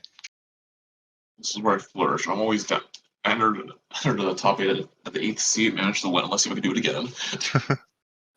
You win 3 matches. I'm keeping my 7. I'm keeping as well. Alright. Polluted Delta, go.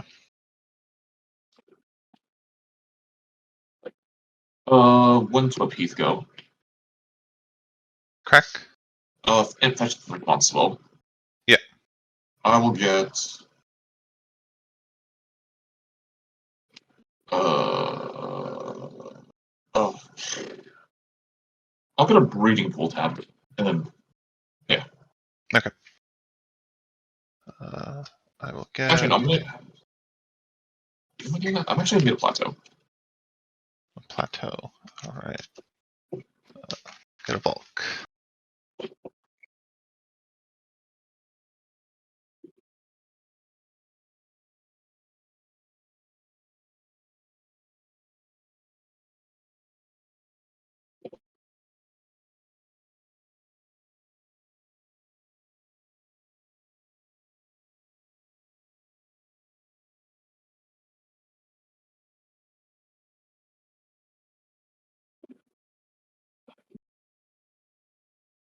I'm And ready. I will Ancestral myself. God damn it. Yeah. These are the days I'm still not on a whole Rager.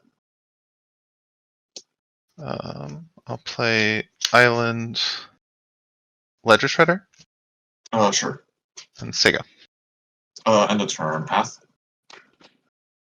Yes. Okay. I will go search for an island and put it in play tapped. That draw.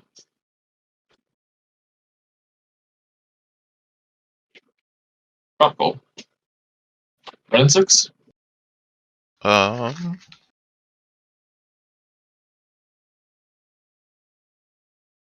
Let me finish this up. Yeah.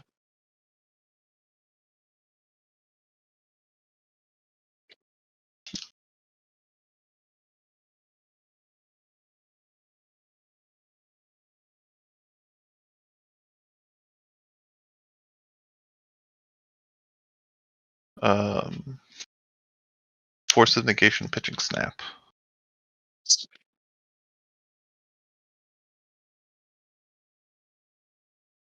And then passing? Yeah. Okay. Ready.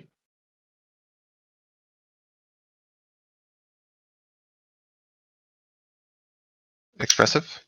Yeah.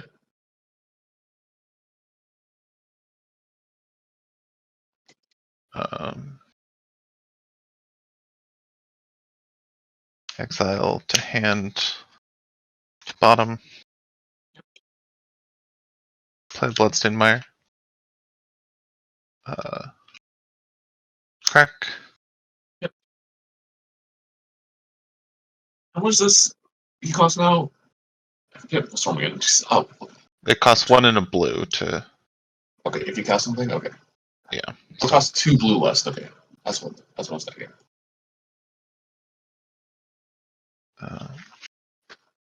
Basic mountains. Basic mountains. I only have 2 of them. There we go. And then I will cast the entity. So it'll come in and then I'll need to scry after I'm done shuffling. Yeah. Yeah, only for 1 sentence.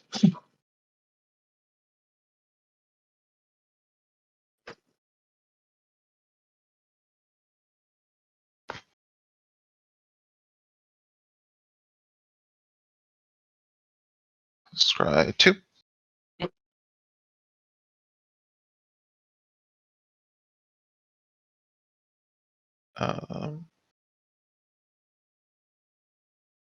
Top. Go ahead.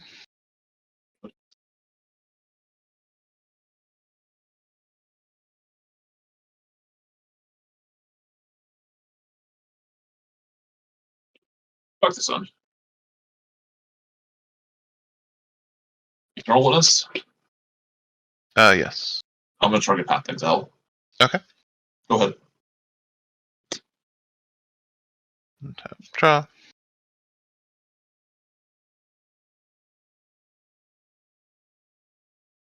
Faithless Looting. Trigger. Yeah, prowess.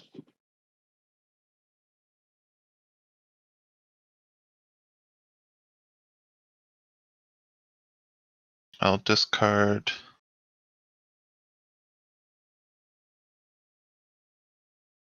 Ponder and Flame Slash.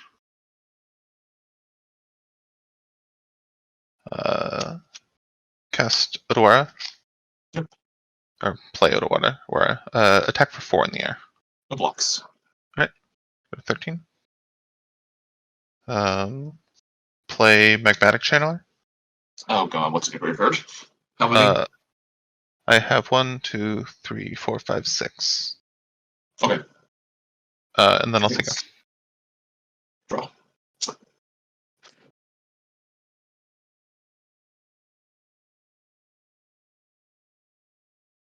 That's the entity. Oh, actually, hold on. Wait, hold up. yeah. Wait, land. That's the entity.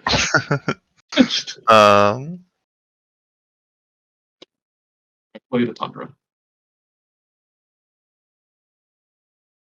That will resolve. I'll go get a island.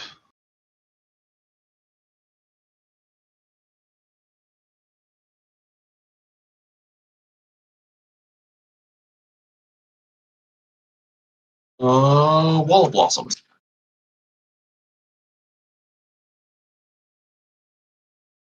That's fine. I'll throw a card. Oh, Land Realms. Okay. I'll pass.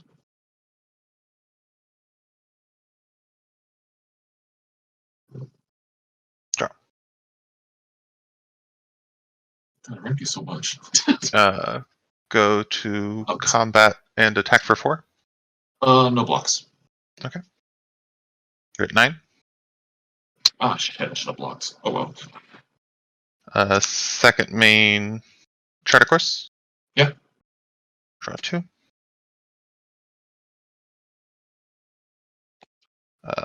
Play Underground Sea as land for turn. Yep. Play Delver. Yep. Say go. Okay. Oh.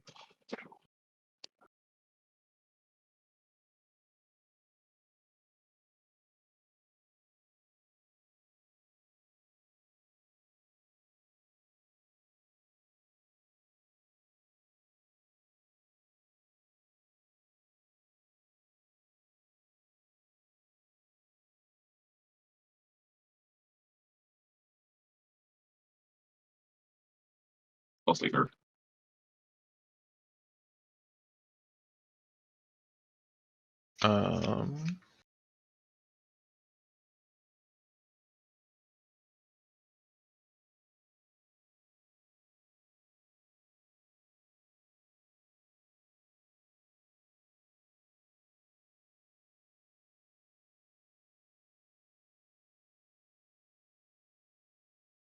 Logic Knot.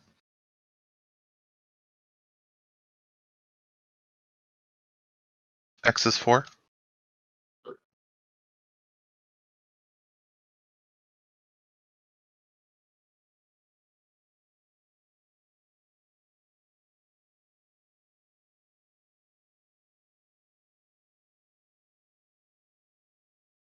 Careful to use. Okay.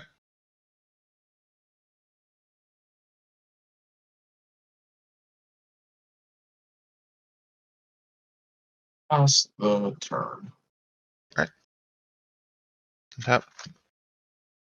Upkeep Delver trigger. Yep. Reveal a Brainstorm. Sure. Draw for turn. Yeah.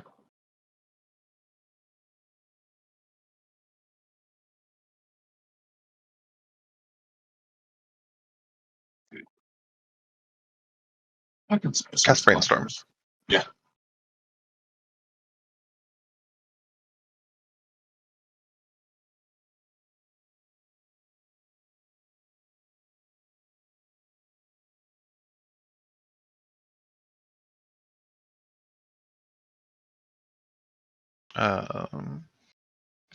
Put those 2 back. Yep. Mystic Sanctuary. Target Yep. recall. Response fetch. Yep.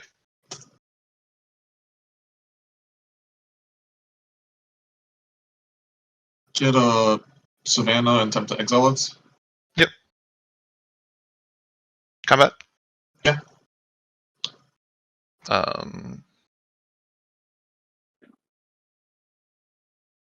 Swing with both. I'll block the channeler with the wall.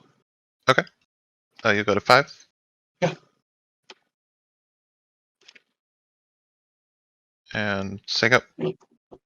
Say go? Okay. Well, you don't have pop. So my knife tool doesn't really make that much anymore.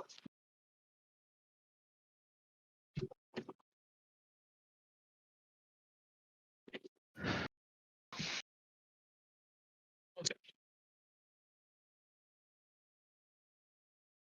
Oh, looting in there? It's looting? No. Okay, I'll draw.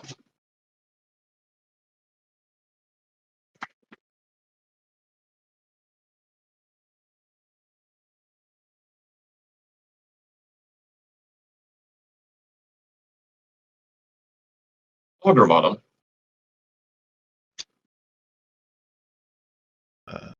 Deprive, returning Mystic Sanctuary. Yep. Is that a pass? Yep. Okay. Untap. Yep. Okay. Draw.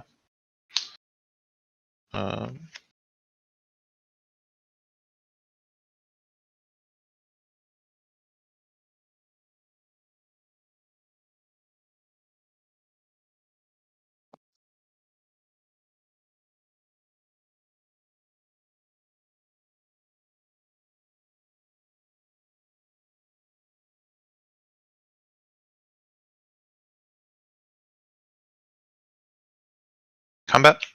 Yeah. Let's see, 1, 2. Okay, non-dangerous. Swing with both. 1, 2, 3, 4. Yeah, not bother. 1, 2, 3, 4, 5, 6, 7. Yeah, I'm not gonna bother with that.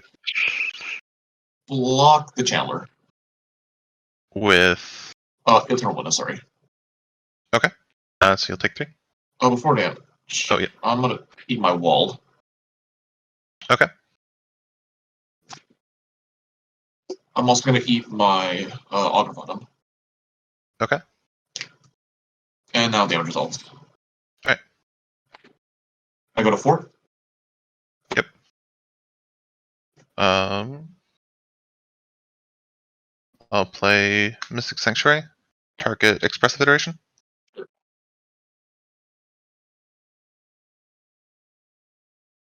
And Sega.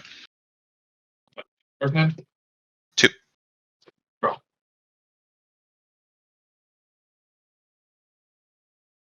Overgrown Elements. Okay. Pass the turn. Actually, no, wait. Combats. Nope. Okay. Pass. Cast Hull Breacher. Yeah. Good, my turn. Yeah. Draw. Cast Expressive Iteration. Sure.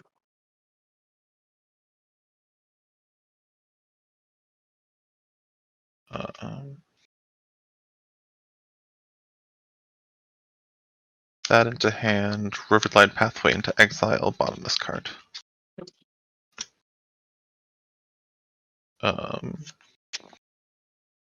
Play the pathway.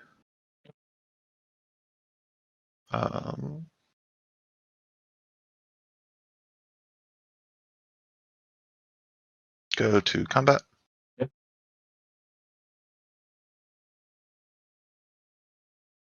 Swing 3 in the air. And it blocks. Okay.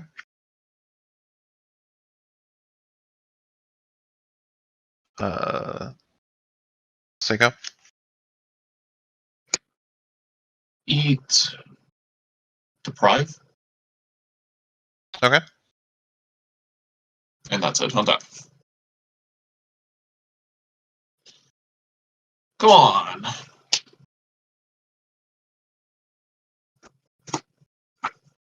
Combats.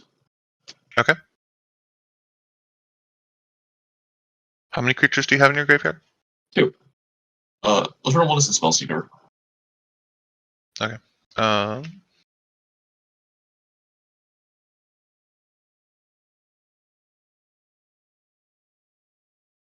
No blocks. Cool. Go to 14. Yeah, nothing else.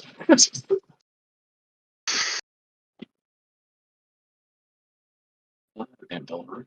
Only if I wasn't. Only if it was swords, not path. Yeah, that was definitely a little awkward to be pathing multiple times by turn 5. Well, no, I would have died to those things. Yeah. Spectre Shredder. Alright, you want the play? That's just a lot of games I have to win now.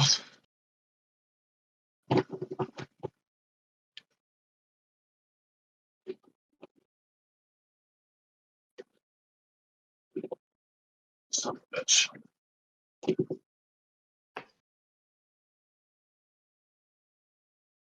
We 3 and 6 are fine. Something the path would be something else. Oh, I will keep this. Right? Yeah, I'll keep this.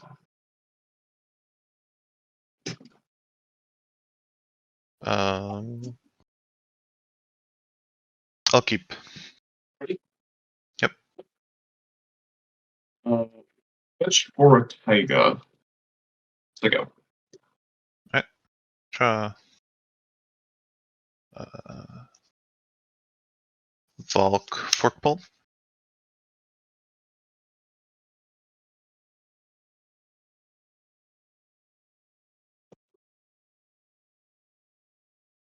Anything else? Nope, go ahead.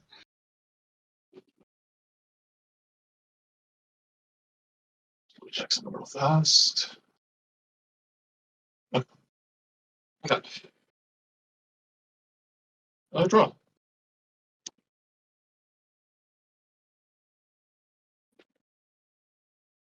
Recommission my Fenrir Elf? Sure. Pass. Draw. Island Sprite Dragon. Sure. Swing for 1. 17.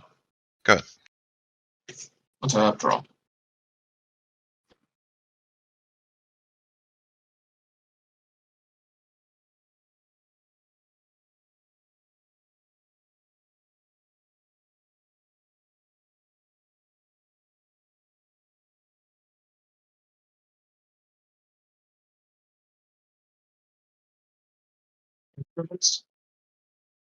Okay.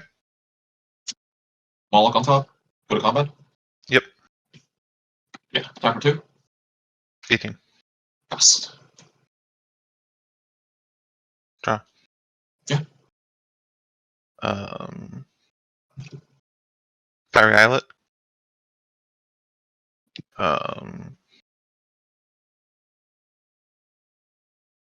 Does everyone have 4 quills?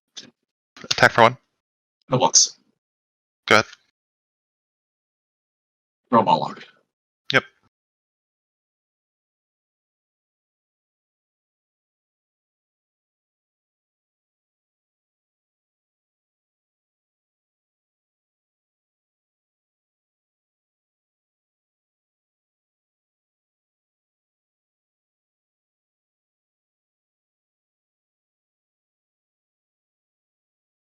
Seventeen. Yep. That's awkward.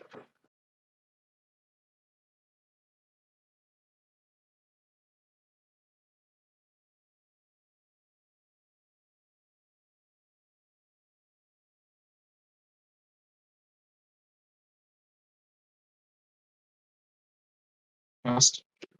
X equals 0. Take a pain, cast a replicated lose focus trigger.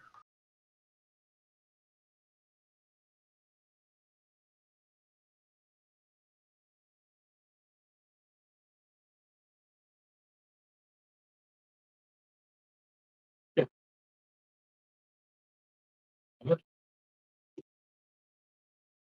4. Okay. 15. 13, I'll pass. Drop.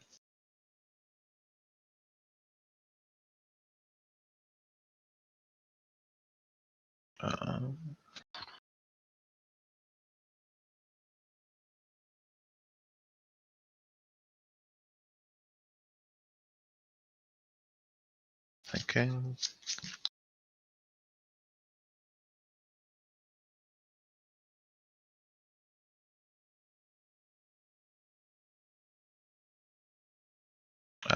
Combat.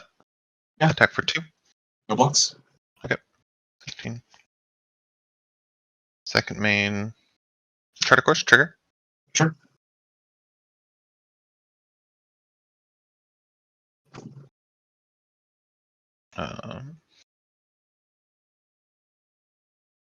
Bloodstained Mire. Yeah. Crack. Yep.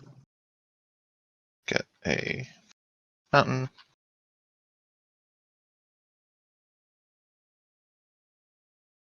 Cast a Ragavan.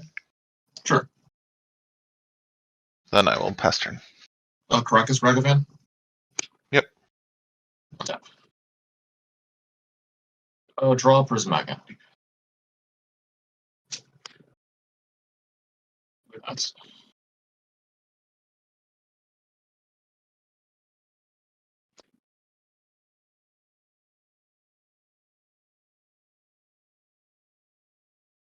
the chance you have spells there. I'm gonna gain life and play Cradle. Okay.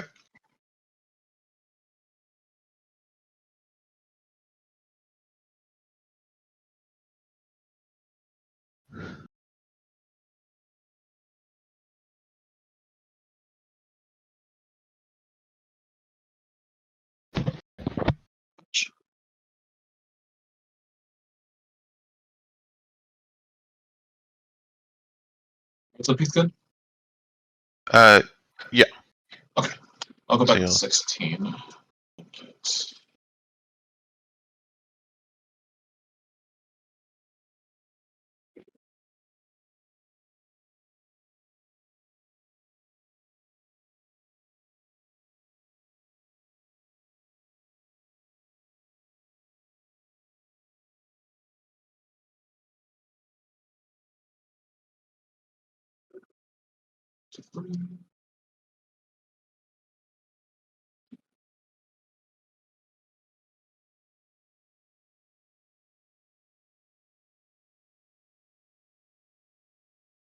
Prismatic Ending, cost 3 and 2 for this, so no mana floating.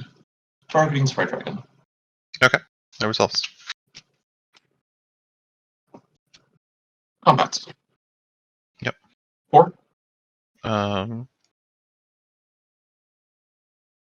I'll take a pain and Rona's Vortex the Courser. Sure. Take 2.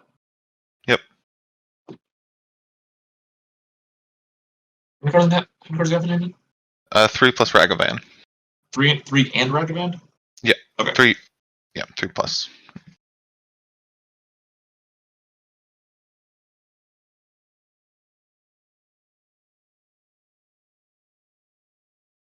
I'll pass turn. Alright. Tap. Okay. Draw.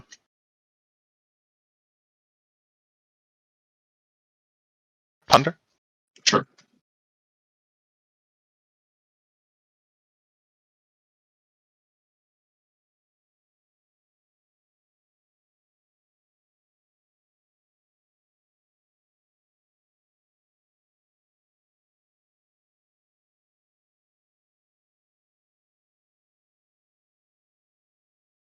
Or like this. Draw. Yeah. Flame Slash the Elves. Sure.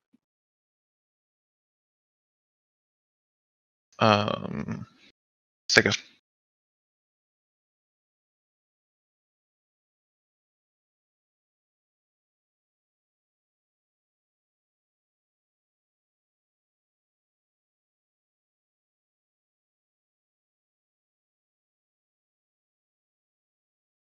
You're screwed. Okay. Sure. Okay. It's gonna be Timeless Heroes on top. So there you go. Yeah.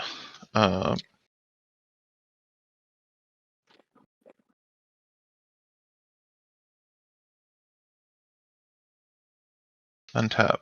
Draw. Scalding Turn. Yep.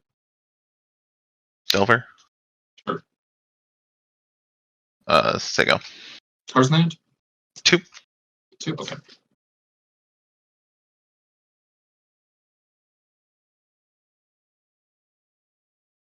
Let's get Boo. Scavenging is on top.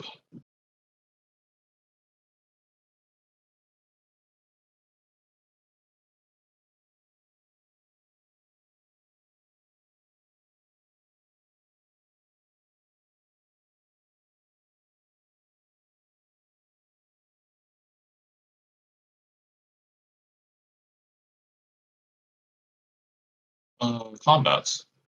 Wait, no. Shit.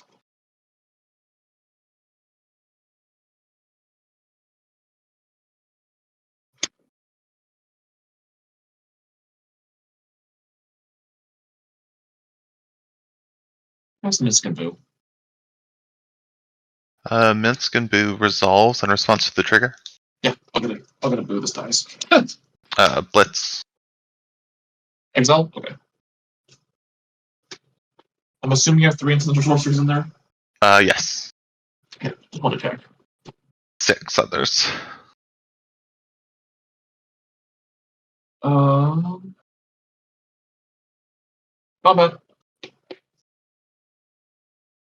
Actually, Just wait, Boo? combat. These 2. Okay. Boo and Course of Perfects. No blocks, I'll take 3. You're at 6, I'll pass. End of turn, I'll crack Scalding Turn. You're at 5. I'll get an island.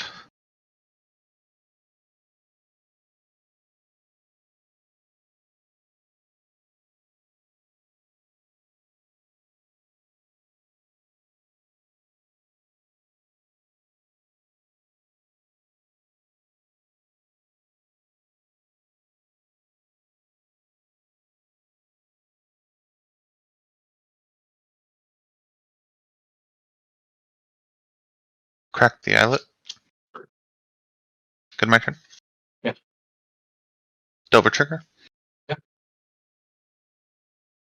I will not reveal draft return.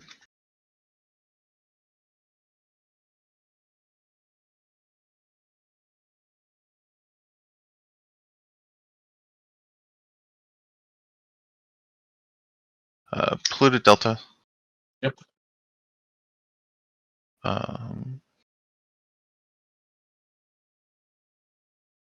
Go ahead. Cross damaging is.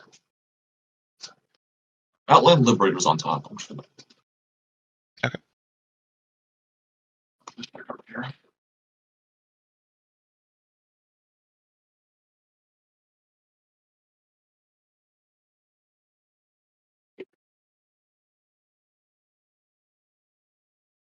Damaging is. Okay. Move to combats. Yep.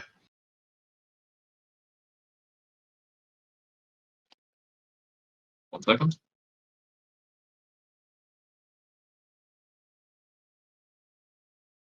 I would just these 2. Boo and I will channel Otawara to bounce the Courser. sure. No blocks, so I'll take 1. Take 1. Recast Courser? Yep. Okay. Cast turn. I'll crack Polluted Delta. 3. You're at 16. Yes.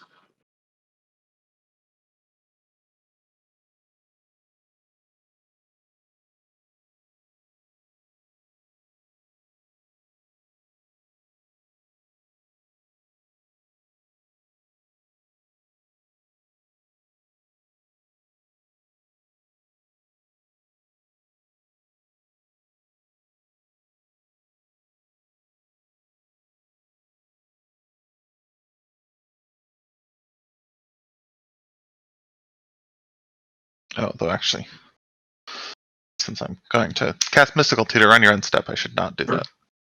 That is fine. I mean, it's not fine, but I can't do anything.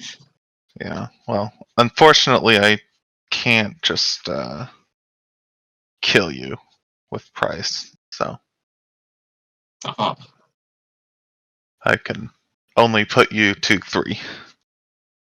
Yeah. But if I get Ancestral and then I drop Price and Lightning Bolt,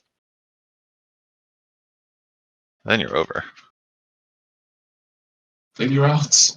Played a mine against Symbol. That was literally top decking Krakus.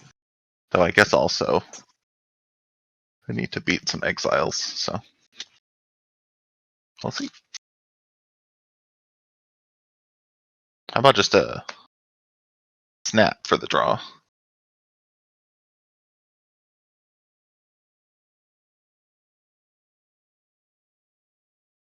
Okay. There are a series of cards that you just draw right now and win. I will reveal my ancestral. Wow, who would have guessed? I will draw my ancestral.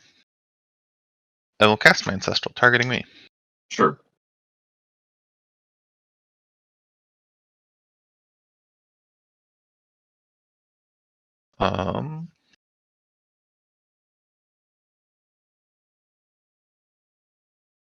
I will cast a Dragon's Rage Channeler.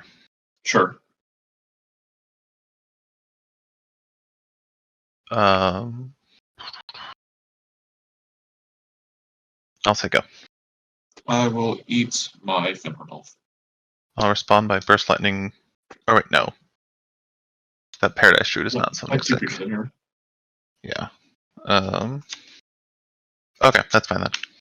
Okay. Go to something. Well, I don't know it. I'm gonna eat your ancestral. Yeah. On tap.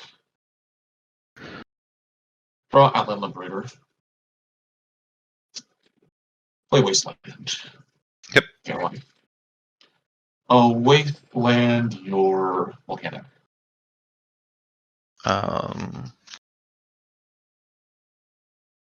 Burst Lightning Boo. Sure. Trigger. Yep. Mill Miscalc.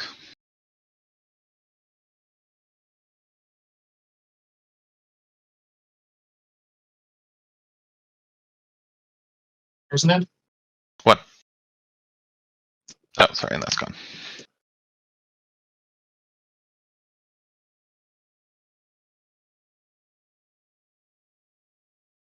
Go to Okay. Let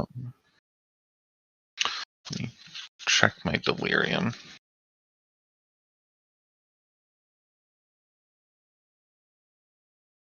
Yeah, got instant sorcery creature land, so I am delirious.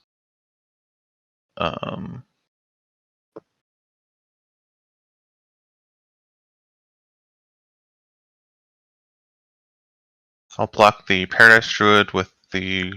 Oh, except that's not good. It's kind of bad anyway. You slice it. Yeah, I guess Darcy on the Paradise Druid, Aberration on the Scoos. 4 damage. You said you have a creature in there? Yep. Man, exile it. I have 2 mana floating.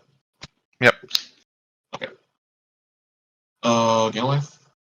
Yeah. And then. Is that the only creature? Yeah. Or okay. Well, before damage, yes. Okay. Yeah. So you take 2. Those will trade. I'll take 2 down to 1. So for the mana flows out.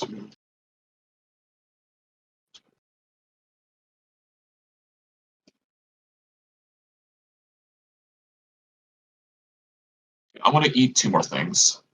Okay. So I'm gonna eat those 2 creatures once they hit the graveyard before my mana's gone. Yep. Then I will just.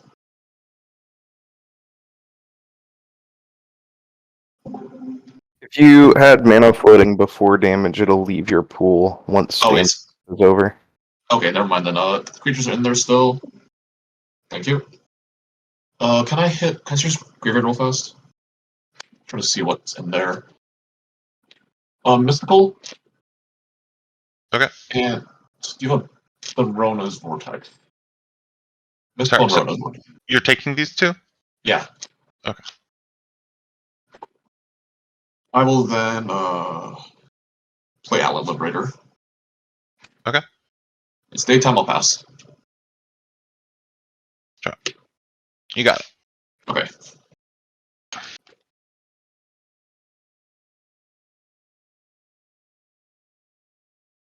That would have been definitely a game where being able to unsummon my Sprite Dragon would have been great. Yeah. I think that's the first time I've been like, oh, this vortex.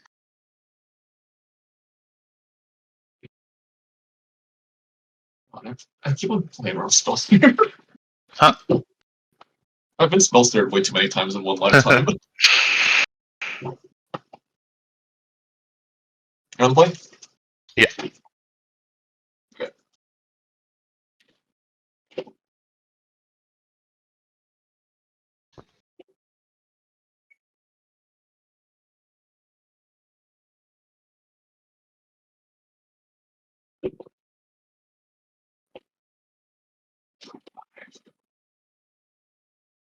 It's about a game off you. Here we go. Good luck. Yep.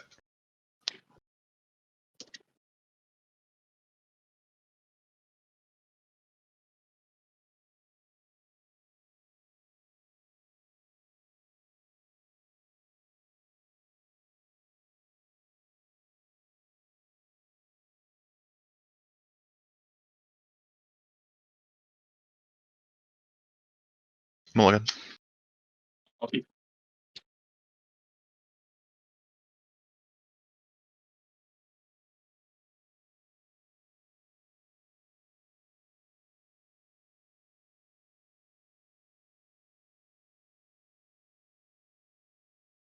You're running.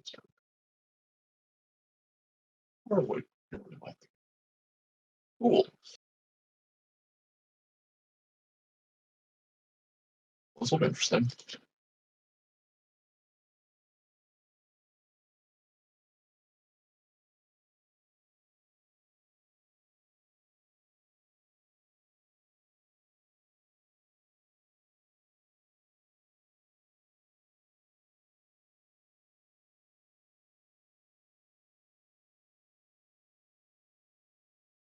Mulligan.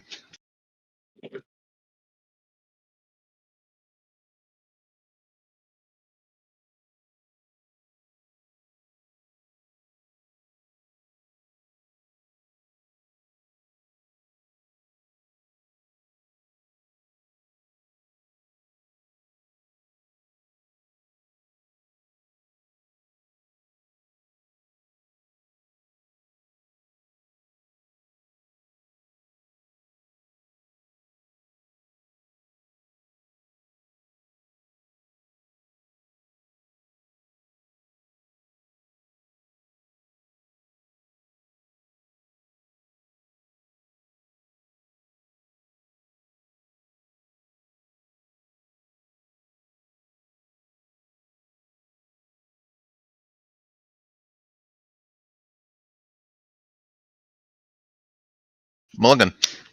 Oh boy. Now I'm wishing I had kept the first, because I have not seen a land since then. Jesus Christ.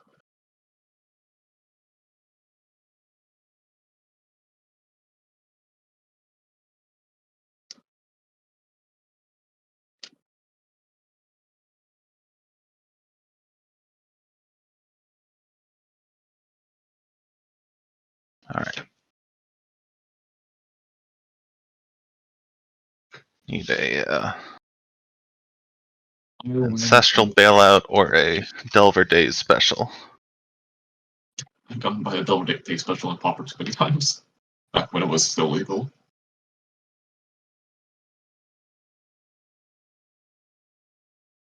Alright, I get to keep 4 of these.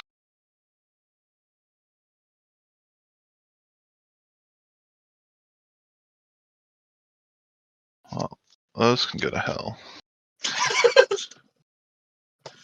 Wait for it. And drop that one. Okay. Whenever you're ready. I will start with a Polluted Delta and say go. Okay. Take the wild. Okay. Uh, Crack.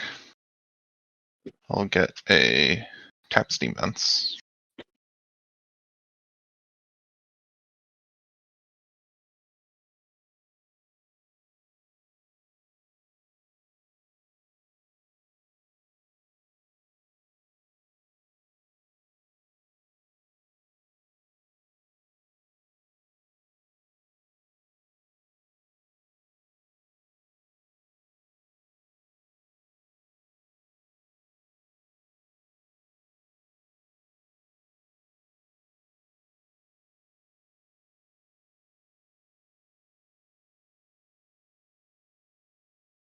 Untap. Draw. Island, go. Draw.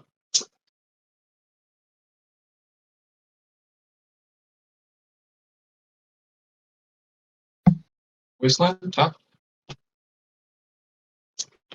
Wall of Lemons? Sure. I'll draw a card. So go. Alright. Top.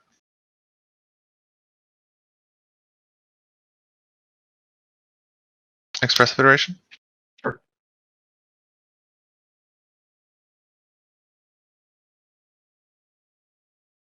Awkward.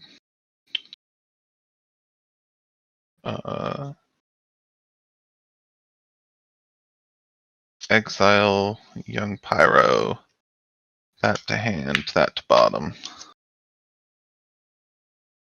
Play Mountain. And Sego. Yeah. What's the 2? I'll draw.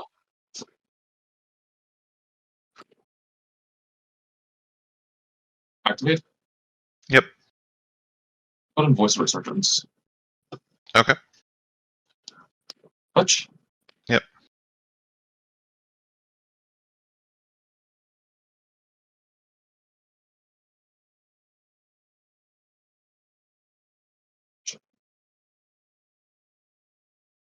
Parry? Yeah. All plus on nothing. All plus on pass.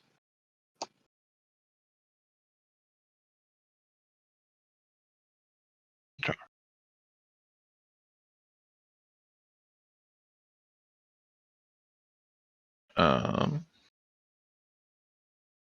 I will Petty Theft to Fairy.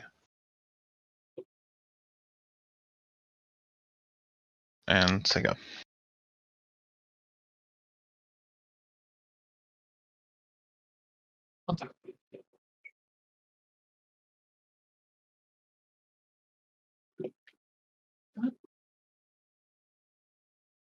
That guy's gone. 4.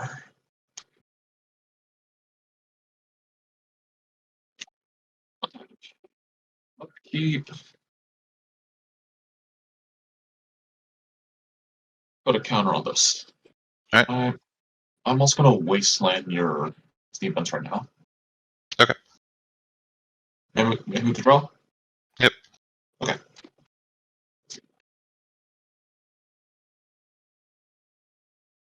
Activates. Okay. Put in Tireless Provisioner. Alright. Play Caracas, create a treasure. Yep. Cast a fairy. Okay. Plus again. I'll swing for 2. 17. I'll pass.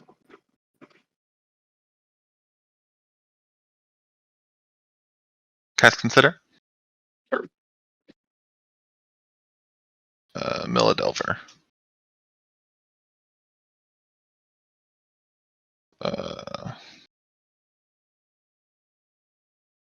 Island. Sego.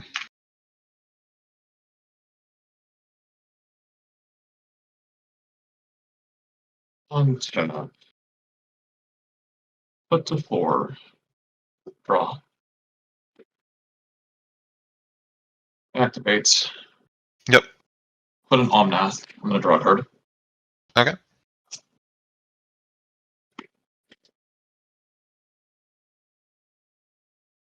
Create a treasure. Alright. Plus. Go to combat. Attack for 5. I go to 12. Pass. End step cycle miscalc. Yeah. Also, I gain 4 off the Sparta's orders. Okay. Not me. You. Yeah. Untap, draw.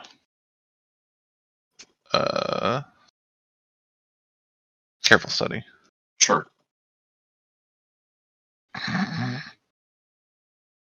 Discard Island. Okay. Play Island. Sure.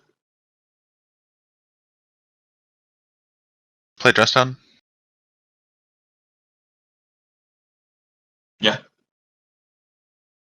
You got it. Okay. Yeah, that was not the hand to get me out of the 4. To add insult to injury, I bottomed a braid and kept the miscalc. Thank God. It's like, oh, it was vile time. Yeah. Alright. Well, best of luck in finals. Yep, need to beat Psalm Pimple twice. Thank you. Well, I'll be the first one to take him down. We'll see. What's up, gamers? Hello, Impulse. How goes it? Yep, nothing much. I'd like a little break just to stretch a bit.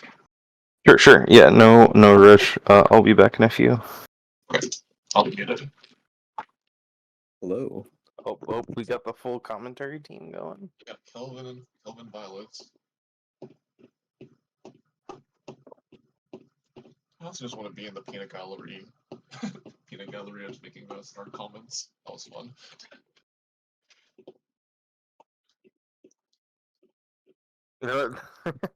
Were you doing it during our match? What? Were you doing it during our... Yeah, during your and Solon's match? Yes, we're just making it. Hello? It was very fun. Hi there. Welcome to the I'm just commentary. glad I gotta do 16 Glad to be damage here. in Churn with Comet this final. I've been doing it for That 5 makes me hours so solid, happy. so I'm happy I saw that, we're to like, oh my God. to let you take the reins, so to speak. Yeah, okay, sure. I can't really hear them too well, but I can provide some deck analysis. I can turn it up if you want to make it out better. Yeah, that'd be great. On my library. Is that good? Yeah, that's good. And in yours and Symbols. Comet won See 2 some deck games, lists here. or like would have been a contributing factor to The 2 deck games. lists are on here. I can Yeah. grab a link for the deck list real quick. Yeah. So our commentary This is is going the to be silliest luck I've ever been under. stream What place and you're above on. VOD. Well, yeah. actually, yeah, hold on. I could manage to get out under that.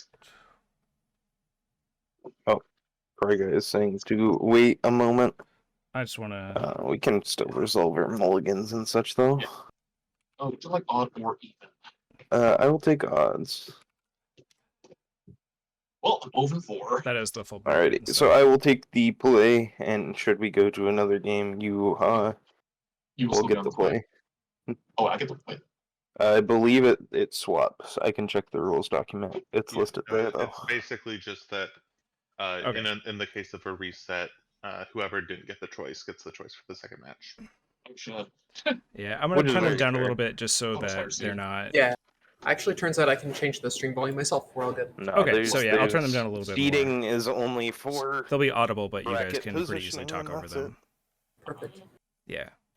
So this is the grand I'm finals. taking the play. Yeah, looks like heads of the format. Jeskai mid range, bunch of really good busted Jeskai cards, and versus Seekerwalk. 10-point wombo combo. So once I get the okay Looks from like I'll start the stream. Hyun Kim Yeah. has not too much in the way of interaction on the stack.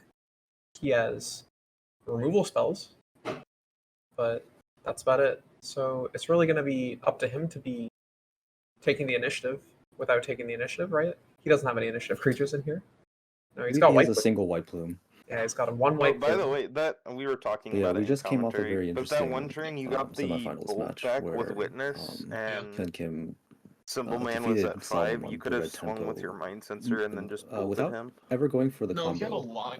It Yeah, was I mainly missed through that just as well. I thought his beats with green Fables on mid-range tabs. creatures. Oh, that makes sense. I've Yeah. played a version of Couldn't this get list coffee, so I didn't- closer to the end of 2022. I was That on makes sense. a heavier Lance You got package the than this, okay. but it looks like the lists are trying to do the same You get thing. Like he's solid. just running a bunch of busted rug cards, and on top of that, he's shoving a combo in on top of it. Alrighty, Uh, I will start us like off Minsc and with Boot a just gets the Martial job done. and pass Yeah. the turn over. 1 second. As well as off math. Like if you don't die for long enough and they don't heal Price of Progress, like you're pretty set up to outgrind most anything that the I can put up, and then on top of it, you just have Time Walk. I will. Yeah. So in the previous matchup, there was a lot of instances Fetch. where Solemn's main form of interaction was on the stack, and Hyun Kim was just able to just continually jam these sort of dinky little walls that drew cards or mana dorks, like fairly unappealing targets that sometimes even traded up in mana for counter magic. The Jeskai list in comparison There's Tundra has a and better I will interaction stifle. suite. Ooh, and we just hit a stifle, hit us fetch land. Hope you didn't have it. No. So it begins. Yeah, this is a brutal way to start a match. This happened earlier as well in the quarterfinals, right? Yes. Stifle's been putting it up tonight. We were debating in the commentary booth or in the peanut gallery what one should do when faced against a deck list with Stifle, because it's very difficult to play around the singleton copy of Stifle for a prolonged period of time. I'll play a Flood Strand. I feel like in the face of that knowledge, if you I don't will have anything to jam, then you don't bother. Like if you can play around it, you cast do, over but you. it's got to come out at some point. And like in the case of Seeker Walk, you'd rather he fires off Stifle on your fetch than Both on taps. any of your more important effects. So I don't hate it. I don't hate just running headfirst into it. Yeah, I agree. I think just disrespecting it Oh, brazenly is fetch. probably the best way to go about it. 18. He's 4 colors. It's all he's got. Yeah. Disrespect. Which is probably how he should interact with most of like the open mana, I think. Probably just counting his lucky stars that he didn't get moxed. He didn't get moxed on turn 1. So we'll see. You know, so far, all things considered, it's a pretty fair game. Something complaining about finding my expeditions theme months with all these expedition fetches. Yeah. Catching up a tapped. I believe is that a Steam Vents? Yep. Okay.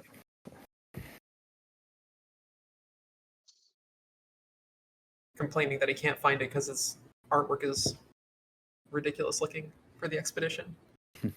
Too dank. Whenever you're ready. Alrighty, I will untap and draw.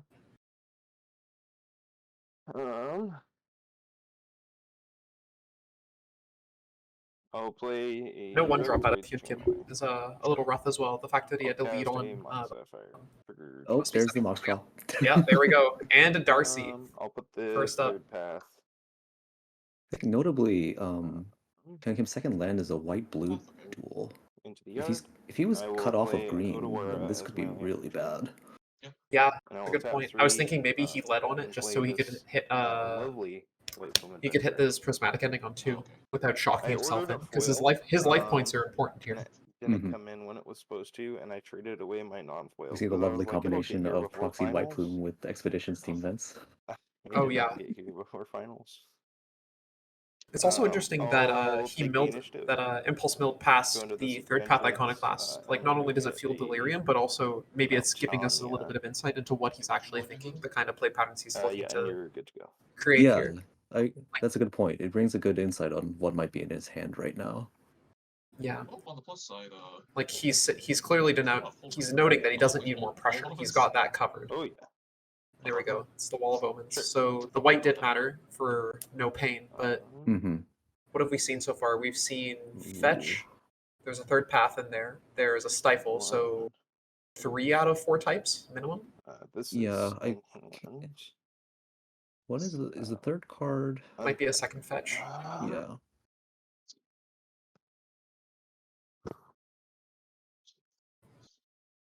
Into the fetch. like 2 counters. And Kim still doesn't have green mana. I will trigger initiative. I'd like to go to the forge and put the 2 counters on the. It's an interesting choice actually to give it to the flyer without delirium yet, or to give it to the white plume so it could punch through the wall. And then I'll go to draw. Yeah. Draw for turn. I like the thought of giving it to the already 3/3'd up white plume though. It's going to be impossible to kill short of swords. What's even in his list to kill this thing? Swords path and that's it. He's got nothing. I believe he has a prismatic ending, but yeah, with the colors he's representing right now, outside of swords, it's pretty difficult to. Oh, and the fury comes down on hard cast. After that, I'll pass to you.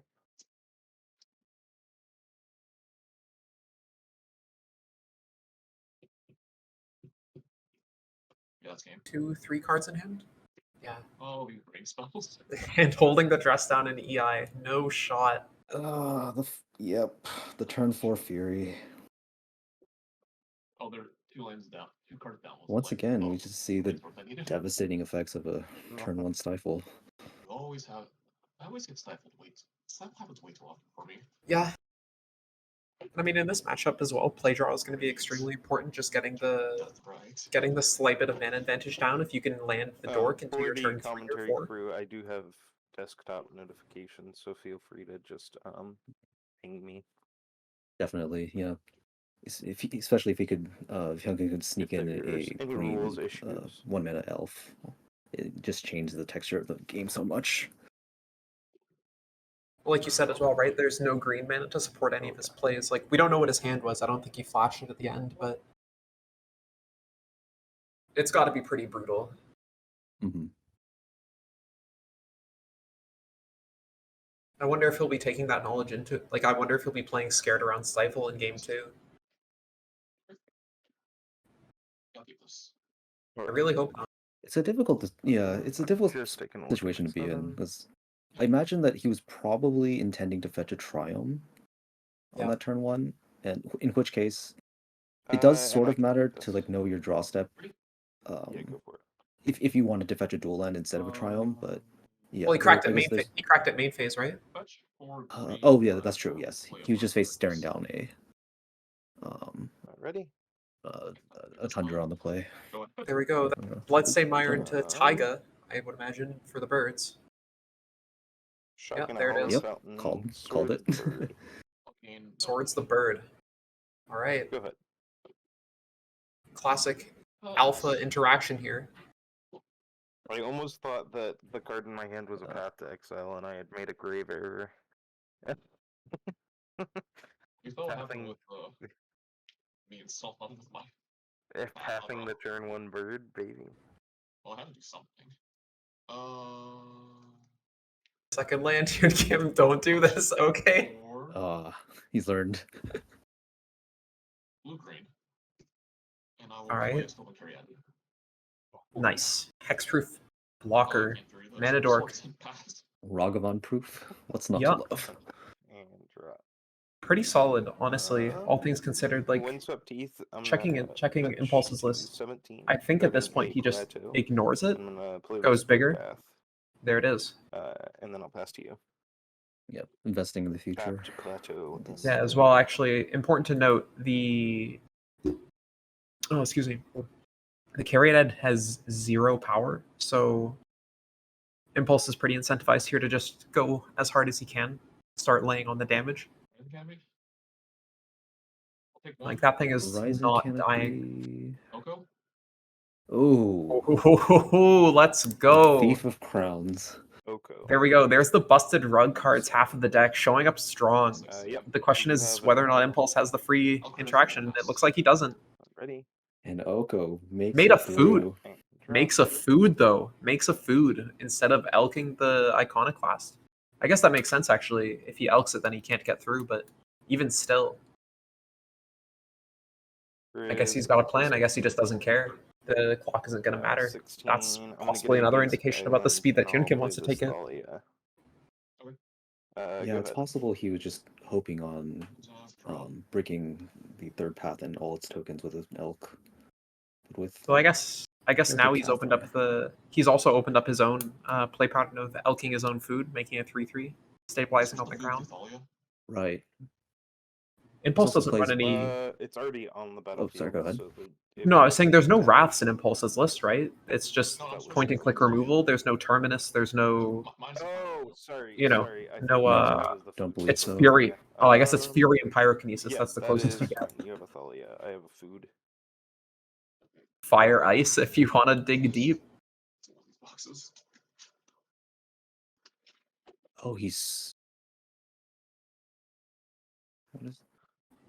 exchanged control of the food in Thalia. Wow. Wait, Warlock Grove? Pretty interesting I line of like play. it. I like it too. I like it too. Keeps him off the board, reduces his power. Like, who cares about the food, right? We'll play a tapped Sunbaked Canyon. Game's not going to come down to it. And I'll play a Fable the Mirror Breaker. And can't Trigger answer Third Oko Path, either. And then Fable of the ETB, Mirror make a, Breaker. Just 2/2 full on one tapping shot. out, fighting over the board. I will pass to you. I will eat the Swords to Plowshares on this. Oh yeah. Honestly, like this is going to be Hyun Kim's strength here. Like that's what the green is really coming in clutch for.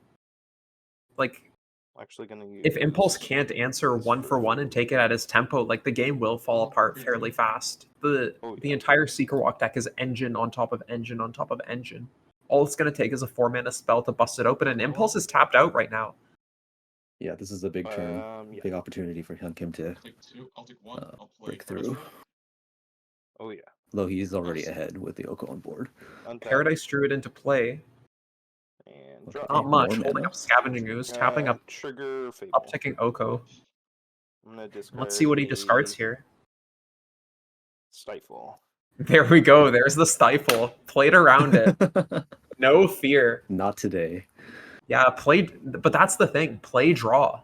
It's really big for this matchup. Just having to have Impulse have the response for your call is going to be big here, and being able to make the first move in Seeker Walk's position is so huge. Yeah, being on the play Especially with. Do you have any creatures in your area? With Impulse being tapped out with no Mox Draw, he was able to cleanly do the swap with Oko without fear. Yeah, exactly. And there was no bolt either to follow up. Oko's at 3. I mean, if it goes on much longer, Oko will just take over this game. There's no price of progress that's coming to save Impulse here. Yeah.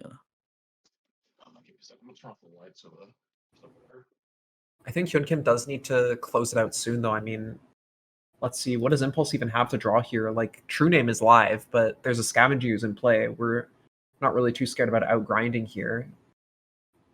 I guess you could... Question. What is his best draws? Like, Murktide, maybe? Just some huge flying idiot to get over, but, like, Oko's got that checked. Scavenging Ooze is eventually going to get bigger than it, but it's still going to enter as a huge nuisance. It's got to be something big, right? Yeah, I think the best lines probably start with Expressive Iteration into some sort of answer to Oko. Expressive Iteration into maybe into White Plume, start taking the initiative, look to the Throne of the Dead 3, the trap. To pass to you. That's not a bad. Yeah, that's not a bad idea. It would be one way to break the parity in the board state. Because I mean, he's still got the Iconoclast there. The grind is in Impulse's favor, and Hyun Kim hasn't exactly presented a clock here. He's not accelerating his own game plan, short of putting down some mana dorks here and there, but Impulse is already untapped, and Fable is about to go off, so... Or rather, it's going to flip into the reflection of Kiki Jiki. If Impulse is sandbagging a White Plume Adventurer here, like, I think this game is a lot closer than it might look. Impulse, or rather, Hyun Kim needs to start closing the door here. Or at least presenting options. I'm not sure how many cards Impulse has in hand, but he needs to start wearing them down. Or else this game is going to fall apart. It's one recall away from being, I would say, even if not favored for Impulse. Yeah. So important to note, Impulse's spread, he opted for a 2 Mox and 4 blue, 1-point blue cards. Yeah, between True Name, Treasure Cruise, Mana Drain, and Dig Through Time. No blocks. So let's see. If he's opting to play reactively, if you can survive this turn cycle, your life total is you can hold up reflection, copying Third Path, and then just really start to go off with tokens.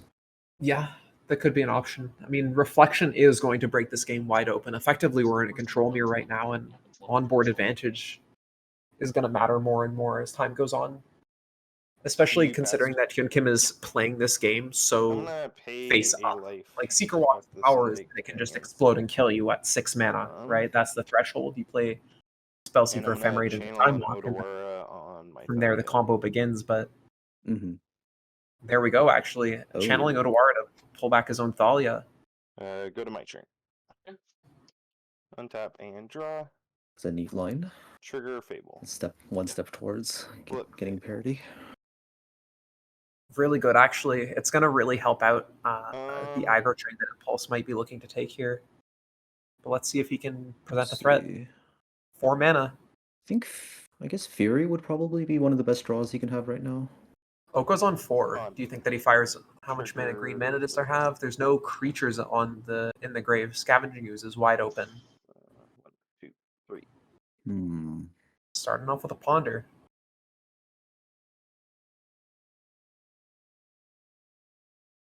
The other problem is that if Impulse commits too hard, I mean, Hyunkim's got all he needs is 6 mana, right?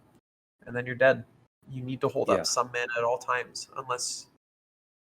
The fear of tapping out is real in this scenario. Yeah. So let's see. Ponder's a good start, though. Yeah. This is his one chance to find an answer for Oko before it elks the reflection. Yeah.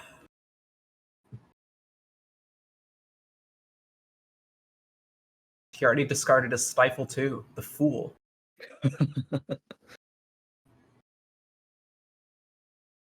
I'm gonna do this order. And that's really the crux of this, right? Like, it's the classic Jeskai meme. Like, Jeskai just sits there forever and waits until you die. Waits until you make a mistake and then slowly squeezes the life out of you until you die. Whereas Green is just trying to throw haymakers at the wall all day. Attack trigger. I'm gonna make a treasure. I'll block with my summon created. Sure. Interesting. After that. You know, yeah, I'll block with that. Oh, pass to you. He blocked with Sylvan Caryatid? It seems so. Sure. Passing the turn. I do like the position that Hyunkim is taking, though, slowly chipping away at the graveyard where safe, where possible, just to keep the delve spells in check, keeping Murktide and at bay. Like, Murktide is not castable with the mana that we can see right now, right? 1, 2, 3, 4, 5, 6, 7. No, 1 land short of Murktide. And even then, it would only be a 3/3. The outs are closing. This is looking dire for Impulse. Yeah, it's Hyunkim's game to lose, 100%.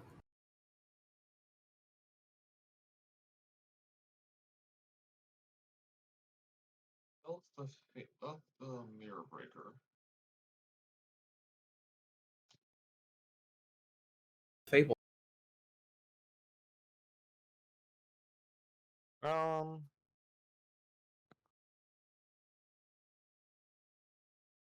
No Stifle coming to save you, Impulse. What are you gonna do? Brazen Borrower is opponent's non-land permanents only. Nothing to be done. Yeah, it happens.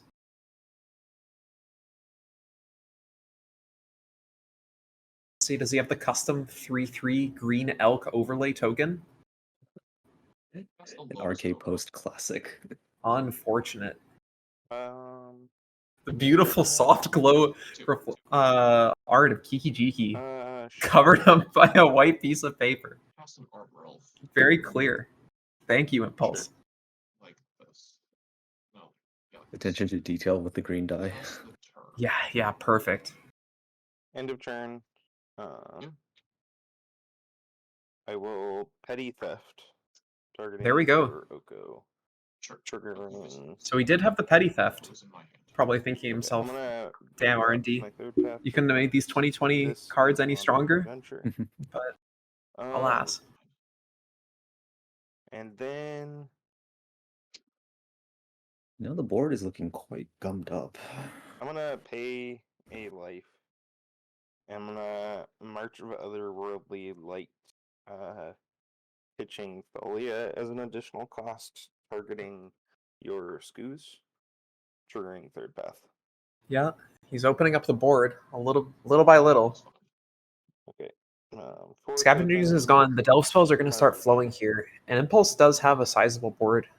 It's 4 tokens in the third path, along with the goblin shaman. Like, untap, draw. Hyunkim's got a bunch of dummies, but there's been no offensive presented. Yeah, the situation has swung pretty dramatically in one turn cycle.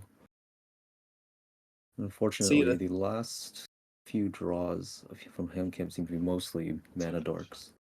Yeah, the anemic 1/1s are going to start biting him in the butt here. Definitely the downside of playing a deck like this. I mean, when you're so focused on a single line and you don't have the flexibility too much in your game plan, short of just pivoting into a different role based on how your cards come up, like, there's no ponder here. It's really one tutor away from being able to go off, but he's got to draw that one piece. He's really at the mercy of the top of his deck here. Mm-hmm.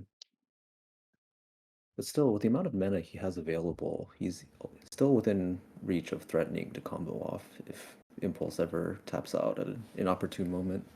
Impulse has got 2 cards in hand by the subtle way he's flicking them. I think so. Though there is also a Sunbaked Canyon on board. Could be 3. Like a regular old potluck. Even more, possibly, with Gush being in his list. I will pass the turn. Let's see. Looks like he. 3. What did he block with to kill the 3/3? I don't see any creatures. He elk to food. Ah, I see. Okay. Impel Grove. Trigger Lotus Cobra. Mm-hmm. I will add a red. How much mana do you have untapped? How many 4 and a treasure, and 3 still.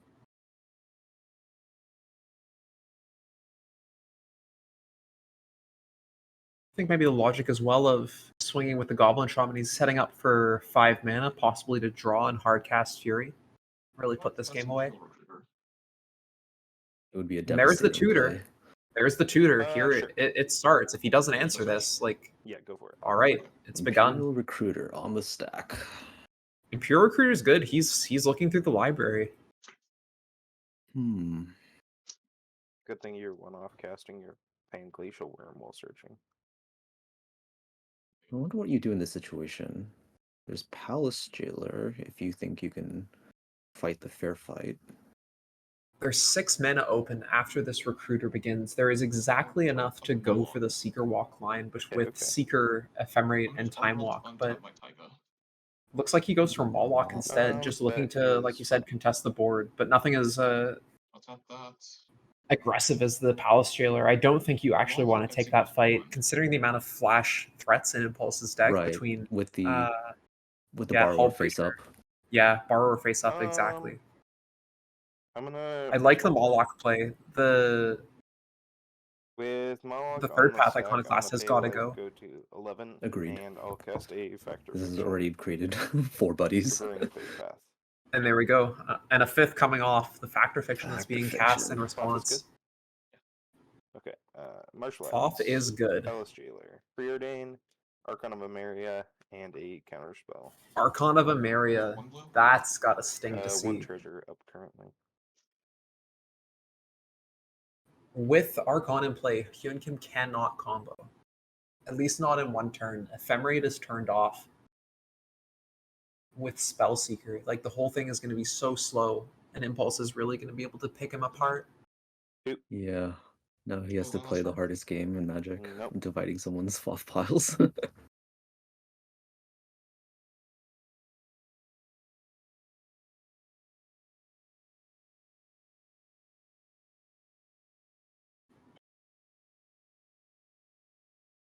Is the old bordered white card a Palace Jailer in that? Yeah. Fluff? Yeah, Okay. it looks like a land, a preordain, a counterspell, just raw dog counterspell. Palace Jailer and Archon of Emeria. Archon, Palace Jailer, 1 hand, everything else. This is a tough one. Archon, Palace Jailer versus the rest? Yes. I will like the pile, but I don't. Giving him 2 threats, especially silver bullets like that. Actually, I take it back. I don't like the Factor Fiction. I think you had to split those 2. I'll fight the Iconoclast. He picks up the blue spells and a land. It is exiled.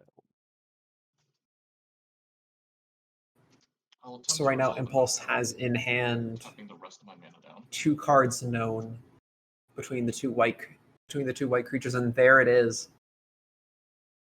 He did have a force for the Oko. Bet you wish you could have sandbagged that for the time walk, but I'm gonna force. Well, that would explain picking up the blue cards. Pitching. no, he let the blue cards go, didn't he? He took the Palace Jailer and the Archon. I think the never Palace mind. Jailer is in the graveyard currently. Yeah, never mind. That's right. I might be mistaken, but Draw. it looked No, like I think you're picked... right. I think you're right.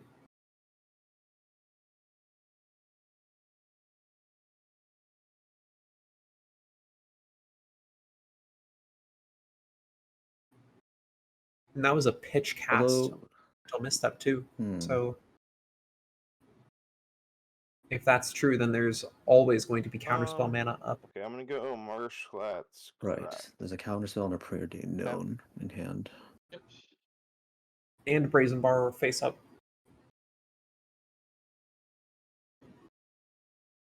Again, just not being able to present a clock is really, I think, that is the Spellseeker deck's weakness. Like, if you're not comboing out, you're just so... You are at the mercy of your top deck. You need to resolve your tutor. The tutor needs to find a relevant target, and just Impulse is slowly sitting here, grinding away the value that he needs to. He's still got the bolts. Hyun Kim is not... there's not infinite time here. That's really what I'm getting at. Said it again, or saying it again. And unfortunately, his later draws of several mana dorks in a row has aligned very poorly with Impulse's turn 2 third path icon class, having generated 5 bodies. He had the opportunity to shut it down earlier, but the line was not taken. A little bit of playing with fire here.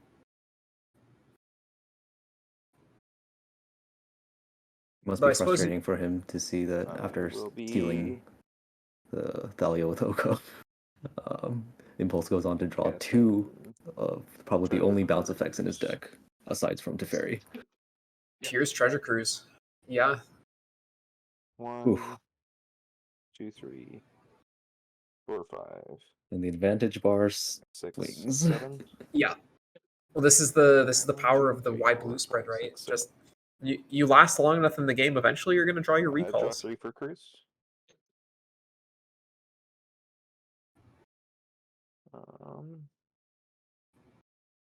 Impulse sitting pretty comfortably with a full grip here, or at least got to be close to it.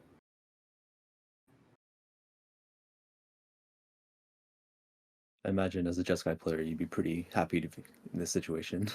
I feel like the posture of this game is that... I'm gonna Prismatic Ending your Mala. There we go. I feel like the situation of this game is that all Impulse needs to do is survive, and eventually the pieces will fall into place. That if Hyun Kim cannot deliver an answer, like Hyun Kim really needs to be able to present a clock, but also be able to show up when it comes time to combo. Like, it's almost like he's got to sandbag what he's doing to try and play around Impulse and muck up his mana, but all Impulse has to do is wait. Mm-hmm. Like, there's no pressure.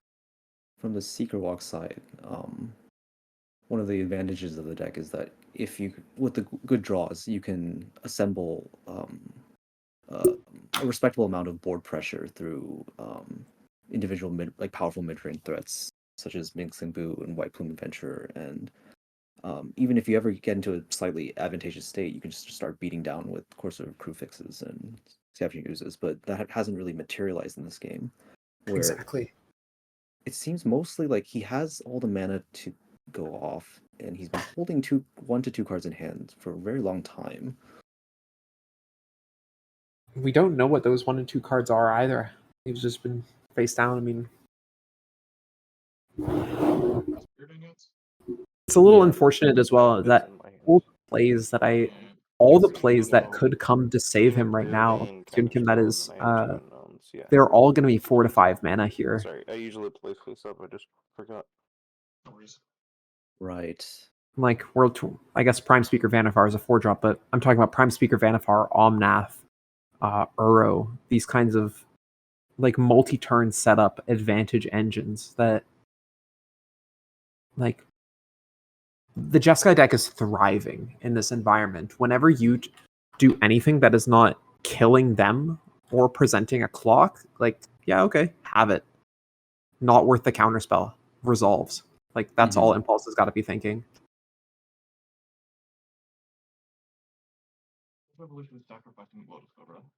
There we go. And there's the Eldritch Evolution.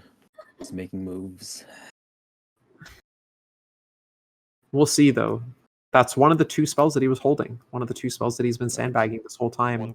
Where's 1, 2, 3, 4, 5 mana up? Still. Pay a life, and I will memory lapse that. All right. Memory lapse being the counterspell of choice. Do we know what that token is? That's right beside the Sunbaked Canyon. Besides the Sunbaked Canyon. Oh, it must be the food actually left over from Oko. Yes, good call. Well, let's see. Here's the second spell. He's been sandbagging it, and Timeless Witness. All right. Okay. Interesting. Okay. Waterlogged Grove. Untap. That's unfortunate. Yeah. Definitely not the play he wanted to make. And the counterspell is still just sitting there face up. Combat. 2. Attack trigger. Make a treasure. I have to imagine, though, that he's going to block with Timeless Witness here just so we can get another regrowth. Yeah, there it is. Snaps it right off. I believe it's an activated ability. We can get someone to ask that. I'm pretty sure it's activated, though. Yeah, it looks like the players are asking whether or not Eternalize is a spell or an activated ability. It is indeed an activated ability. Life and I'll cast this Triumph. Sure. Tapping out for Triumph. All right. Impulse is saying it's time to go. Answer my 5/5 or die. Okay, perfect. Thank you. It is by far the biggest creature on the board. After that, Yeah. I'll pass the turn over to you. We know the top of the deck is holding a Eldritch Evolution. Oh yeah. An Eldritch Evolution could spell the end of the game here. I mean, there's no double blue set up for the counterspell in hand right now. Impulse made a stand here, but I'm not sure what he's holding, what that hidden card is. There's 2 treasures. Oh, there's 2 treasures. Never mind. Additional Face up. mana. Good call. Hard to see the dice here. It blends right into the art, but you are right. I'm wondering if there's a way to fight through this counterspell with whatever he top decks. I mean, he's got to fire it off. Sacking the Imperial Recruiter, it's pretty free. Your audio has cut out. The counterspell must answer some part of this combo. I don't think it needs to answer this, but it looks like it's a good call. If Hyun Kim decides to go for something like Omnath here, like the game is just broken wide open again. I mean, what else could he even get here? He's sacking a 3-drop, so let's organize his list a little here. Alrighty, I will untap. And drop. Well, whatever he drew, it didn't look like it was able to. Well, it's possible that it might have been another tutor effect, and in which case he was willing to just throw the Eldritch Evolution under the bus, but we can't know for sure at this time. BI? Spellseeker's still a live draw. He's still got 6 mana, and the combo still can be assembled on a whim. Mm-hmm. So if you're Hyun Kim here, Exile and play. his best hope is probably just that Impulse bricks on stack interaction. Yeah, absolutely. That, but Impulse has also got bolts aglow in his deck, or bolts abroad. I mean, yeah. I don't think that going for the Spellseeker line unprotected is going to do you any good. It's one of the unfortunate aspects of the Spellseeker deck is that it folds to basically every form of interaction imaginable. Target you. There we go. Get Probe showing a Verdant Catacombs. Hyun Kim is empty.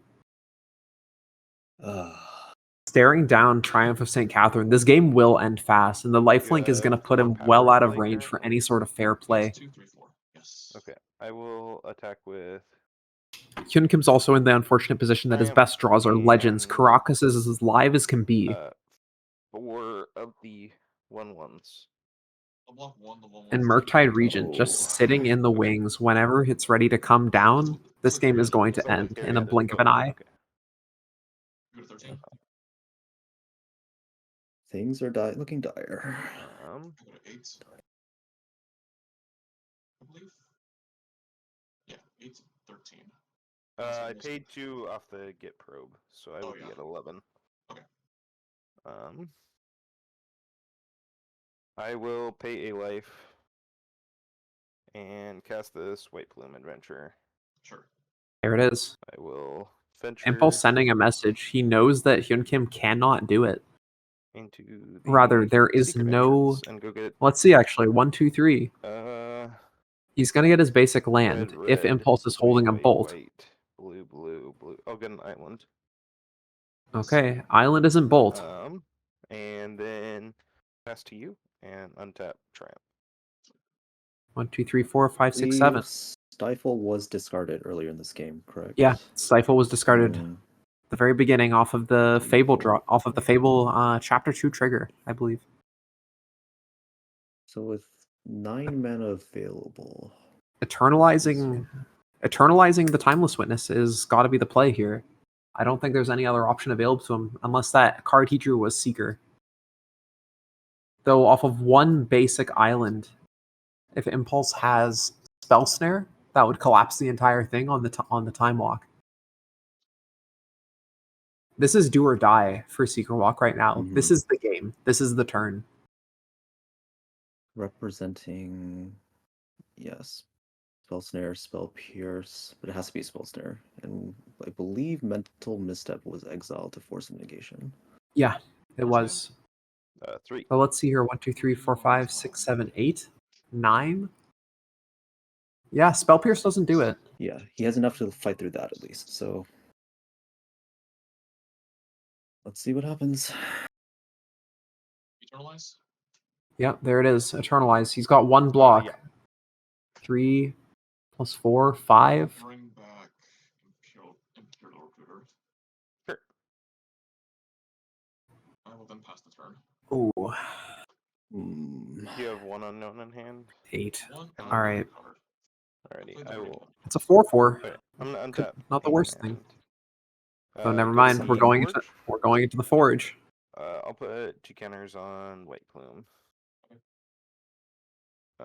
Kim Kim's gonna lose his whole board then here to I make this will- work. Draw for turn. He has to block the Triumph. He needs to block White Plume. He can block one of the tokens for free. He would take 4, go to 3, and he's dead to the trap next turn. Impulse is fully untapped. Holding multiple cards in hand. 1 less now. As my land for turn. Combat. Yep. I will jam in with the White Plume. The Triumph. And that's it. Just those 2. Oh wow! Only coming in with 2. Okay. Actually, wait a second. Hold up. I can die. Really playing with fire here. I don't recommend taking 5 against the deck with bolts. 4 damage. It's so painful because losing any sort of mana from this situation just means exposing yourself to Spell Pierce potentially. I'll gain 5. Yep. There goes the Paradise Druid right under the bus. And I will pass to you and untap Triumph. But this time, all the mana is held up. Beseju is the draw for turn, and here we go. Imperial Recruiter. I'm gonna respond. Yep. Yeah. Consider. Sure. All right. Desperation Consider here from Impulse. Keep that on top. I hate those words. Yeah, and that's game. Subtlety? I will cast a Subtlety, yeah, and I'll put your Recruiter on top. Unfortunate. I believe I'm the one who gets to choose. I will keep it on top, though. Okay. Oh yeah, sorry. Top or bottom. Yeah. Overgrown True. Battlement. Top or bottom. Um. If there's I'm one gonna more mana pay available, 1 life let's and see. crack my food to go to 17. Sure. 1, 2, 3, 4. Untap. 4 blockers. 5, 6, 7, I'm 8 gonna go to attackers, and the trap. deal 5 to you. Or have you Yeah. used 5? That's the game. Damn it. Wait, it's not. Oh yeah, that would have been enough. Oh, so close. That was a very close game. And he closes out the game. Run you out of stuff. Really? Yeah, the consider came in clutch and delivered exactly what he needed, and this is exactly it. All Jeskai has to do is wait. Congratulations. So, Yeah, so your jeez. prophecy of Jeskai holding out and just surviving has come true. Yeah. He was able to thread the needle against that Oko very carefully, and it paid off. Yeah, Impulse had a really good read of the game, did exactly what he needed to do, and he closed it out. And that's the series, isn't it? Impulse takes it 2-0. Catch you later. Or is it a best of 5? Well, see ya. Doesn't look like it. There you go. No, it was just double elimination, not best of 5. All right, so Impulse is the year-end champion. There you go. Congratulations to Impulse. Yeah. Game 1 very off well. the back of a timely stifle. Game 2, a very back and forth, tense situation game. Yeah, really well played. What do you guys think about the decks that were chosen? Do you guys think that any obvious includes that we're missing? Any suggestions? Any sort of final thoughts before we call it out here? So looking at all of the year-end deck lists, it's interesting. I think first, with the selection of people at hand, several people were sort of known specialists of like one deck. Others were more generalized. So the meta breakdown, with that in mind, it seemed to be most of the people, actually, a good number of the field metagamed quite successfully, I would say. Solemn bringing in blue-red tempo, a deck that isn't normally considered to be among the top-tiered archetypes, but has a very good combo matchup. And he had mentioned in the past that he expected multiple copies of Breach to be brought, and he was paid off with that prediction. Yeah, I think it was something like 6 or 7 combo decks out of the final 16 players. Interesting that only one of them actually managed to slip through, though. It was the single copy of Seeker Walk in the top 4. Like, Storm was punished pretty hard. Yeah. Had a big target on its back end and could not deliver. As one of the 2 Storm pilots, I went with a very level 1 approach of simply bringing what I thought would be one of the best decks into the field. And but for our other companions, quite a lot of blue-red decks in various expressions that came out to combat combo. Yeah, I mean, over the past year or two, Red has definitely, Red has gotten a lot of extremely efficient tools to punish really any sort of slip up in the first 1 to 3 turns of the game, I think. Like, if decks aren't able to present a board presence or any sort of like threatening a kill on turn 4, I feel like Red in our current format is really able to just peel away wins. There's no color that's more efficient at what it does or is versatile, I think. At the same time, blue is pretty much a must play in any deck that wants to get through the combo decks in the field. Yeah, exactly. If you're not packing some sort of stack interaction, like Breach is going to eat you alive. Yeah, like even D&T and stuff can present problems, but the combo decks are built in such a way that they are able to overcome like the first 1 or 2 hate pieces and still go off. They just need time. Still got 20 life. You still kill them. And like we just saw, Hyun Kim wasn't actually able to.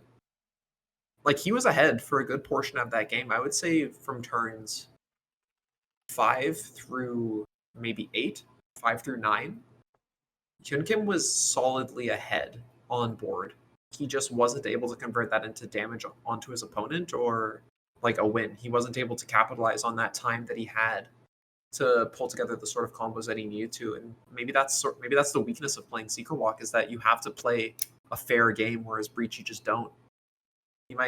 It's a little scarier, but Yeah. You know, there's no green cards coming to save you. In Breach, you just go. You know when you're dead. Especially Sometimes when it so works much of the deck was committed to hard committed to creatures and the inherent synergies between them. It didn't leave a lot of room for generic interaction, which yeah, with only a swords, a path, and a lightning bolt, and a prismatic ending, that's all there was that could have answered their path iconoclast in a timely fashion. Oh, a renaissance as well, but yeah, fairly limited options. Third path never turned sideways, right? Like there wasn't a single time that we saw that creature getting into the red zone. No, just five soldiers in a trench coat over the course of 10 turns. Yeah, that'll do it. But yeah, there you well, go. Thanks for coming in and helping commentate. I was definitely worn out by the end of that, so I really appreciate it. Yeah. Yeah, of course. It was Thanks a lot for of having fun. us, and yeah, that was. I thought actually quite a fun match to commentate, and I think we delivered I hope we delivered some fun insight into the match as it happened. I think so. my final thought on this is that it wasn't as one-sided as I thought it would be. The game played out like I thought it would in my head. Like it went exactly how you would expect it to on paper, but I like that despite that, Seekerwalk was able to put up a good fight. Like even at the end, the consider showing subtlety on top. If that had been anything else, Hyun Kim had that game, and we would be looking at a game 3.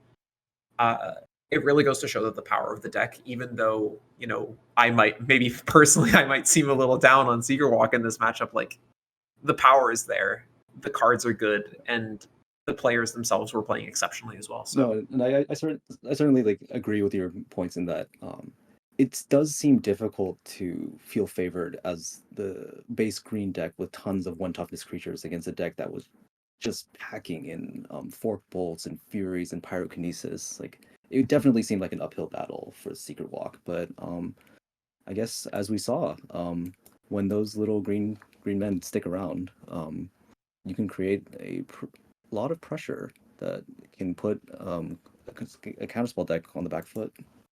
You heard it here first, folks. Sleeve up your what is it? The Wrath of Gaia. Gaia's Avengers. Sleeve up your Gaia's Avengers and your shifting Ceratopses and go beat the crap out of Jeskai. And on that note, see you guys later. Have a great 2023, and we'll see you again here next year at the end of the year. Everyone for watching. Yeah. And congratulations to our top 4 and Impulse. Night, guys. Good night, everybody.